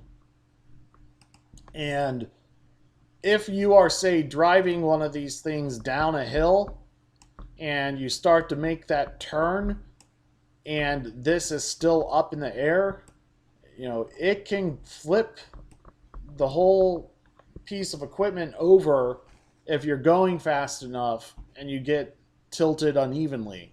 So don't do that. Use them in a nice, safe, calm, controlled manner. And if you have industry experience with these kinds of, this extended reach forklift, the online certification class, you can find online certification class for these lifts for $10. And I would never recommend that type of thing to someone who doesn't know how to use a lift. But if you already know how to use a lift, get your lift card certification, because that is something that's incredible, that can be a project requirement. So having your lift card certificate can get you a job. And make sure to let your boss or supervisor know that you have lift experience if you have any, because it's useful. All right, let's get back to this video. Well, that wasn't.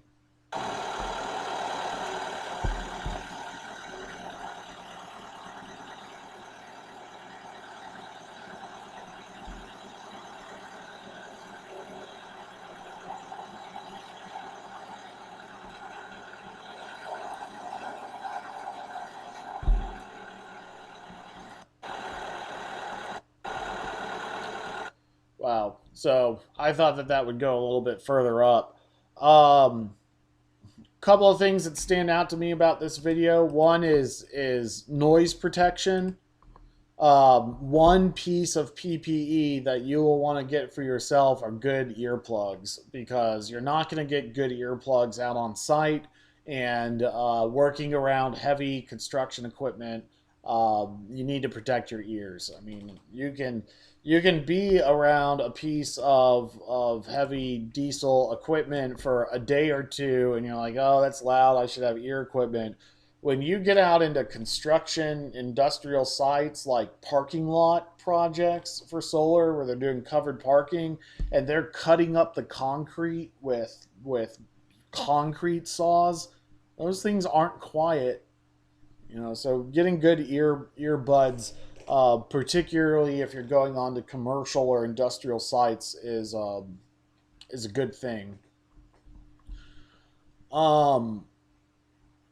We often will put just a pallet of solar panels on these lifts and then lift them up to the roof, particularly on flat roofs. On slanted roofs, it's a little bit more complicated. We will still use lift equipment and hover it, but you have to be very careful, have a guy on the ground using appropriate hand signals so that you don't bash the roof with the bottom of your lift, because it's a heavy piece of equipment. It gets a lot of momentum going behind it, and good lift operators are definitely worth their weight. Um, so they've only put a couple of solar panels on this lift. I don't know why. We'll lift a bunch of solar panels just up for the crew to get. Maybe not on all residential projects, but on you're doing no hand carrying modules up a ladder or using rope to lift the modules up on a commercial project. You're buying the right equipment that you need for it. Let's see. There we go. So make sure that when there's lift equipment being used on site, that it's on a firm and stable surface. If you like playing video games, you can probably manage a lift pretty well. If you have the opportunity to get some lift experience in, without it being job critical, I would take it if that's something that interests you. 10-foot working distance from power lines, and use that load chart inside the lift, the coding system on here and the chart inside. And to use a lift, you need to know how much weight you're lifting. You can't effectively use a lift without knowing that. Um, let's see. So it's saying make sure that when you're lifting things up in the air that you're lifting them straight rather than tilting them up. They're saying lifting it like this at an angle can cause these things when they're lifting big heavy weight up in the sky, they get top heavy. And so it's saying if you're picking stuff up at an angle, the tension in that line can be enough to topple the lift equipment over.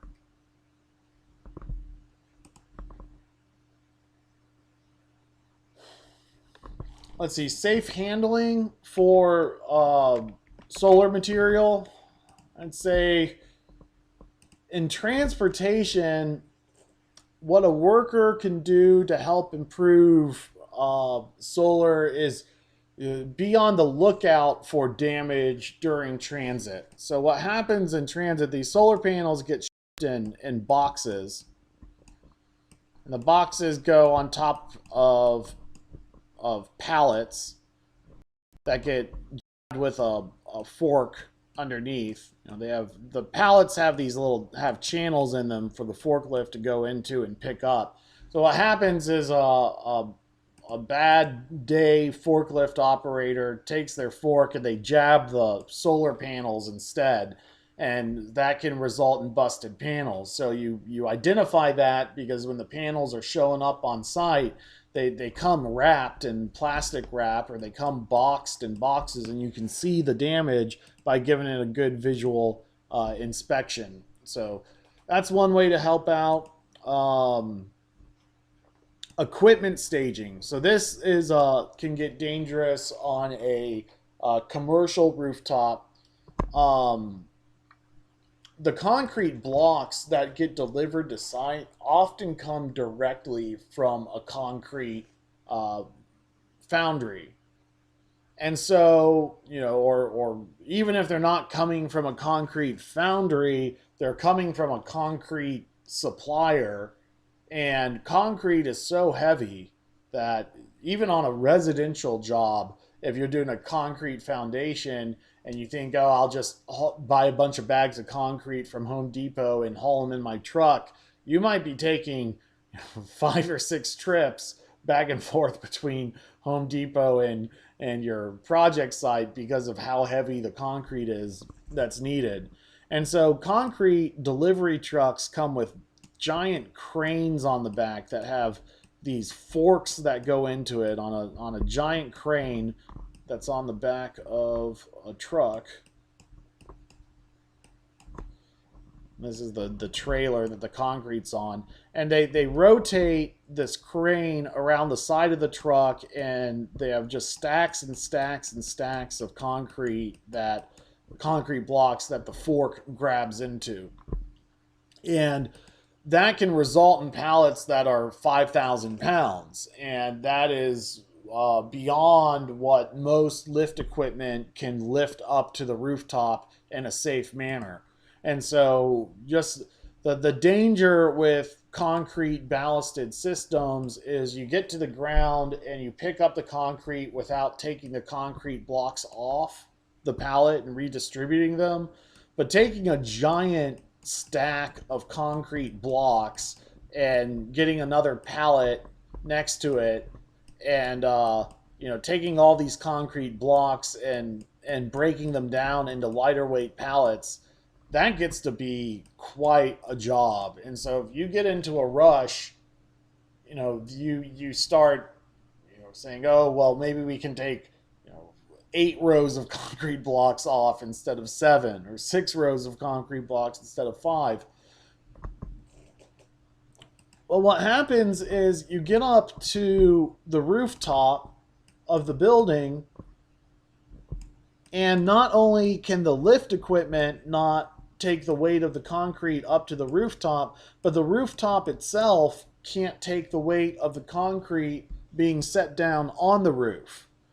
And so, one way that we do it, and I don't have tons of experience on this, so there might be others that do it differently, but we use those articulating forks and lift the concrete up to the rooftop, and we leave it on the fork. And then we offload directly off the lift into smaller pallets, kind of distributed throughout the rooftop, so that we don't overload the roof. Engineers are concerned about just the solar array overloading the roof, and they're not concerned about it enough to say, the concrete's there for a reason. They're moving the concrete up to the rooftop because they've evaluated the roof, and they say, well, this roof is strong enough for the concrete.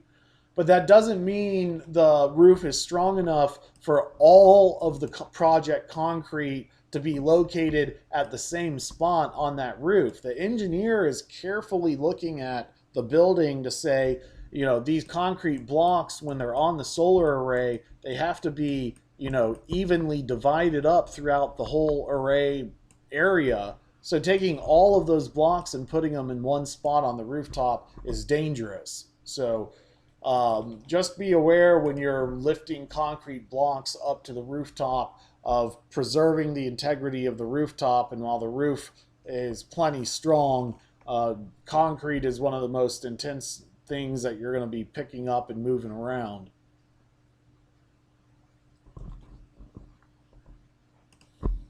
So they're called an extended reach forklift. They're also called a telehandler. And when you rent these things, and most construction equipment, it's going to come with, poundage ratings, and also, lift distance ratings. And so if I'm doing something that's like, if I'm putting a work platform on this thing and working off of it, I'm going for the the heavy duty stuff. And often you are renting the heavy duty equipment simply because you need the reach of the equipment, because 16 to 20 feet, just like we saw with the 16-foot ladder, this really only gets you a couple of feet up above a one-story tall roof. If you need to lift all the way up to the top of the roof, and you still need to maintain good clearance so you're not hitting the roof, you need something with a longer reach.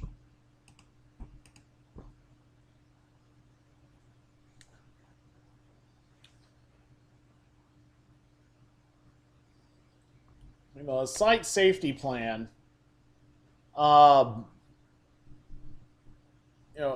safety plan or safety meetings, safety procedures are set up to identify the risks of the work that you're doing before you do the work, so that you can review them with your workers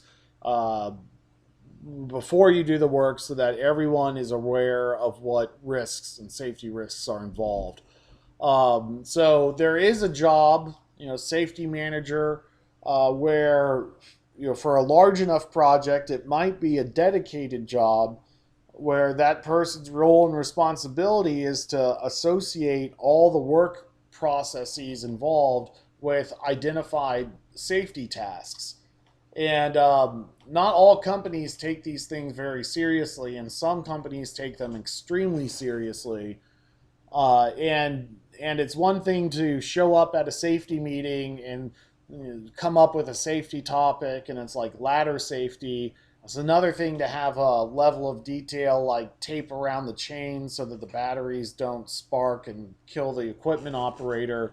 And then the true safety managers, they know their safety requirements back and forth, and they also know the construction tasks at hand back and forth, so that they can come up with the safety plan. So a lot of government work, and many giant, large commercial contracting companies, have very detailed safety plans associated with their job tasks, and it can become a full-time career for someone. So, if you if you know you're going to be in construction, but you don't know exactly how good of a construction worker you are, but you're really smart and you know what needs to be done, you can go into project safety, and those people can be very valued and important on site because there's just so much that needs to be considered when it comes to a very complex project.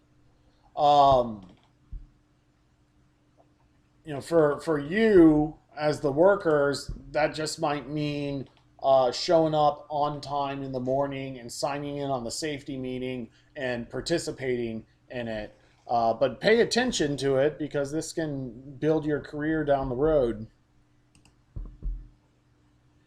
Um, a big one for electricians is called lockout tagout. So that basically governs access to electrical boxes when you're working on an electrical line, so that another scope or trade doesn't come in and energize power lines that are supposed to be de-energized. You actually don't deal with too much lockout tagout stuff as a solar worker because new you're building a new machine rather than kind of doing maintenance wiring or maintenance work. Um, let's see. So here's another thing that is commonly shortcutted on projects that you should be aware of. Um, Solar projects, there's a difference in between a impact driver and an entry level drill, and that has to do with this screw setting right here. So this is called a hammer drill because it has this hammer setting on it, and it's a drill, but you end up with your drill, the higher end drills that you can get at a hardware store, having these different settings on them. You're like, what are these actually used for? Um, the drill setting is for drilling holes in things. If you need to punch a hole in a piece of metal, you get a metal drill bit and a powerful tool, and you put some hand strength into it. You can punch a hole through some metal. If you are finding that you're having to put like the most amount of hand strength you've ever had to push for your drill bit to go through the metal, your drill bit's dull, you need to get a new drill bit. The hammer drill makes a louder noise, and it kind of vibrates the hammer up and down, not in a way that you really notice, although to keep the drill bit in place, there's often a arm bracket that extends out the drill so you can better grip it with two hands and keep it in place. That vibration of the hammer drill allows you to better drill through concrete with concrete bits. So masonry work, you're using that hammer drill setting.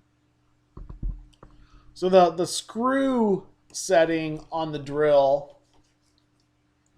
is the only part of the drill where these numbers actually matter. The hammer drill and the actual drill setting are going to give you pretty much full power out of your drill. You might have an adjustable speed toggle, trigger, but they're gonna, if you pull that trigger down all the way and you put it up into its maximum gear, it's both of those settings are going to give you full power and not care about what the numbers are. The numbers are a torque regulator. So the problem with this solar hardware, you have a solar panel here, you have the solar module glass, and then we have another solar panel.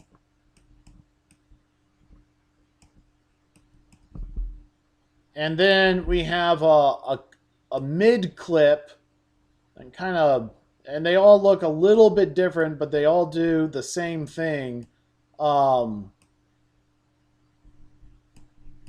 Just a clip that goes between two panels and bolts it down to the solar rail that's underneath. and then you get a end clip that bolts the last one down onto the rail. Well, there's a screw that goes down here and attaches it to the rail, and there's a screw at the end of the end clip that goes down and attaches it to the rail. So if you take your drill and you set it to full power, or you set it to the drill setting, or you use a cheap drill that doesn't have a screw setting on it, like an impact driver, and without the screw setting, and you go and you tighten that clip full speed ahead, it may tighten that bolt so much that it shatters the module glass. Solar manufacturers have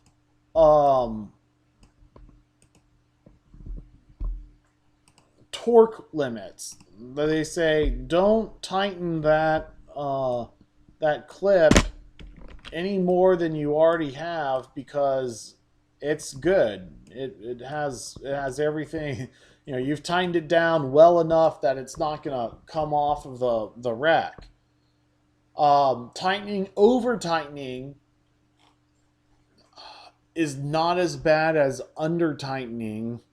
Under tightening is you can run into structural problems you don't even realize. But under tightening, that nut can come off.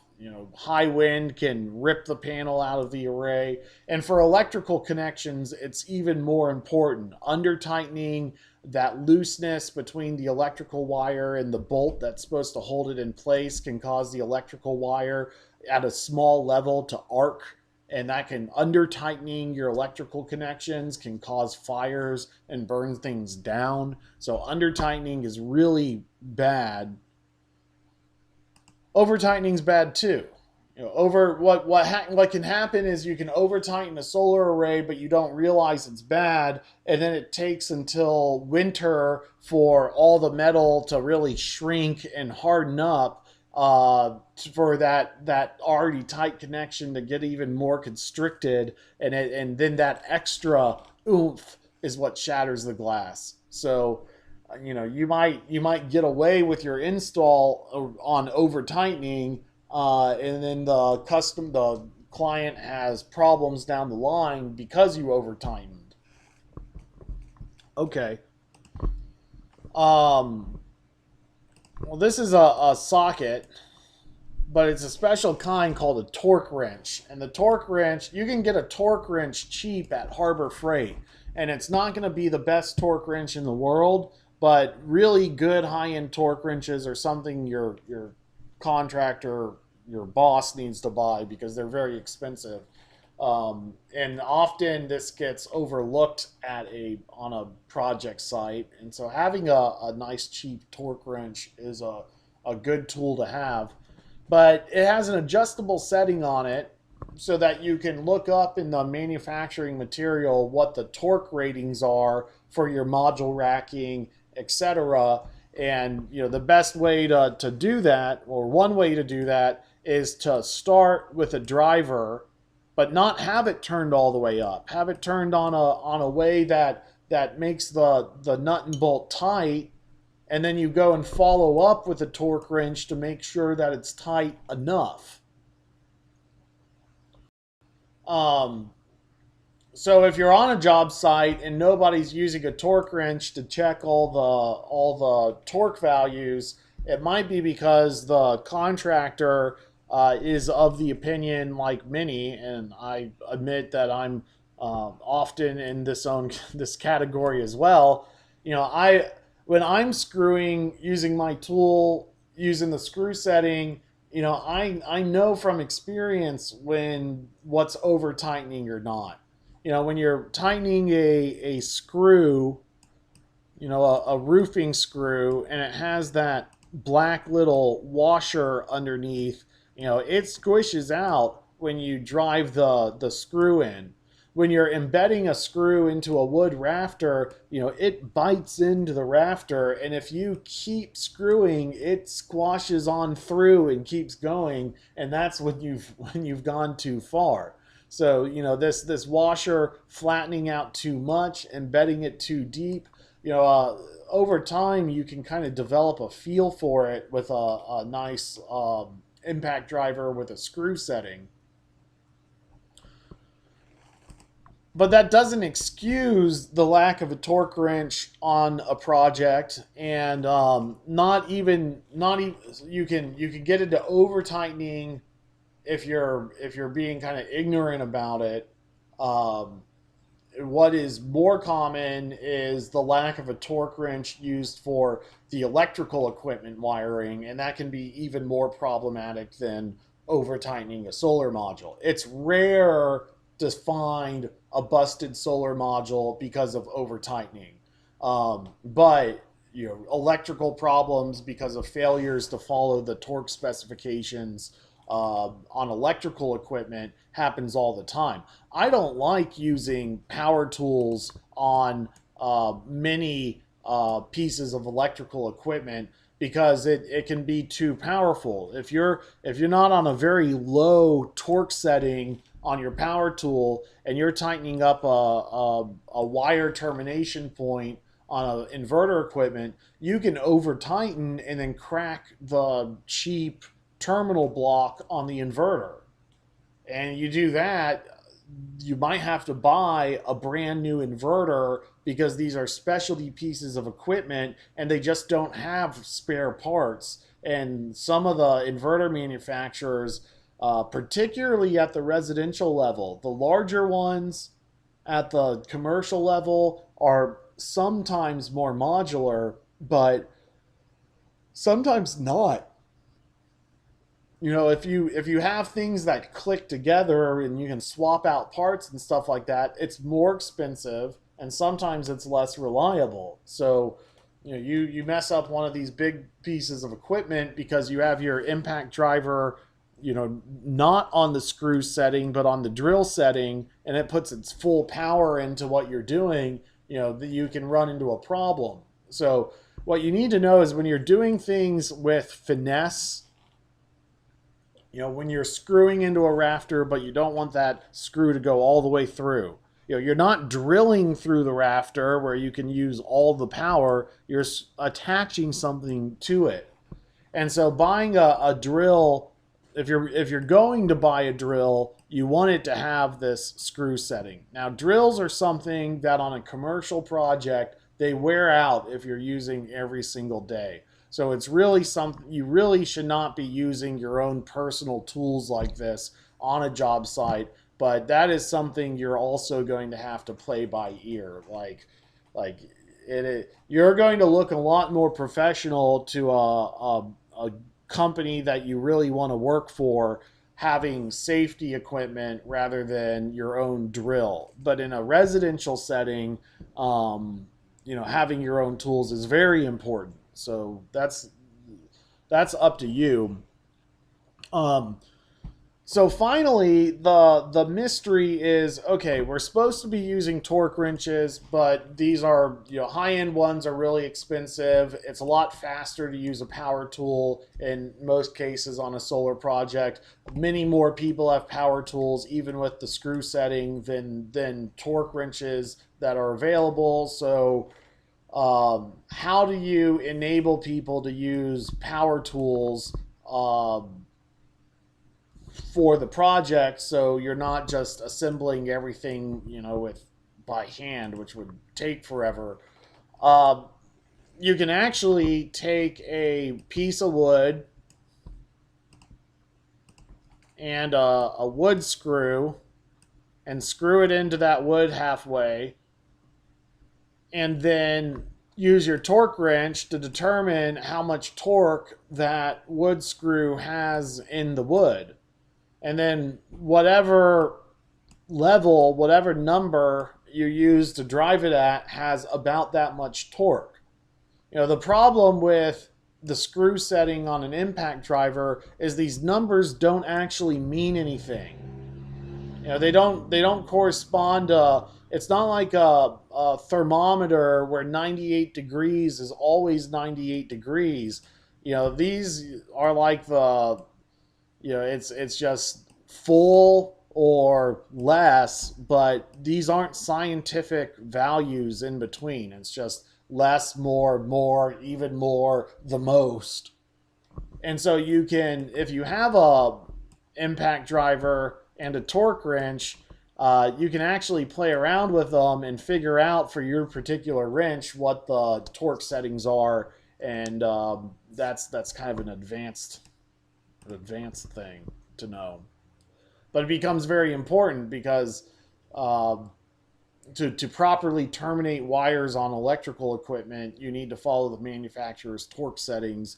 And even with a solar array, normally you're just guessing it. You're just not putting it up to full power, but not empty either. Following it up with a torque wrench to confirm your torque value is a nice thing to do.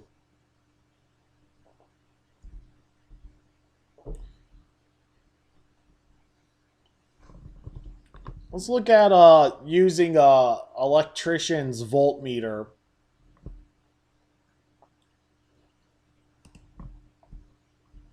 Um, Voltmeters are common for electricians. I don't know if a field installer absolutely needs to buy one. They're kind of expensive. Good ones start, above $100 each. So it's more important to have good steel-toed boots, good work gloves, a good hard hat, and good safety goggles than it is to buy your boss a nice uh, piece of equipment. Um, I don't know. And the thing is, you have to buy a good one to work in solar, because solar is done up at 600 volts, and and when you're doing commercial projects are often done at 1,000 volts or 1,500 volts, and having voltmeters even that are rated at 600 volts can start to get pricey.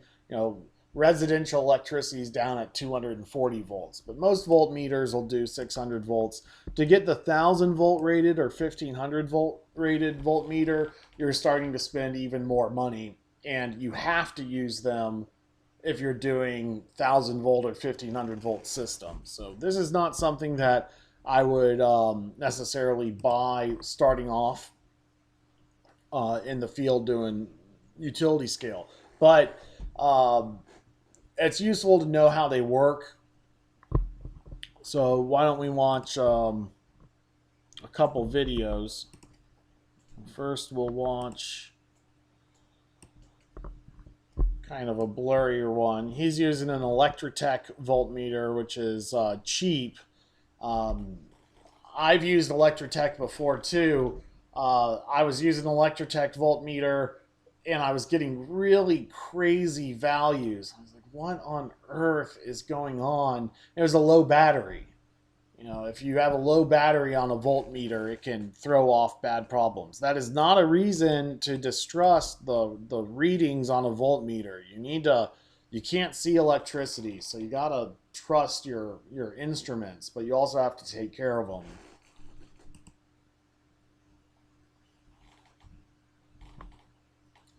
So he's doing a common test here.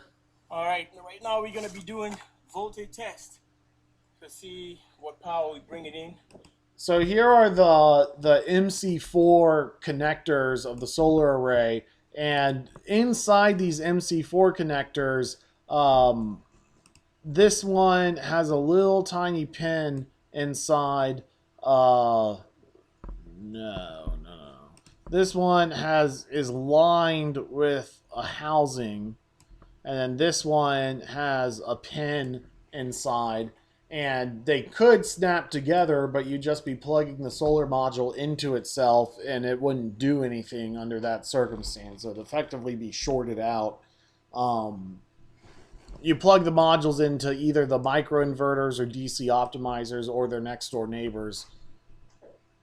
And so what he's about to do is test the voltage of this solar panel by sticking his voltmeter into these MC4 housings. You have to be a little bit precise on that because you got to make sure your lead touches the metal that's inside here.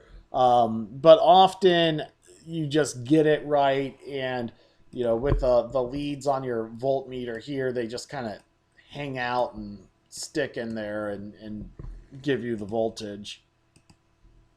If the modules are all working, we have set it to the DC. Look at the meter right there. You have AC, DC. Yeah, so the next part on this voltmeter is AC versus DC voltage. So it's you they're not detected the same way, and they're different from each other, and so they have a different setting for AC versus DC voltage. And then they have different amperage levels, which basically gives you better precision. So sometimes the precision button is not on the dial; it's down on the buttons below. Another really good setting on a voltmeter is this one that has this little sound button on it, and this is the continuity tester. And continuity testing will test if two pieces of metal will conduct electricity with each other. So if you take a cable, a power cable that's de-energized, and you click it in, and then you go put it on another random piece of metal, and you get a beep, you have a problem. What's supposed to happen is you take your continuity test on one end of a piece of wire and another end of a piece of wire, and it beeps. You're looking at two ends of the same wire. So sometimes your solar projects can get messed up, and you don't know which wire is which because you didn't label your wires. And what you would do is you take a big long piece of wire and tie it off to one end, and then take the other end of the piece of wire and walk it around and use a continuity test to see where the other end of that wire is. If you have 20 wires on one end and 20 wires on the other, they're all going through the same pipe and coming out the other side. You might have to do a continuity test to figure out which wire is which, if you didn't properly label your wires. You have to remember to get the DC setting or the AC setting correctly in order to monitor that voltage. And then we got some amperage settings as well. We're going to look at that. DC and amps. So you want to turn these things. So this clamp meter right here is rated for 600 volts. And so if you're doing a commercial system, which might be 1,000 volts or 1,500 volts, this meter is not going to be good enough. To the DC part of it. Okay, it's reading that. Voltage is, if you imagine a water balloon and you're filling up the water balloon with water until it bursts. And then you imagine the water balloon having a thicker skin to it so that you could put more water into it until it bursts. Current is the flow of the water going into the balloon. The voltage is more like the skin of the water balloon. And instrument that's rated for higher voltage, what happens if you have if it's rated for lower voltage and you apply a higher voltage to it, it can burst, it can explode. And it might be the circuit board inside, but it's like the minute it touches that higher voltage, the instant it touches that higher voltage, it's like the instant when you put too much water into the water balloon and the water pressure gets to the point where it says, I'm not stretching the balloon anymore, I'm bursting it. That's voltage. Is I have too high a voltage, it's bursted, it's done. Amperage is more of a flow. and that means, you know, you those electrons speed up too fast, they start heating up, they can heat up and cause fires that way. No, amperage problems are more of a burning problem. Voltage problems are more of an explosive problem. But the reality is often voltage and amperage, issues are intermingled. So, you know, flashing and stuff like faults, stuff like that are not just a voltage or just an amperage problem. So take this and stick that one right there, and we have right there. So we're bringing about 36.4 volt, and remember, it's all parallel. It's not series. Yeah. Voltage is lower and higher amps because of the inverter requirement. It can take over 30 amps coming in at a low voltage. So,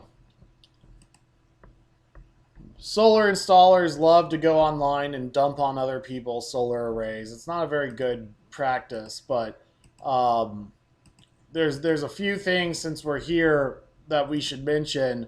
One is solar panels are not installed, you know, directly onto the roof surface. They're up on rails that are up a few inches tall, so you should have a few inches up above that roof. If you were to put a solar array right on top of the roof like this, it could capture mold and water and stuff like that underneath. What power we bring it in, if the modules are all working, AC, DC, and amps, and You know, I don't know exactly what's going on here, but what it looks like is he made his own racking system. So he went and bought some unistrut from his electrical supply house and then lag screwed it on to the rooftop and then just covered it up in mastic. And now, I'm not saying that wouldn't work for a very long time, but it's not something that we would do. In some ways, generic unistrut, which is a, if you're in construction, you might know what unistrut is. In some ways, generic unistrut is a very good solar racking product. So it's not necessarily the use of unistrut that's the problem here. It's the attachment points. You know, he went and he tried to do something generic. He's like, I can go buy unistrut, so he went and bought the unistrut, and then he's like, oh, I he didn't find any, you know, solar attachment hardware at his hardware store, and he didn't look for it either. He just tried to look for what he could find at the local hardware store, and it resulted in a project that looked like that. And then the last bit, it's just important enough to mention if I don't get to it tomorrow in the construction class, but the last bit requirement, it can take over 30 amps. This one is a very common do-it-yourselfer problem issue. All the way down to the garage. Come on, where'd it go? Thanks for. Right, there we go. Inverter required. There we go. So he put these solar panels on the rooftop, and what he did is he butted them up right against each other. And the problem with that is the heat from the rooftop can press on the module frames and make them expand and contract. And so if you butt them up right against each other, there's no room for expansion, and the module frames push into each other. That's bad for the solar modules. It's bad for a number of reasons, and in years past, not enough attention was paid to very, very long rows of solar panels like you would get in a commercial project. And when you get over like 150 feet, the thermal expansion on these modules can be an inch or more total. Not very much for an individual panel or racking system, but total, an inch of space is a lot. And what was happening is that inch of thermal expansion was pulling conduit out of its sockets, and then the loose conduit would then bite into solar cables inside and start fires. And so now we have those clearance requirements. It's not just 3 feet off the sides of the top, and or 3 feet off the sides, 3 feet off the top, but it's also every like 120 feet you need to have a walkway. On commercial, it's every 150 feet you need to have a walkway, but most solar racking companies will say every 120 feet you need to stop your rack and start a new section or have some kind of expansion fitting in order to allow for thermal expansion. So basically, what we do on a project, like let's say your clips are here and here and here and here to go to the next row. The clips space between one panel to the next, but on the other direction, you don't have a clip. And so you might take a spacer, and your crew leader should be providing this to you. Sometimes these are improvised, just pieces of wood. Something about a 1/4 inch to a 1/2 inch spacer goes between the modules when you're lining them up, and you press them up against the spacer, bolt the module down, and then remove the spacer and continue. Just don't butt the modules up right up against each other.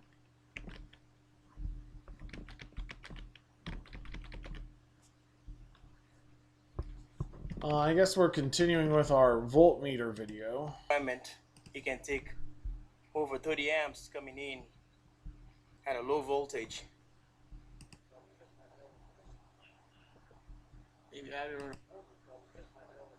Yeah, so this is kind of funny. Now he's going to use the juicing out here equipment a little bit wrong. He's about to measure amperage.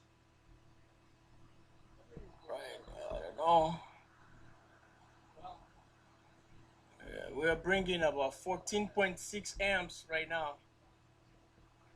He's doing a resistance test. He's not really measuring anything right now.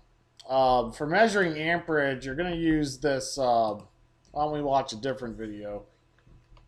That solar panel right there is unplugged. It's not producing any amperage right now. Amperage is the flow of electrons. Voltage is more like potential energy. Voltage is literally called voltage potential. If you have a mountain, you have a boulder at the very top of the mountain. It has a lot of potential energy, and you can push that boulder over and it'll roll down the mountain, and it'll convert into kinetic energy. Basically when the boulder is all the way up at the top of the mountain, it has a lot of stored energy. It has a lot of potential to roll down. The higher up the mountain that boulder is, the more potential it has to roll down further and further down the mountain and do even more and more damage. High voltage devices are more powerful and dangerous devices than low voltage devices. It's not the same thing as potential energy, but high voltage devices have more voltage potential, and that means they're higher up the mountain than lower voltage.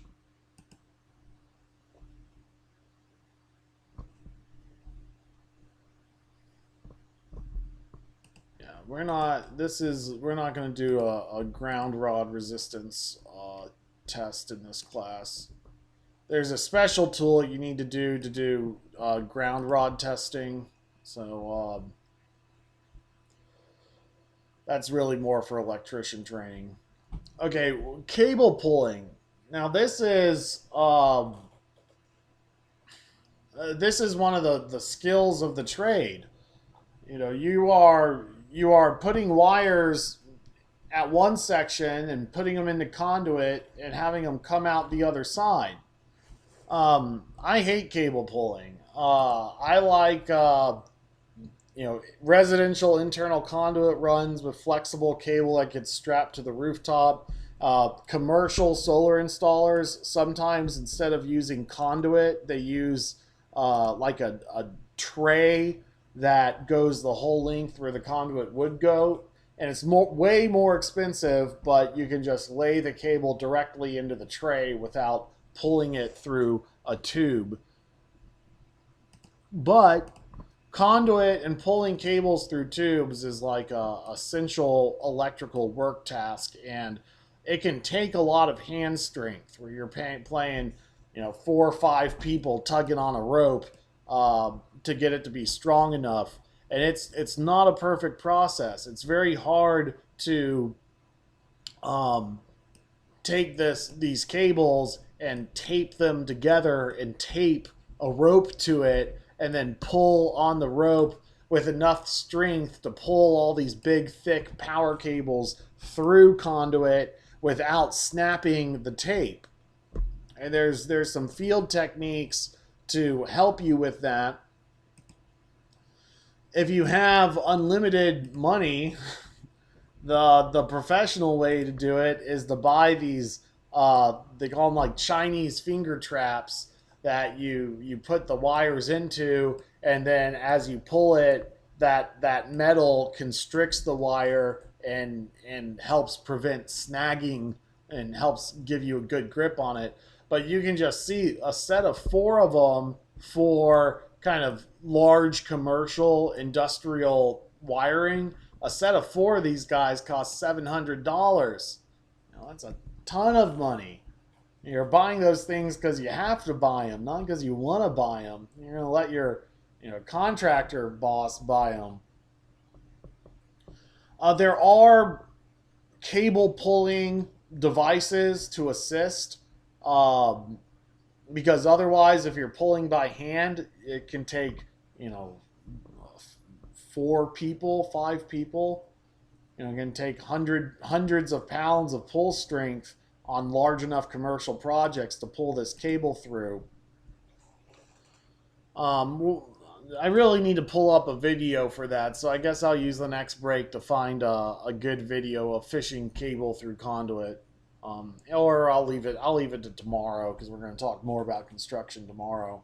I guess with today's topic being safety, this is where you really want to use your safety glasses, because if you're just pulling and pulling and pulling on this cable and you slip, or the end snaps or the rope snaps, you can whip whatever you're pulling right into your face. And what happened to me in this safety incident I had recently is I had pulled this cable all the way up through, and it was sticking through, but I needed to pull it another 2 feet further. So I had already done, most of the cable pull, and the hardest part about the cable pull is getting that cable out. And so I had the hardest part done, but I just needed a few more inches, and I was working by myself, and I needed more strength than what I had, and I was just pulling and pulling. My hand slipped, but there was just so much momentum going my way. I was like pulling up against my body or something, or out from my body or something like that. And I slipped, and that cable just whipped and hit me right in the eye. So conductor pulling, cable pulling, you want to get your safety glasses out and wear your safety glasses when you're doing that.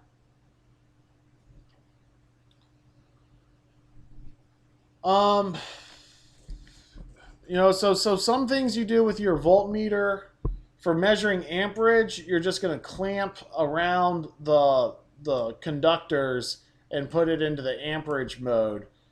So the most important things for now with your voltmeters is looking at that dial and making sure you're on the DC section or the AC section. When you're measuring voltage, make sure you're on the voltage section. When you're measuring amperage, make sure you're on the amperage section.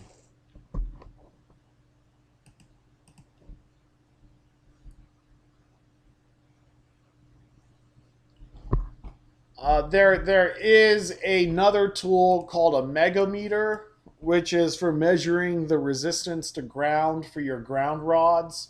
Um, Electricity is like your plumbing. So in your house, you got the big connection drain to the to the sewer in your house, and all the water in your house flows. It's not a perfect analogy, but in one extent, it's because your water pressure is vented to outside in a low pressure atmosphere, and then gravity comes and it pulls the water down the drain. Electricity is similar. It's sitting on top of that mountaintop at its high voltage potential, and it doesn't matter that it's 120, 240 volts or 2,000 kilovolts for transmitting power lines, power across the country. The ground the ground here is at 0 volts. The 0 volts is the bottom of the mountain, and your high voltage is the top of the mountain. And as soon as this voltage gets connected to ground, that boulder starts rolling down the mountain and going to ground. So electricity works not because you have high voltage, but because you have high voltage with a pathway to ground. The birds can sit on power lines because they're at that high voltage, but they're not connected to ground. It's like they're just perched right on top of that boulder, but that boulder, doesn't have any reason to move. If the bird gets between two power lines, he's going to have a different experience. And so what a megameter does is it makes sure that your drain, your ground rod, has enough resistance to ground. Certain soil types, particularly like rocky, dry soils versus clayey or sandy, wet soils, certain soil types don't have the same electrical connection to ground. And in that case, you may actually have to... there's different ground rod installation tests, but at the end of the day, you use a megameter, and if you don't have that soil insulation test, you may need to add to your grounding system and increase your resistance to ground.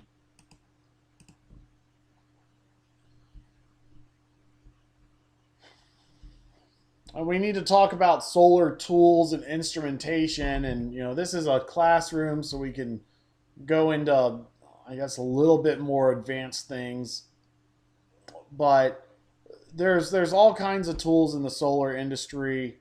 This one's called an IV curve tracer, and it's like an X-ray for solar panels. So solar panels on their specification sheets are supposed to act a certain way at certain degrees of sunlight, at certain temperatures.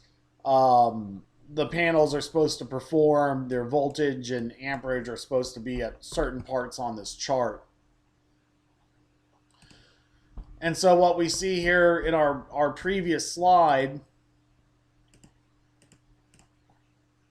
is that there's a instrument for measuring the amount of sunlight in the air, and an instrument for measuring the surface temperature of the solar panel. And so there's stuff out there that you can kind of X-ray the solar panels with based on their voltage and amperage to see what's going on with them. Kind of the easiest way to do that is it's not like you don't gather tons of data doing this, but if you image a solar array with an infrared camera, you can see temperature differences between the well-functioning cells and the malfunctioning cells. And the malfunctioning cells will show higher temperatures associated with shorted out electricity, that in order to flow around that short, that's not flowing how it normally should. It's flowing through pathways that are not liking that electricity, and that's going to generate heat. And so damaged solar panels can be confirmed by infrared scanning and also diagnosing other electrical issues. Infrared scanning can be a tool for that. And you can buy infrared scanners to attach to high-end cell phones.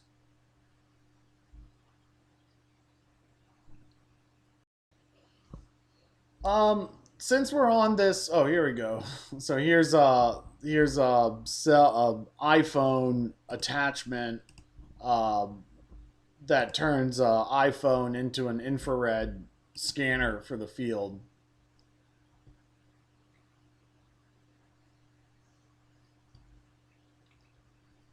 So we're going to talk about some electrical calculations moving towards the end of class.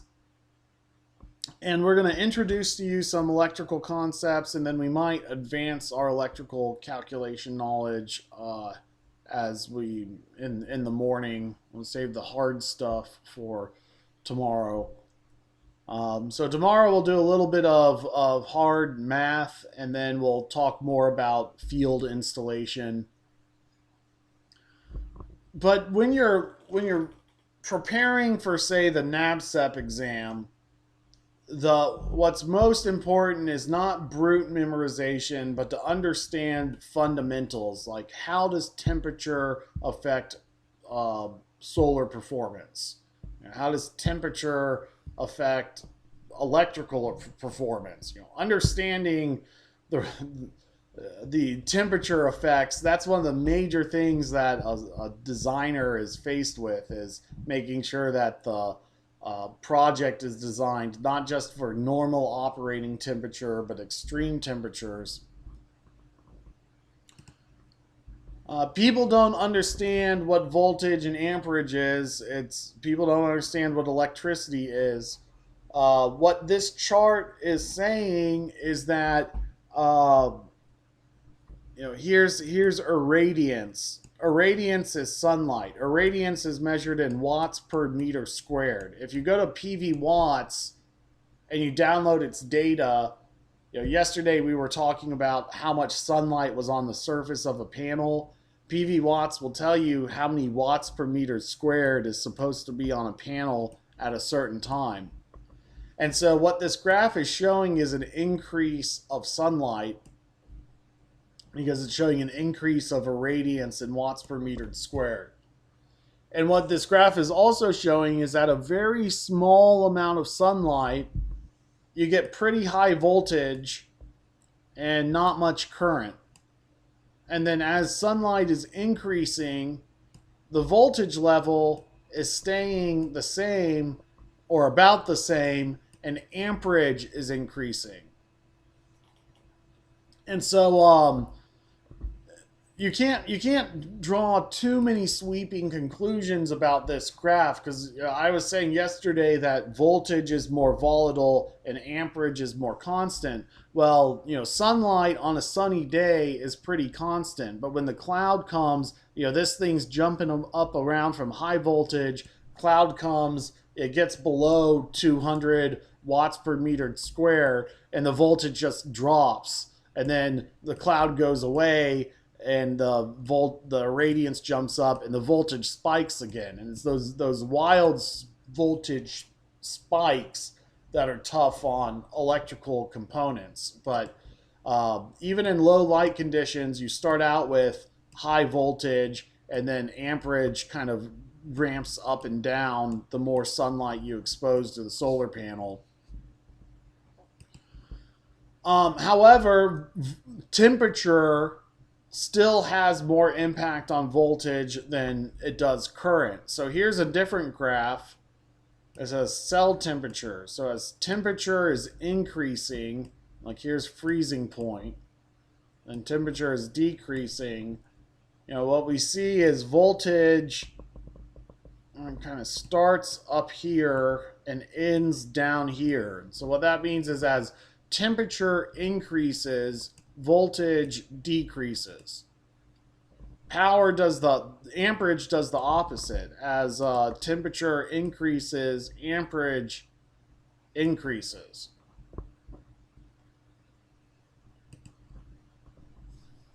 See, I had a project where we put a box here and a breaker, and it was a 30 amp breaker. And it should have been a 40 amp breaker. But we didn't have a 40 amp breaker, and we had to install the thing. And so, he said, well, the operating amperages of this device, the 30 amps was the maximum design amperage, and that has some overcurrent considerations and factors built into it. If you have a 20 amp device and you put it on a 20 amp breaker, that breaker is likely to trip because the breaker trips at 20 amps. So if you have a 20 amp device, you put it on the next breaker size up, so that if something's going wrong with the 20 amp device and it starts drawing more current than it should be, the breaker trips. But under normal operation, you don't want the breaker to trip. And so we were kind of up towards 28 or 29 amps. Let's say we were at 28 amps and we were supposed to install a 40 amp breaker, but instead you get to the store, they only have a 30 amp breaker, the inspector's coming tomorrow, he's not going to pick up on that breaker size because he doesn't do his job. We want to commission the array, get the breaker, finish the job. We can swap out the 40 amp breaker later.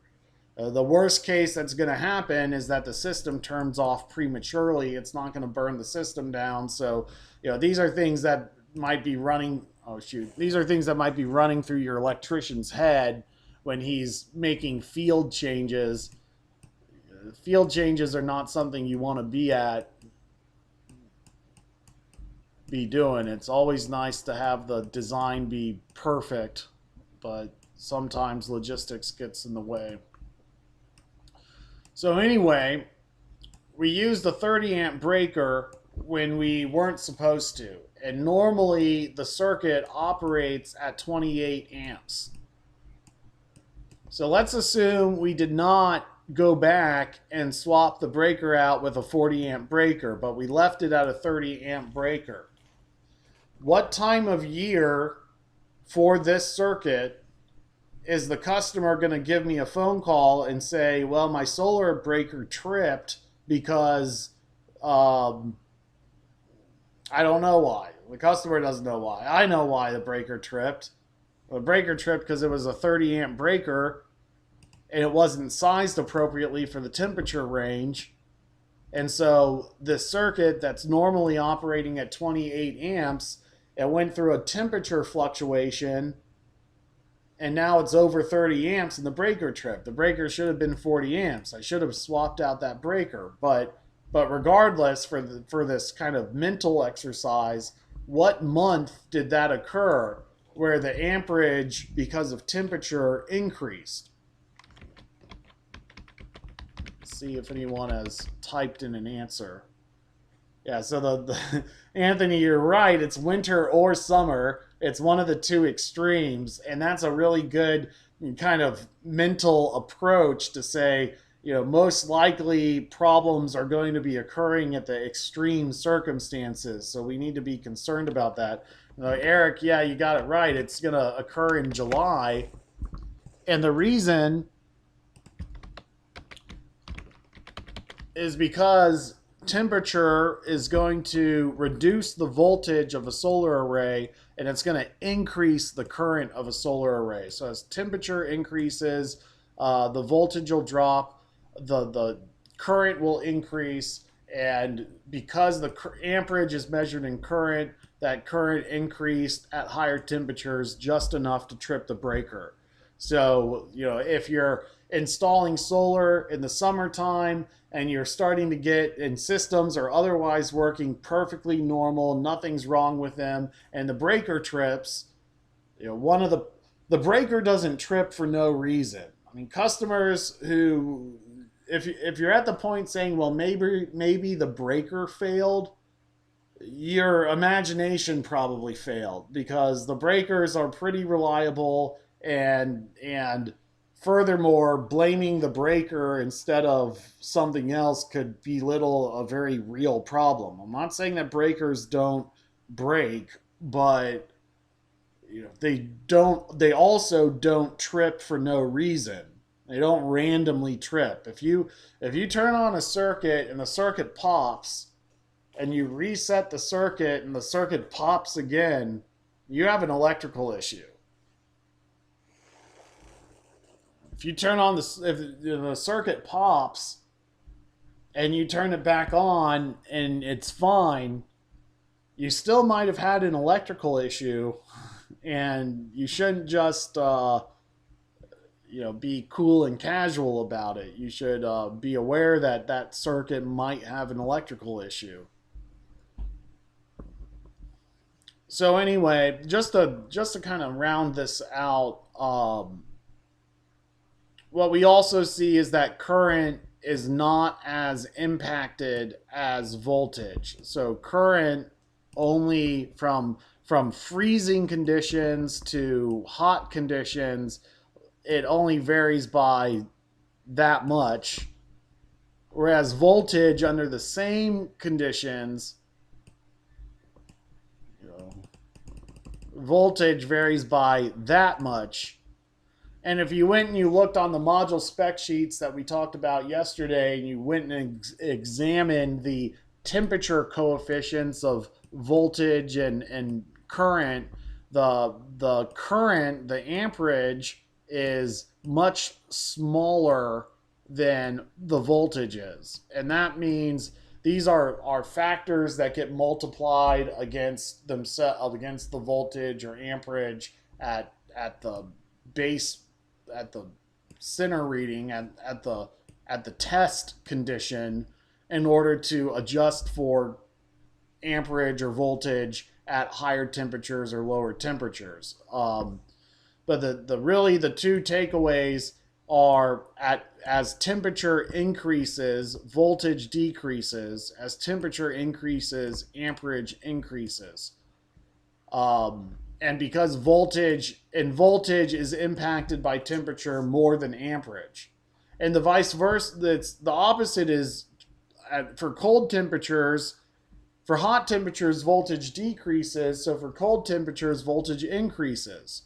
And likewise, for cold temperatures, amperage increases at hot temperatures. That breaker is going to trip in July. Amperage decreases at cold temperatures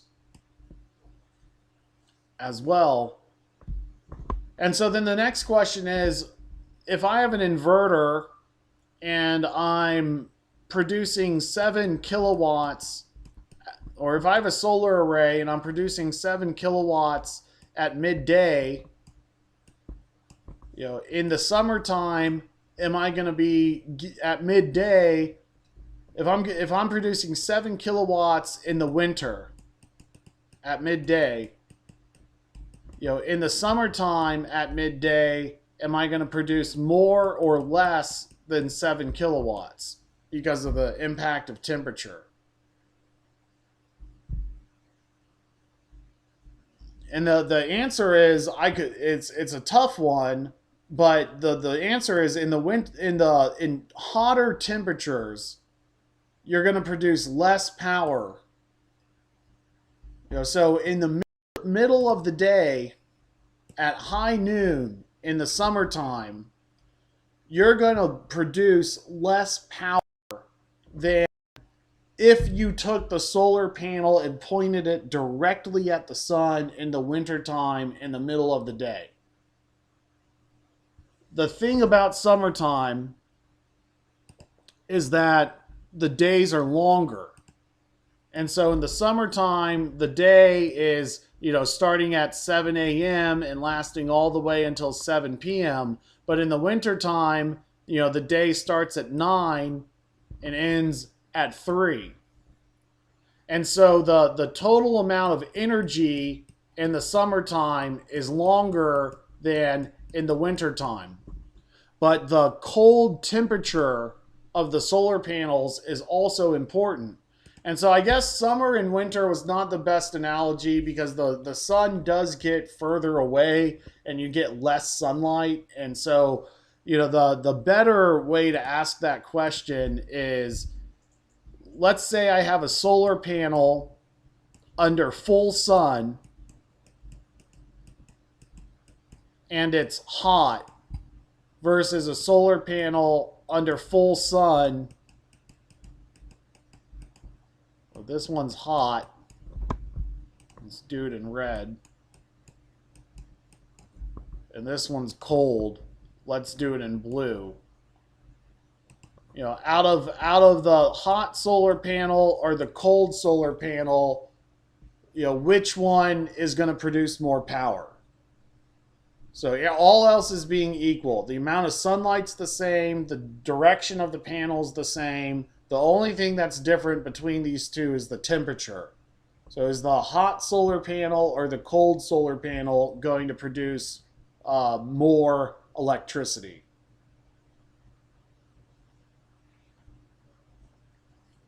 Anyone brave enough? If we get a couple guesses, we'll take a break.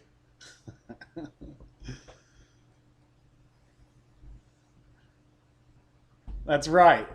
Eric got it correct. The colder solar panel is going to produce more electricity than the hotter solar panel, all else being equal. So in the winter time, the two reasons why solar produces less electricity are because the sun's further away and the days are shorter. And those are kind of related to each other.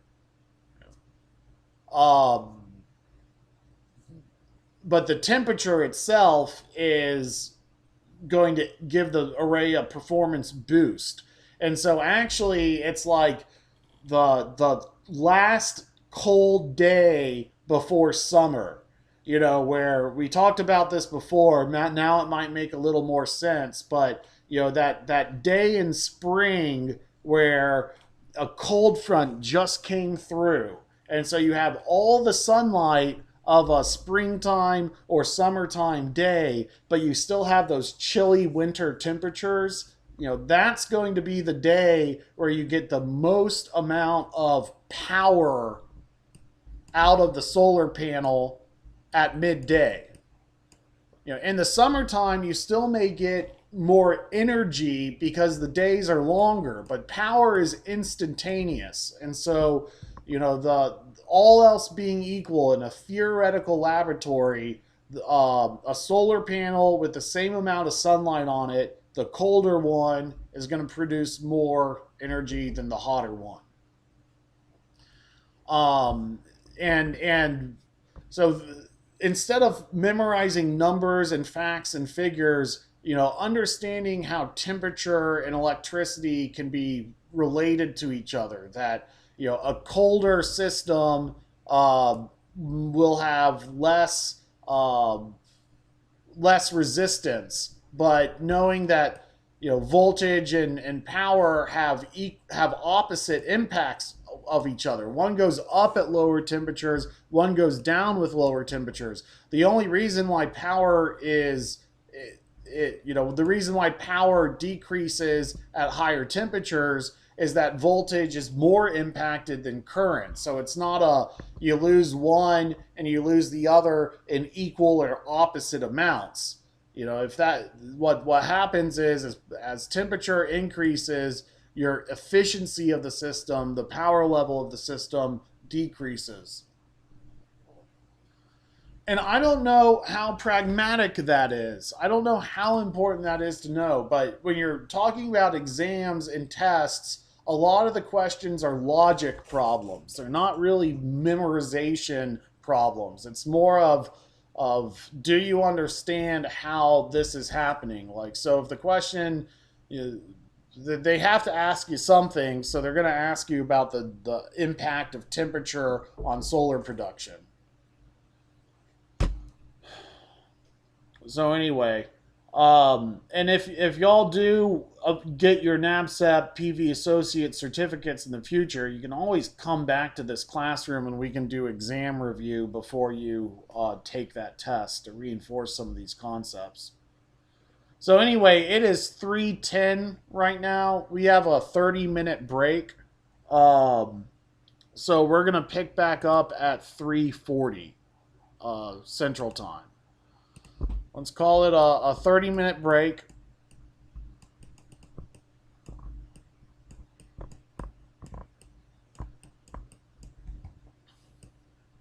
Back at 3:40.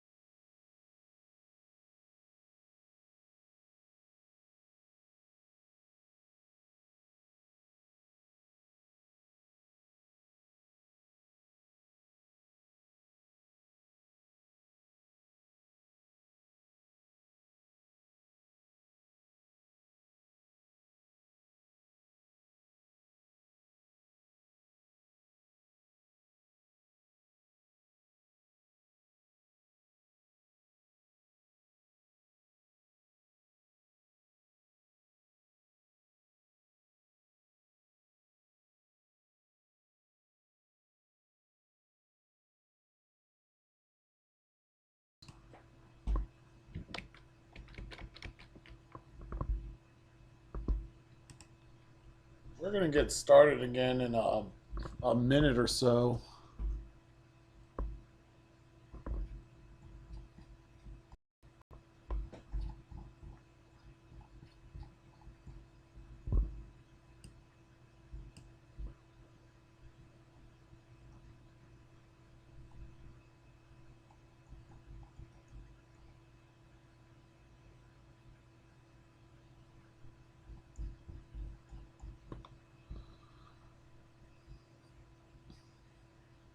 Um, I just need a minute.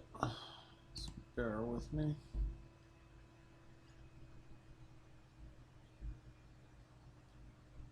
Let's see. Maybe we can save that.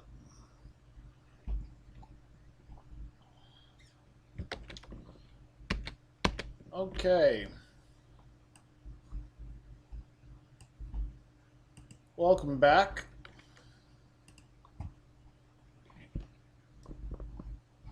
Don't forget to just say hello. Go ahead and say hi or something in the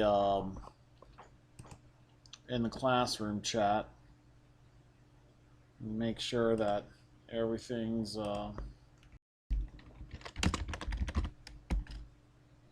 going smooth on the audio end. I think it is.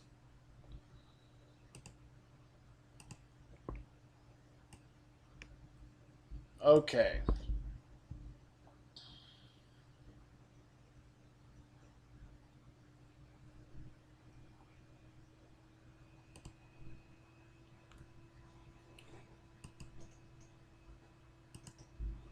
So we're going to start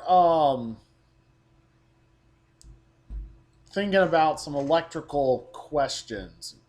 I mean, good quiz questions, but maybe it'll be a good way to start understanding some electrical design fundamentals.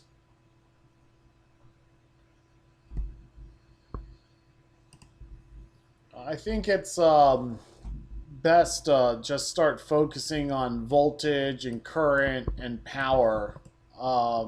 Resistance is less important than the others. Resistance is like the friction of electricity or inefficiency of an electrical load. The main thing to think about resistance is um, when you drive a ground rod into the ground, they test its resistance, and uh, it needs to have a the resistance to ground needs to be very low. That ground rod needs to always be at the potential of the ground. So they test the ground rod to make sure it has enough resistance in it. And electrical loads have resistance. They and to some extent, that's how electrical load. That's what electrical loads are. Currents, the electrons flowing through the power lines. Voltage is like the water pressure. It's like pressure. Things that have a high voltage rating or have a high thickness to that water balloon skin. Literally, cables, electrical cables that are high voltage cables, if they have a cable jacket on and that cable jacket is thicker than a low voltage cable jacket. It has to be a stronger cable jacket. So voltage is the real electricity. Current is how that electricity flows. Resistance is kind of analogous to the electrical load itself. Um, Power is the combination of voltage and current. A volt times an amp is a watt. Voltage times amperage is power. Voltage times current is power. Sometimes amperage is referred to as inductance, and it's spelled with an I instead of an A. I wouldn't worry too much about that. Other than if you're taking like a quiz question, but the industry refers to amperage as amperage. You don't need to worry about this I thing.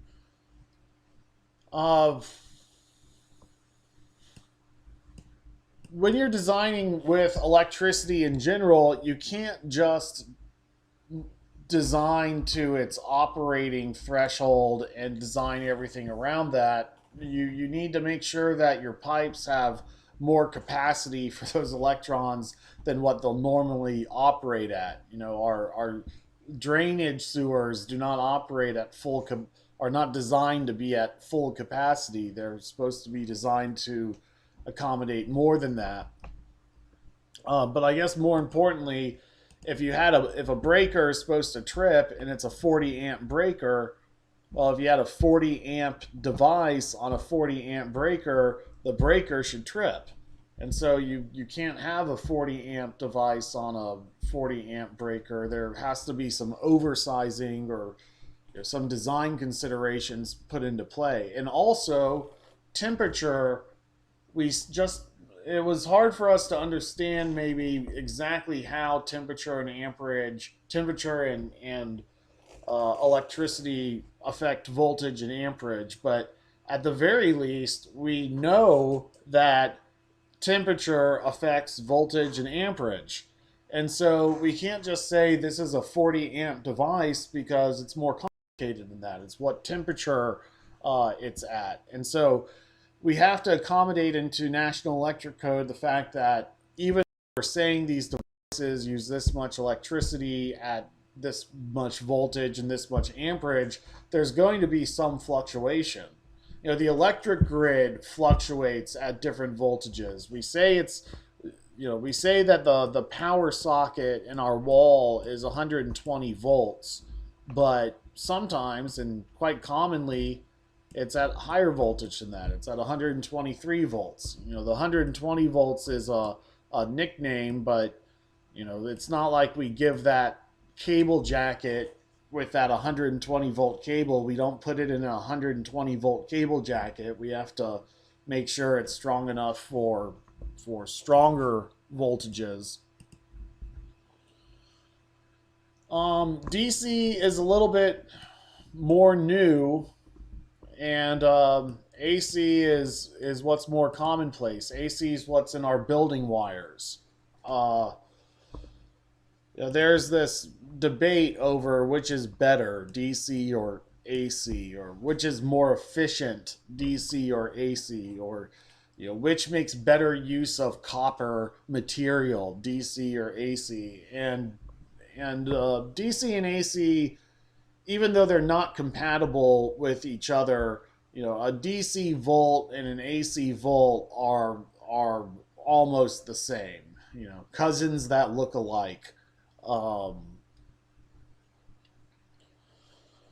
The reason why we have DC, I guess what I would say is DC is more natural electricity and AC is more synthetic electricity. AC is electricity that we make up with generators. Your gas generator outputs AC electricity.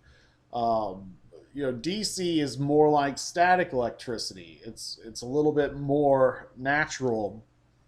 Lightning is DC electricity. Batteries, chemical storage is not AC electricity. A vat of electrolytes. I don't know how the electrolytes work. You stick two pieces of metal in a potato and it powers a clock.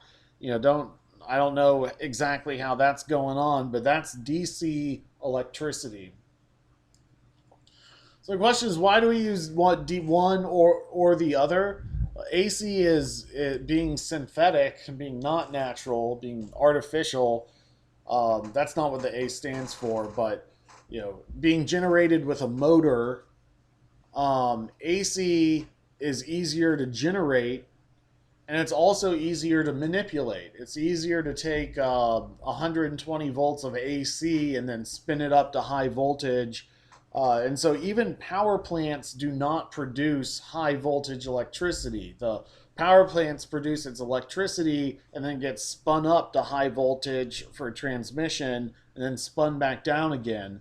And so it's not really the with what electricity we use in our home wiring, AC versus DC, it's not really a matter of which is better by the time it gets to the wires in your house. What it really came down to was which is better to generate and create and transmit over long distances.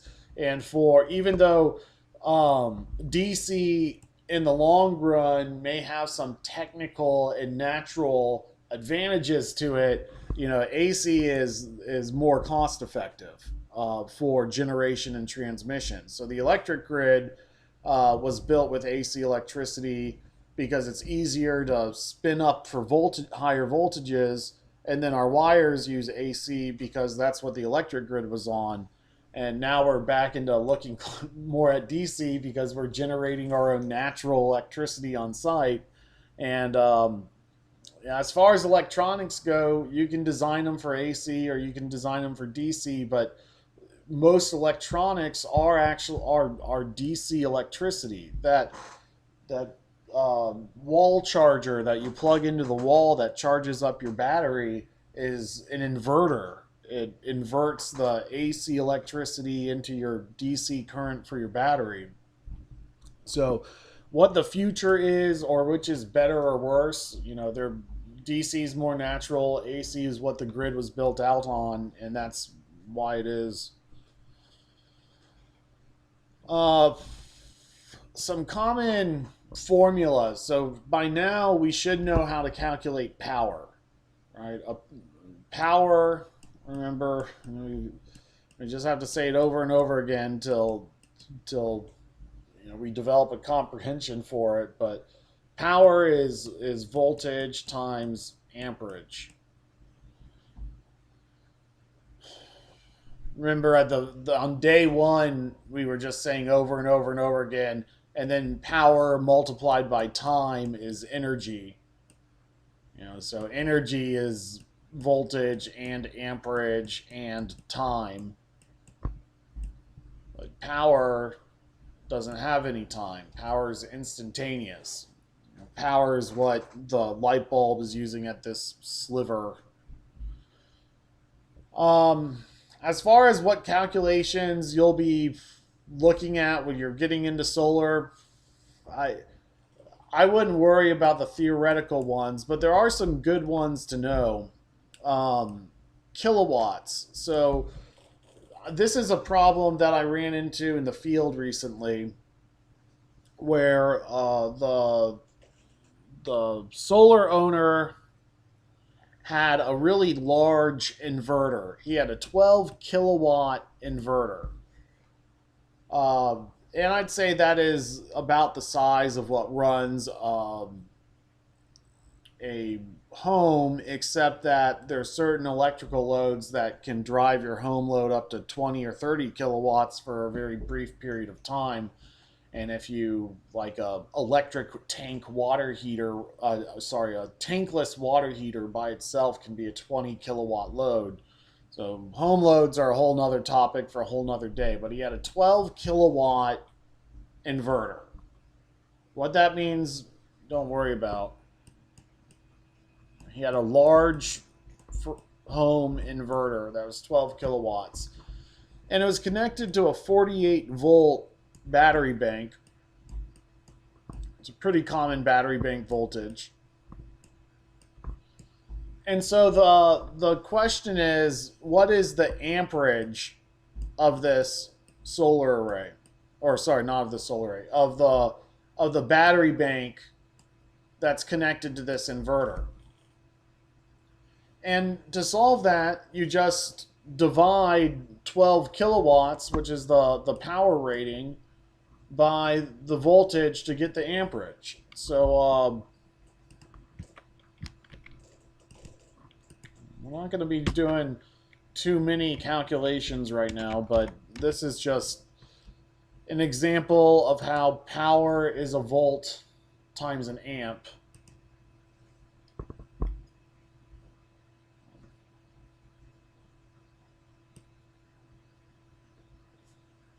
And so if we have a 12 kilowatt powerful inverter and it's connected to a 48 volt battery, between the battery and the inverter, we want to know what its amperage would be for.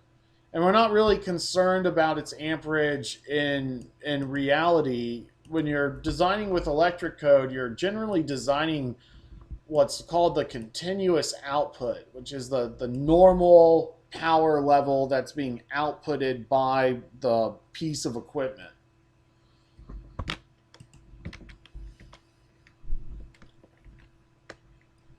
Come on. Well, long story short, the answer is 250 amps. So we took our kilowatts or our watts. A kilowatt is 1,000 watts. We took our watts, our power, and we divided by voltage, and we got amperage. And the kind of advanced, this is why they pay me money, solar knowledge was that I had checked out, I had looked at his battery, and I'm used to doing lead acid 250 amp, whole house lead acid batteries, and we're dealing with big, thick 4-aught like welder's cable or the thickest welder's cable,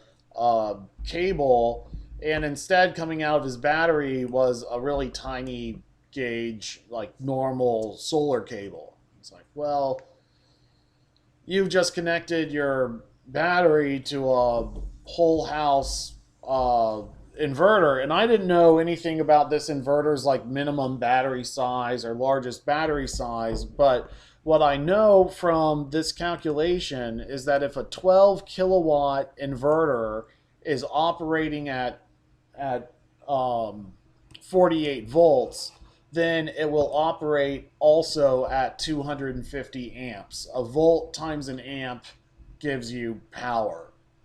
So a lot of electrical calculations, when they want to get you started, they talk about this other voltage calculation, which is how to calculate voltage, and it's V equals IR, and it's weird because it's you know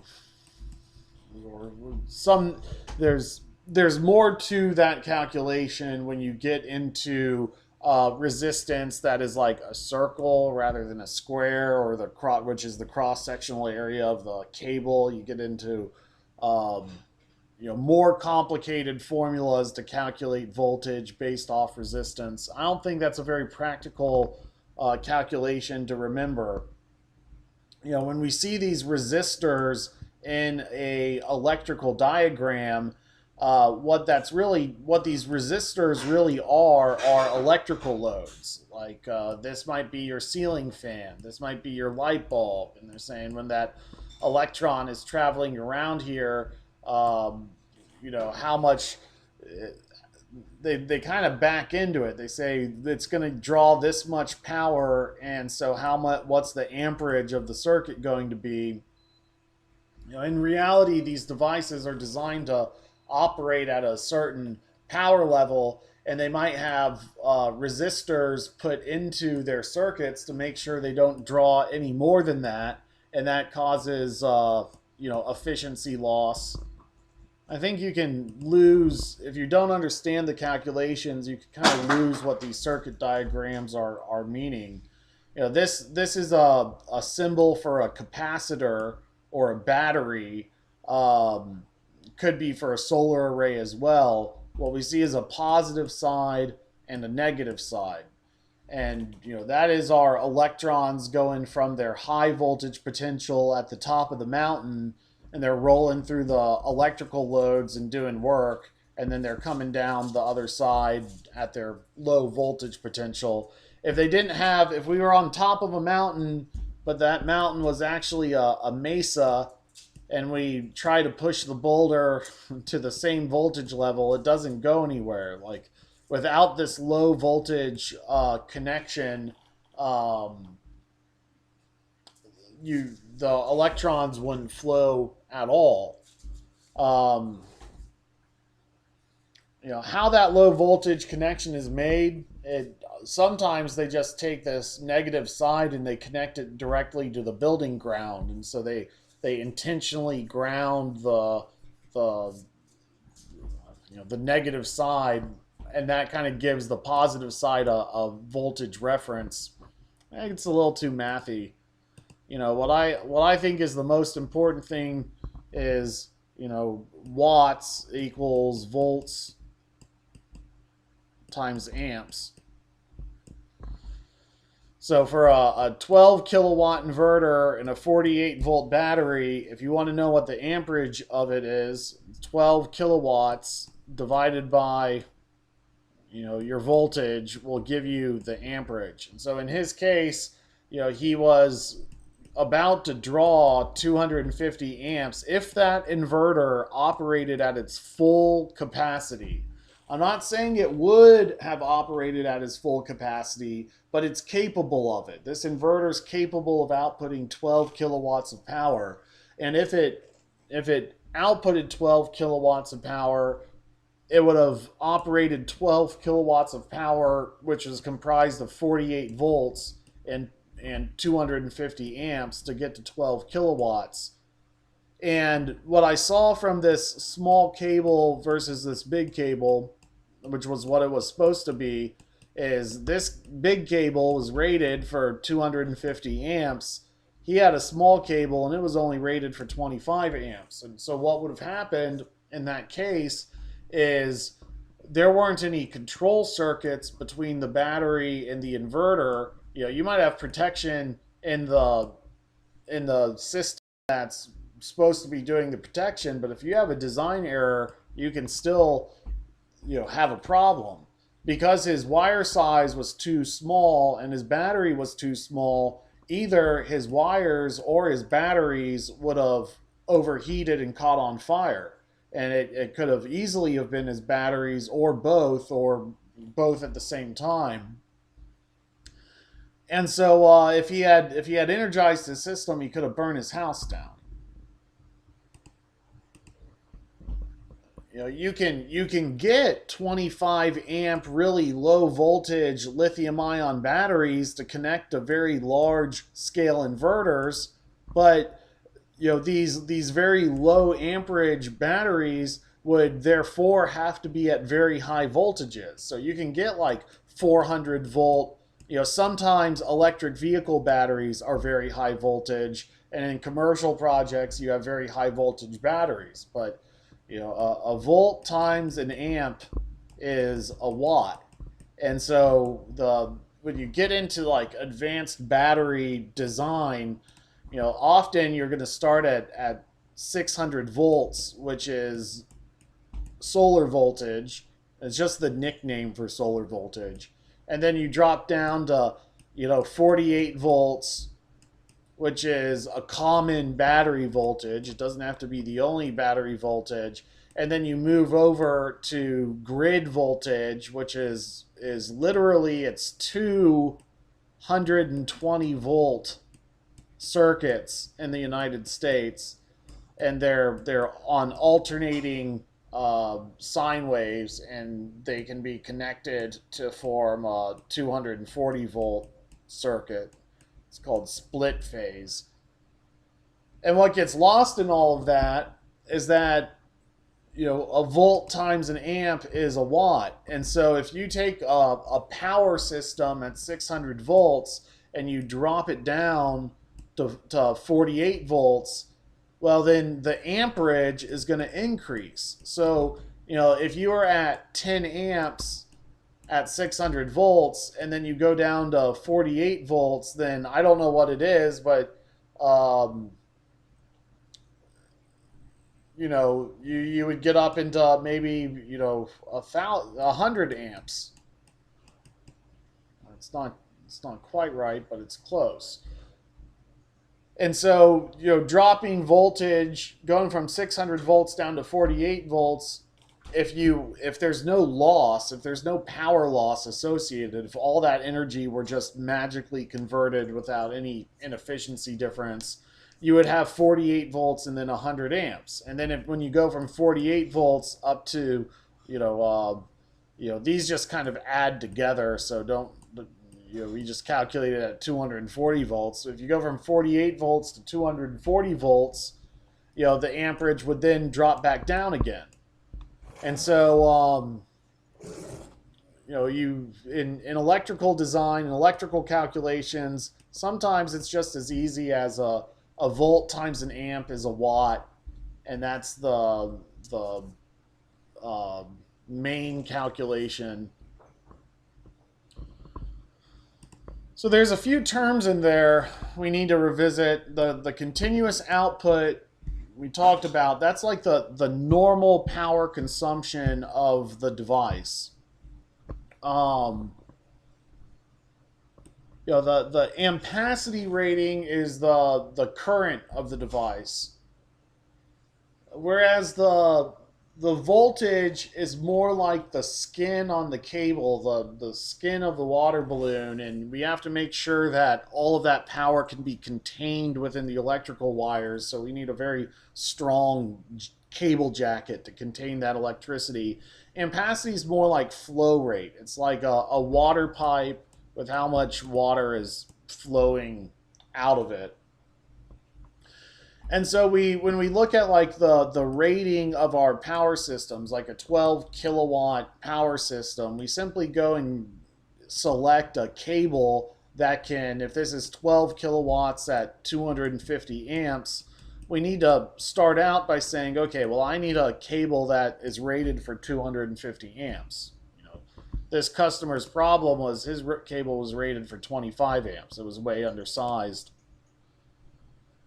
What would have happened is if his cable jacket had the same voltage rating, it just would have been trying to put way too much water pressure through the pipe, but the pipe was strong enough to take it. You just get tons and tons and tons of electricity trying to come out this cable, and it would overheat.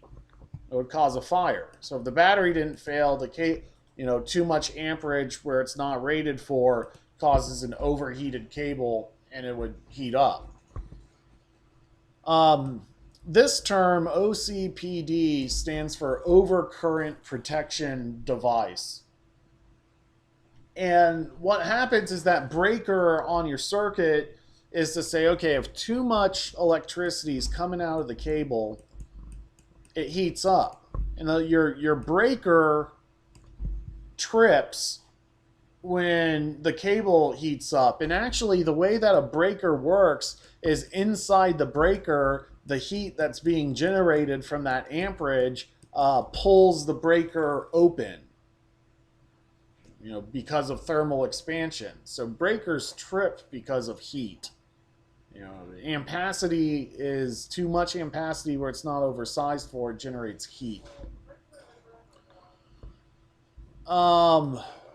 And the way that our cables don't burn up when our breaker trips, right? Every time your breaker trips in your service panel, your house does not burn down.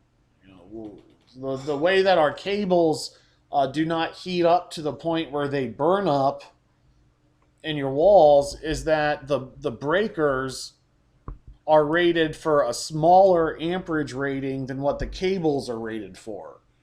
So you might have a 35 amp cable and you put it on a 30 amp breaker.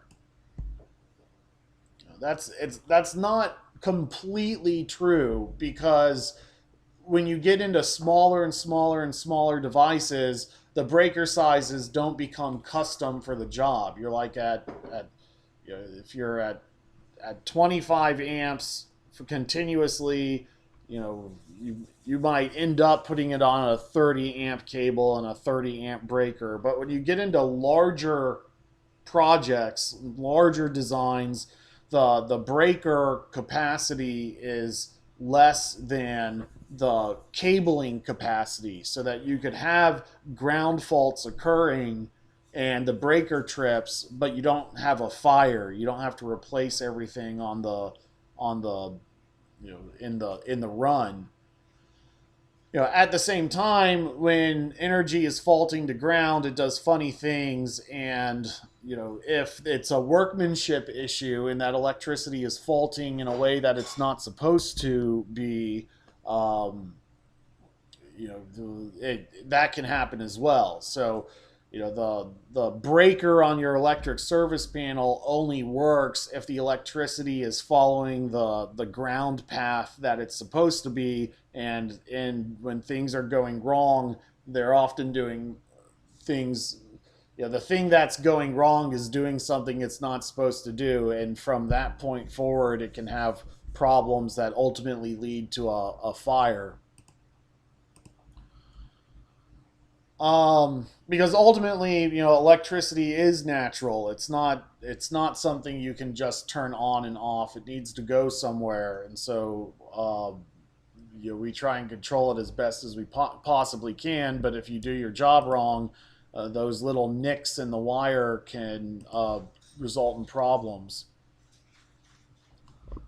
Let me keep moving on this. So, one of the ways that we protect cables from burning up is we put a fuse in them. So, you're probably familiar with like a fuse box, or at least the term. I need to go down to the basement to replace a fuse. But you might not actually know what a fuse is. A fuse is a breaker. The electric service panel in our house that has these breakers on them, they used to be fuses way back in the day, not back in my day, even further back in the day, a lot further back in the day. And instead of a breaker tripping, the fuse would blow. The fuse inside kind of burns up, whereas a breaker, it just pulls open when the temperature gets too hot. You can reset it. And so breakers, become more popular because who wants to replace a fuse all the time? But you still have fuses in your car, that go out from time to time. I installed my thermostat wrong and I blew a fuse in my AC unit, and I had to go replace the fuse. So both fuses and breakers do the same thing. They're both forms of overcurrent protection devices. Um, what is important to know about fuses is that you need to use them. Um, they're commonly required, but you need to use them whenever you're wiring groups of wires together. Um, when you have multiple groups of wires together and there's a fault in one of those wires to ground, potentially the power from the other cables can go to ground instead of going to where that electricity is supposed to go.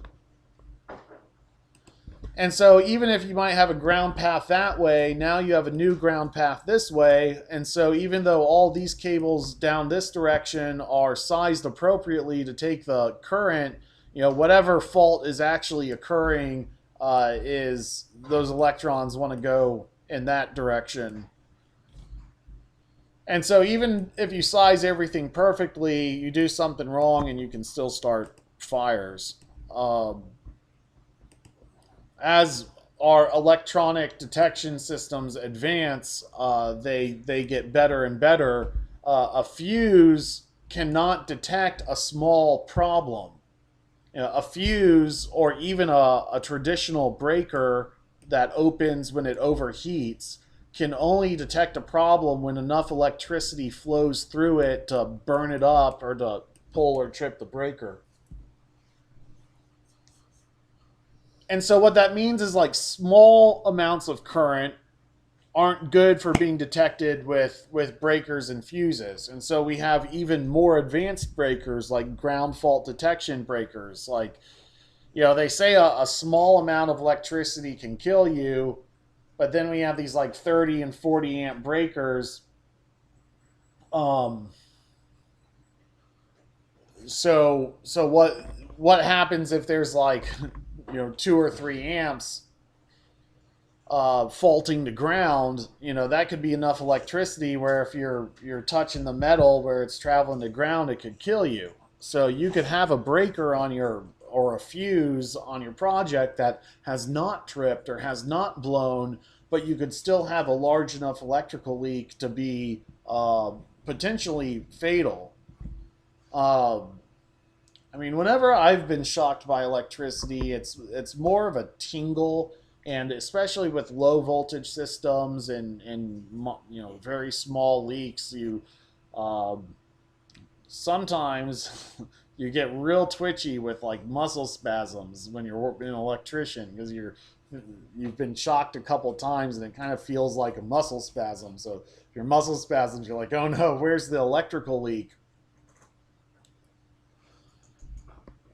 The ground fault detection systems use other more advanced electronics to monitor smaller faults. We saw in an earlier picture a multimeter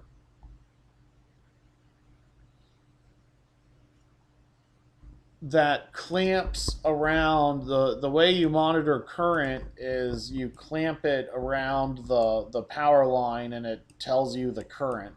Well, that's not that difficult. Um, the ground fault detection breakers inside your electric service panels, the one that have the little buttons that you press to test and reset, in addition to having the too much electricity flows through it so it detects a fault, it has a like an electrician's clamp going around the circuit inside the breaker, and it's actually monitoring leaks to ground in the circuit, and it trips the breaker when the current is less than what the breaker's for, in addition to what the current is more than what it's rated for. So I guess the takeaway of what I'm trying to say there is there's kinds of electrical leaks that would burn up a breaker, and there's other kinds of electrical leaks that wouldn't trip the breaker at all. And then there's also kinds of electrical leaks that come from the wire pulling apart and there just being a gap, and that's called an arc, when the electrons are arcing between two pulled apart breakers, versus if this electricity was actually trying to go somewhere like to ground, and that would be a ground fault. And so I guess at this point in the program, you're supposed to memorize like in voltage and amperage and series wiring, and in series wiring voltage adds up, and in parallel wiring amperage remains the same. But I think it's better to just focus on amperage generating heat, and voltage being like the skin of a water balloon that can burst things, because you're going to have a couple of options when you're wiring in voltage, or sorry, when you're wiring in parallel or wiring in series. In series wiring, you're just going kind of in a straight line. You're going positive to negative, positive, negative, positive, negative, positive, negative. Much like a solar array where you're just clicking them into each other and you're going positive, negative, positive, negative, positive, negative. That's series wiring. And there's problems associated with the series wiring, like if one solar cell gets shaded, the rest of the string goes down. Parallel wiring is positive, positive, negative, negative, positive, positive, negative, negative, and they're touching and making these kind of circuits, and that allows one parallel device to go on link, and the others in the circuit to remain active.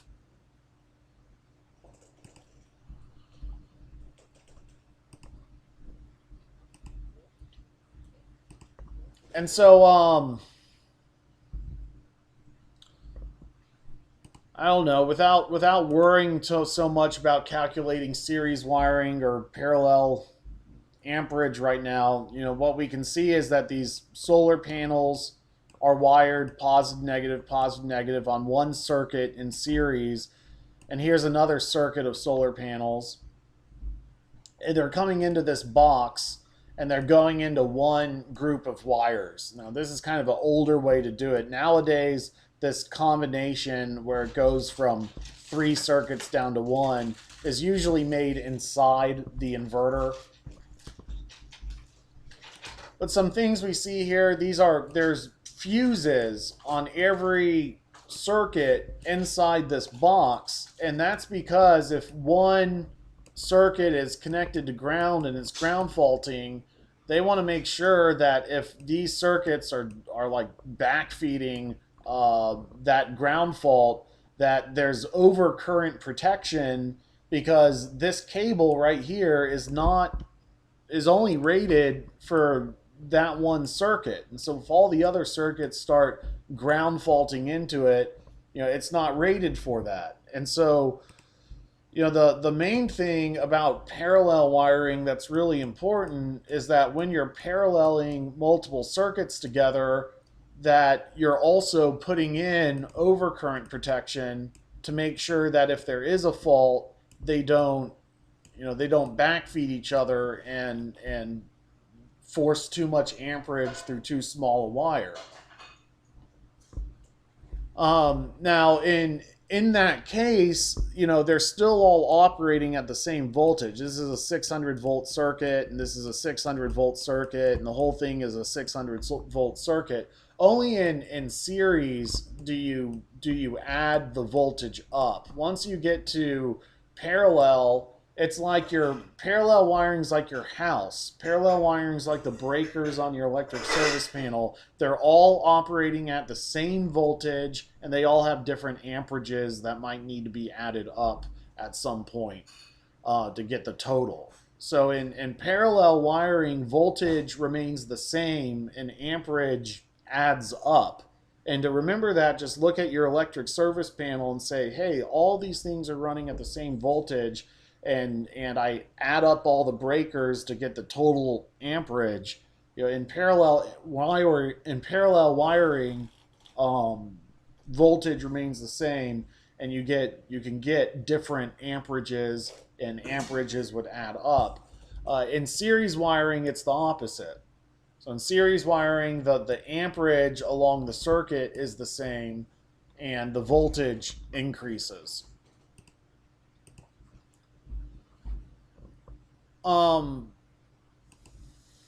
Temperature impacts voltage and amperage. Wind speed impacts temperature. So wind speed has slight impacts on voltage and amperage. A lot of these electronics will put fans inside the electronics to keep the airflow moving and the electronics cold. And other manufacturers just design their products so robust to take the heat. And sometimes those fans fail, and the weaker electronics with the fans have more problems than those with fewer failing parts. When you have a ground fault, all of the power from the solar array wants to go to ground. And remember, ground is 0 volts. And so all of the power wants to go down to 0 volts. And remember, power is voltage times amperage. And so until the system burns itself out, even if it's just an instant in time where the power is arcing to ground, but your breaker trips, even if the ground fault detection system kicks in, so the amperage isn't tremendous, or it causes an uninterrupted ground fault and it burns until that breaker on the service panel opens, which would normally turn off the circuit, but now we're generating our own power supply so it could keep things burning. When you have a ground fault and that electricity is trying to go down to 0 volts, power equals voltage times amperage. If the electricity is being drugged down to 0 volts, if the dam is burst, if you're going from a high potential all the way down to a low potential, when you're going down in voltage, you're going to go up in amperage. So in a ground fault, you're going to have in a short circuit. A short circuit is the same thing as a ground fault. That's when you're going to get the highest amperage, is during a ground fault, during a short circuit. During normal operating conditions, the energy is more managed, and the amperage is operating at less than the short circuit. And so electrical circuits are designed to say what would the amperage be if it were short circuiting, which is more than what it normally operates at. And then let's oversize our electrical conductors and over to handle more than the short circuit current, so that if there is a short circuit, our conductors don't burn up and our house doesn't burn down. So we design our electrical wires based on this maximum current rating that's more than the operating current, the maximum current rating, and then some. Likewise, if there's no ground fault, if we don't have power flowing to ground, but let's say there's a equipment failure and our system is just sitting there not doing anything at all. There's no electrical load. Power equals voltage times amperage. But it's also a function. If our amperage is decreasing, our voltage is increasing. When there's no amperage at all, our voltage is at its all-time highest. As soon as load is applied to electricity, the voltage level will drop slightly. If there's no power at all, that voltage pops up, that boulder goes to the top of the mountain, and you get your highest system voltage. And so in solar design, we don't design around operating current and operating voltage, amperage. We don't design around operating amperage and operating voltage. We design around the short circuit amperage and the open circuit. The open circuit, when there's something wrong and the circuit isn't going anywhere, there's no amperage coming out. What's its state, where it's just sitting there doing nothing but full of potential. It's open circuit voltage. We design around open circuit voltage. We design around short circuit current.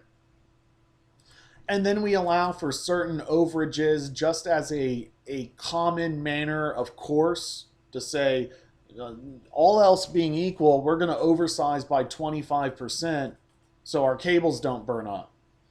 And then advanced electrical code goes beyond that to say, okay, well, if you're normally oversizing your circuits by 25%, well, what about this case where it's a solar array and it's on a hot roof and temperature is going to be impacting the voltage? And so if the module's voltage rating is given at a 25 degrees Celsius, 77 degrees Fahrenheit, we need to allow for additional adjustments because that solar array is also going to get down to negative 13 and its voltage is going to be impacted and its amperage is going to be impacted. So, solar in electrical, just almost all electrical design says that you take the voltage and the amperage of the system and you multiply by 25% and then you're good. It's not trying to have you make an engineered calculation. It's trying to do all the math for you. So kind of on most electrical devices, on most electrical circuits, you're taking, the maximum voltage, the maximum amperage, and then upsizing by 25% and you're good. And then whenever there's special rules and conditions where you have to upsize by more than 25%, it's all because of special cases. And those special cases have to do with temperature mostly. And so if you take a bunch of cables and you bundle them together, you increase their temperature and then you have to oversize more. If you take a bunch of cables and you put them on the rooftop and you increase their temperature, you have to oversize more. And if your voltage is wildly impacted by temperature, you might have to oversize the voltage more. So when I did enough solar designs, I got around to studying for my master electrician exam, and I was like, oh, there's all this national electric code to memorize. Just knowing that, hey, most electrical stuff, AC stuff, the in-phase microinverter stuff, those in-phase microinverters have one microinverter equals 1 amp, and you fit 16 of them on a branch circuit, and when you oversize that by 25%, you put it on that gives you 20 amps, and you put it on a 20 amp breaker. So that's why microinverters go on a 20 amp breaker, and the spec sheet that we saw yesterday said you can only put 16 of them on a circuit. They're 1 amp each. That circuit's going to run at 16 amps, and then we oversize by 25%, and it goes on a 20 amp breaker. So, not expecting you to make these kind of electrical calculations, but that is enough knowledge to get you a 50 on many electrical exams.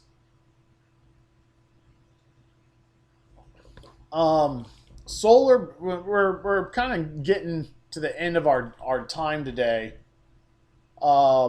Tomorrow we're going to talk about construction related items and maybe talk a little bit about what computer modeling can do. Wow, John, don't say it like it's so exciting. Oh my God, he sounds like he's slowly dying, doesn't he? About 2 more slides that I wanted to cover, but we'll cover them tomorrow. Yeah, we want everybody to be really happy. Yeah. So we're gonna post the quiz link in just a minute. Let's see. I'm not quite Does anybody have ready any for questions? Does anybody want to add anything, or is there anything particularly confusing that you want us to hit up tomorrow? If you think of it. Hold on, Susan. Yeah. So we're not going to like quiz you on ground faults or national electric code, but the short of it is, it's if you look at a spec sheet that's like 8 or 10 amps, and you wonder, what size cable is this going on? Generally speaking, you're going to multiply by 25% and then look for that amperage of cable. That's not enough knowledge for you to start doing electrical design, but even so, that's the cabling is oversized compared to the load. Okay, I'm about to send out the quiz questions here.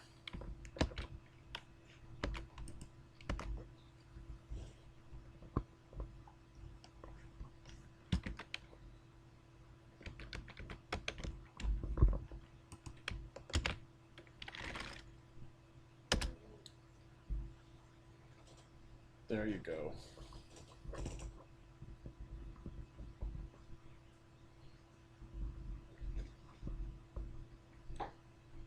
Well, the ground is for safety, but it's also to keep the electron potential intact, to have that reference to ground.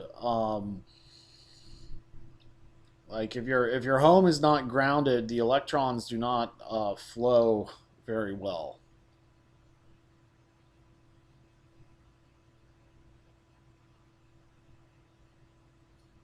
They can like recirculate in your home and cause your ceiling fans to go twice as fast.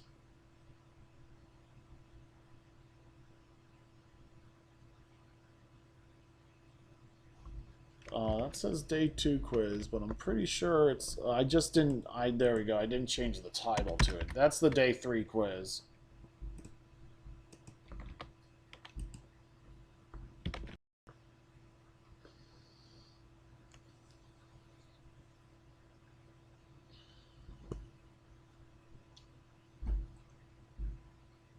And you're welcome to go after this. When you do go, you might want to make a comment, and then The question is, how do you sign out of class? You don't really sign out, but one way you can kind of indicate that you're no longer around so I don't have to kick you out is to disconnect from the voice channel. So you can like click the phone button disconnect, and that turns off your mic and headphones. And if you want to stick around in the Discord channel, you can, but there's voice channels for more casual social distancing than being in class. More casual social distancing. Yeah. That doesn't even make sense. If you want just disconnect from the chat. If you want to talk to other people in class outside of class, you can hang out in the lounge. Is what I'm trying to say. You can also talk to each other any way you want to, but the important thing is not to have your audio on longer than you want it to. And I think that's why everybody lives in fear now, that they're doing everything online, that, you know, somebody's going to hear or see something that they shouldn't. And don't worry about that, but make sure that you do log out of the voice channel.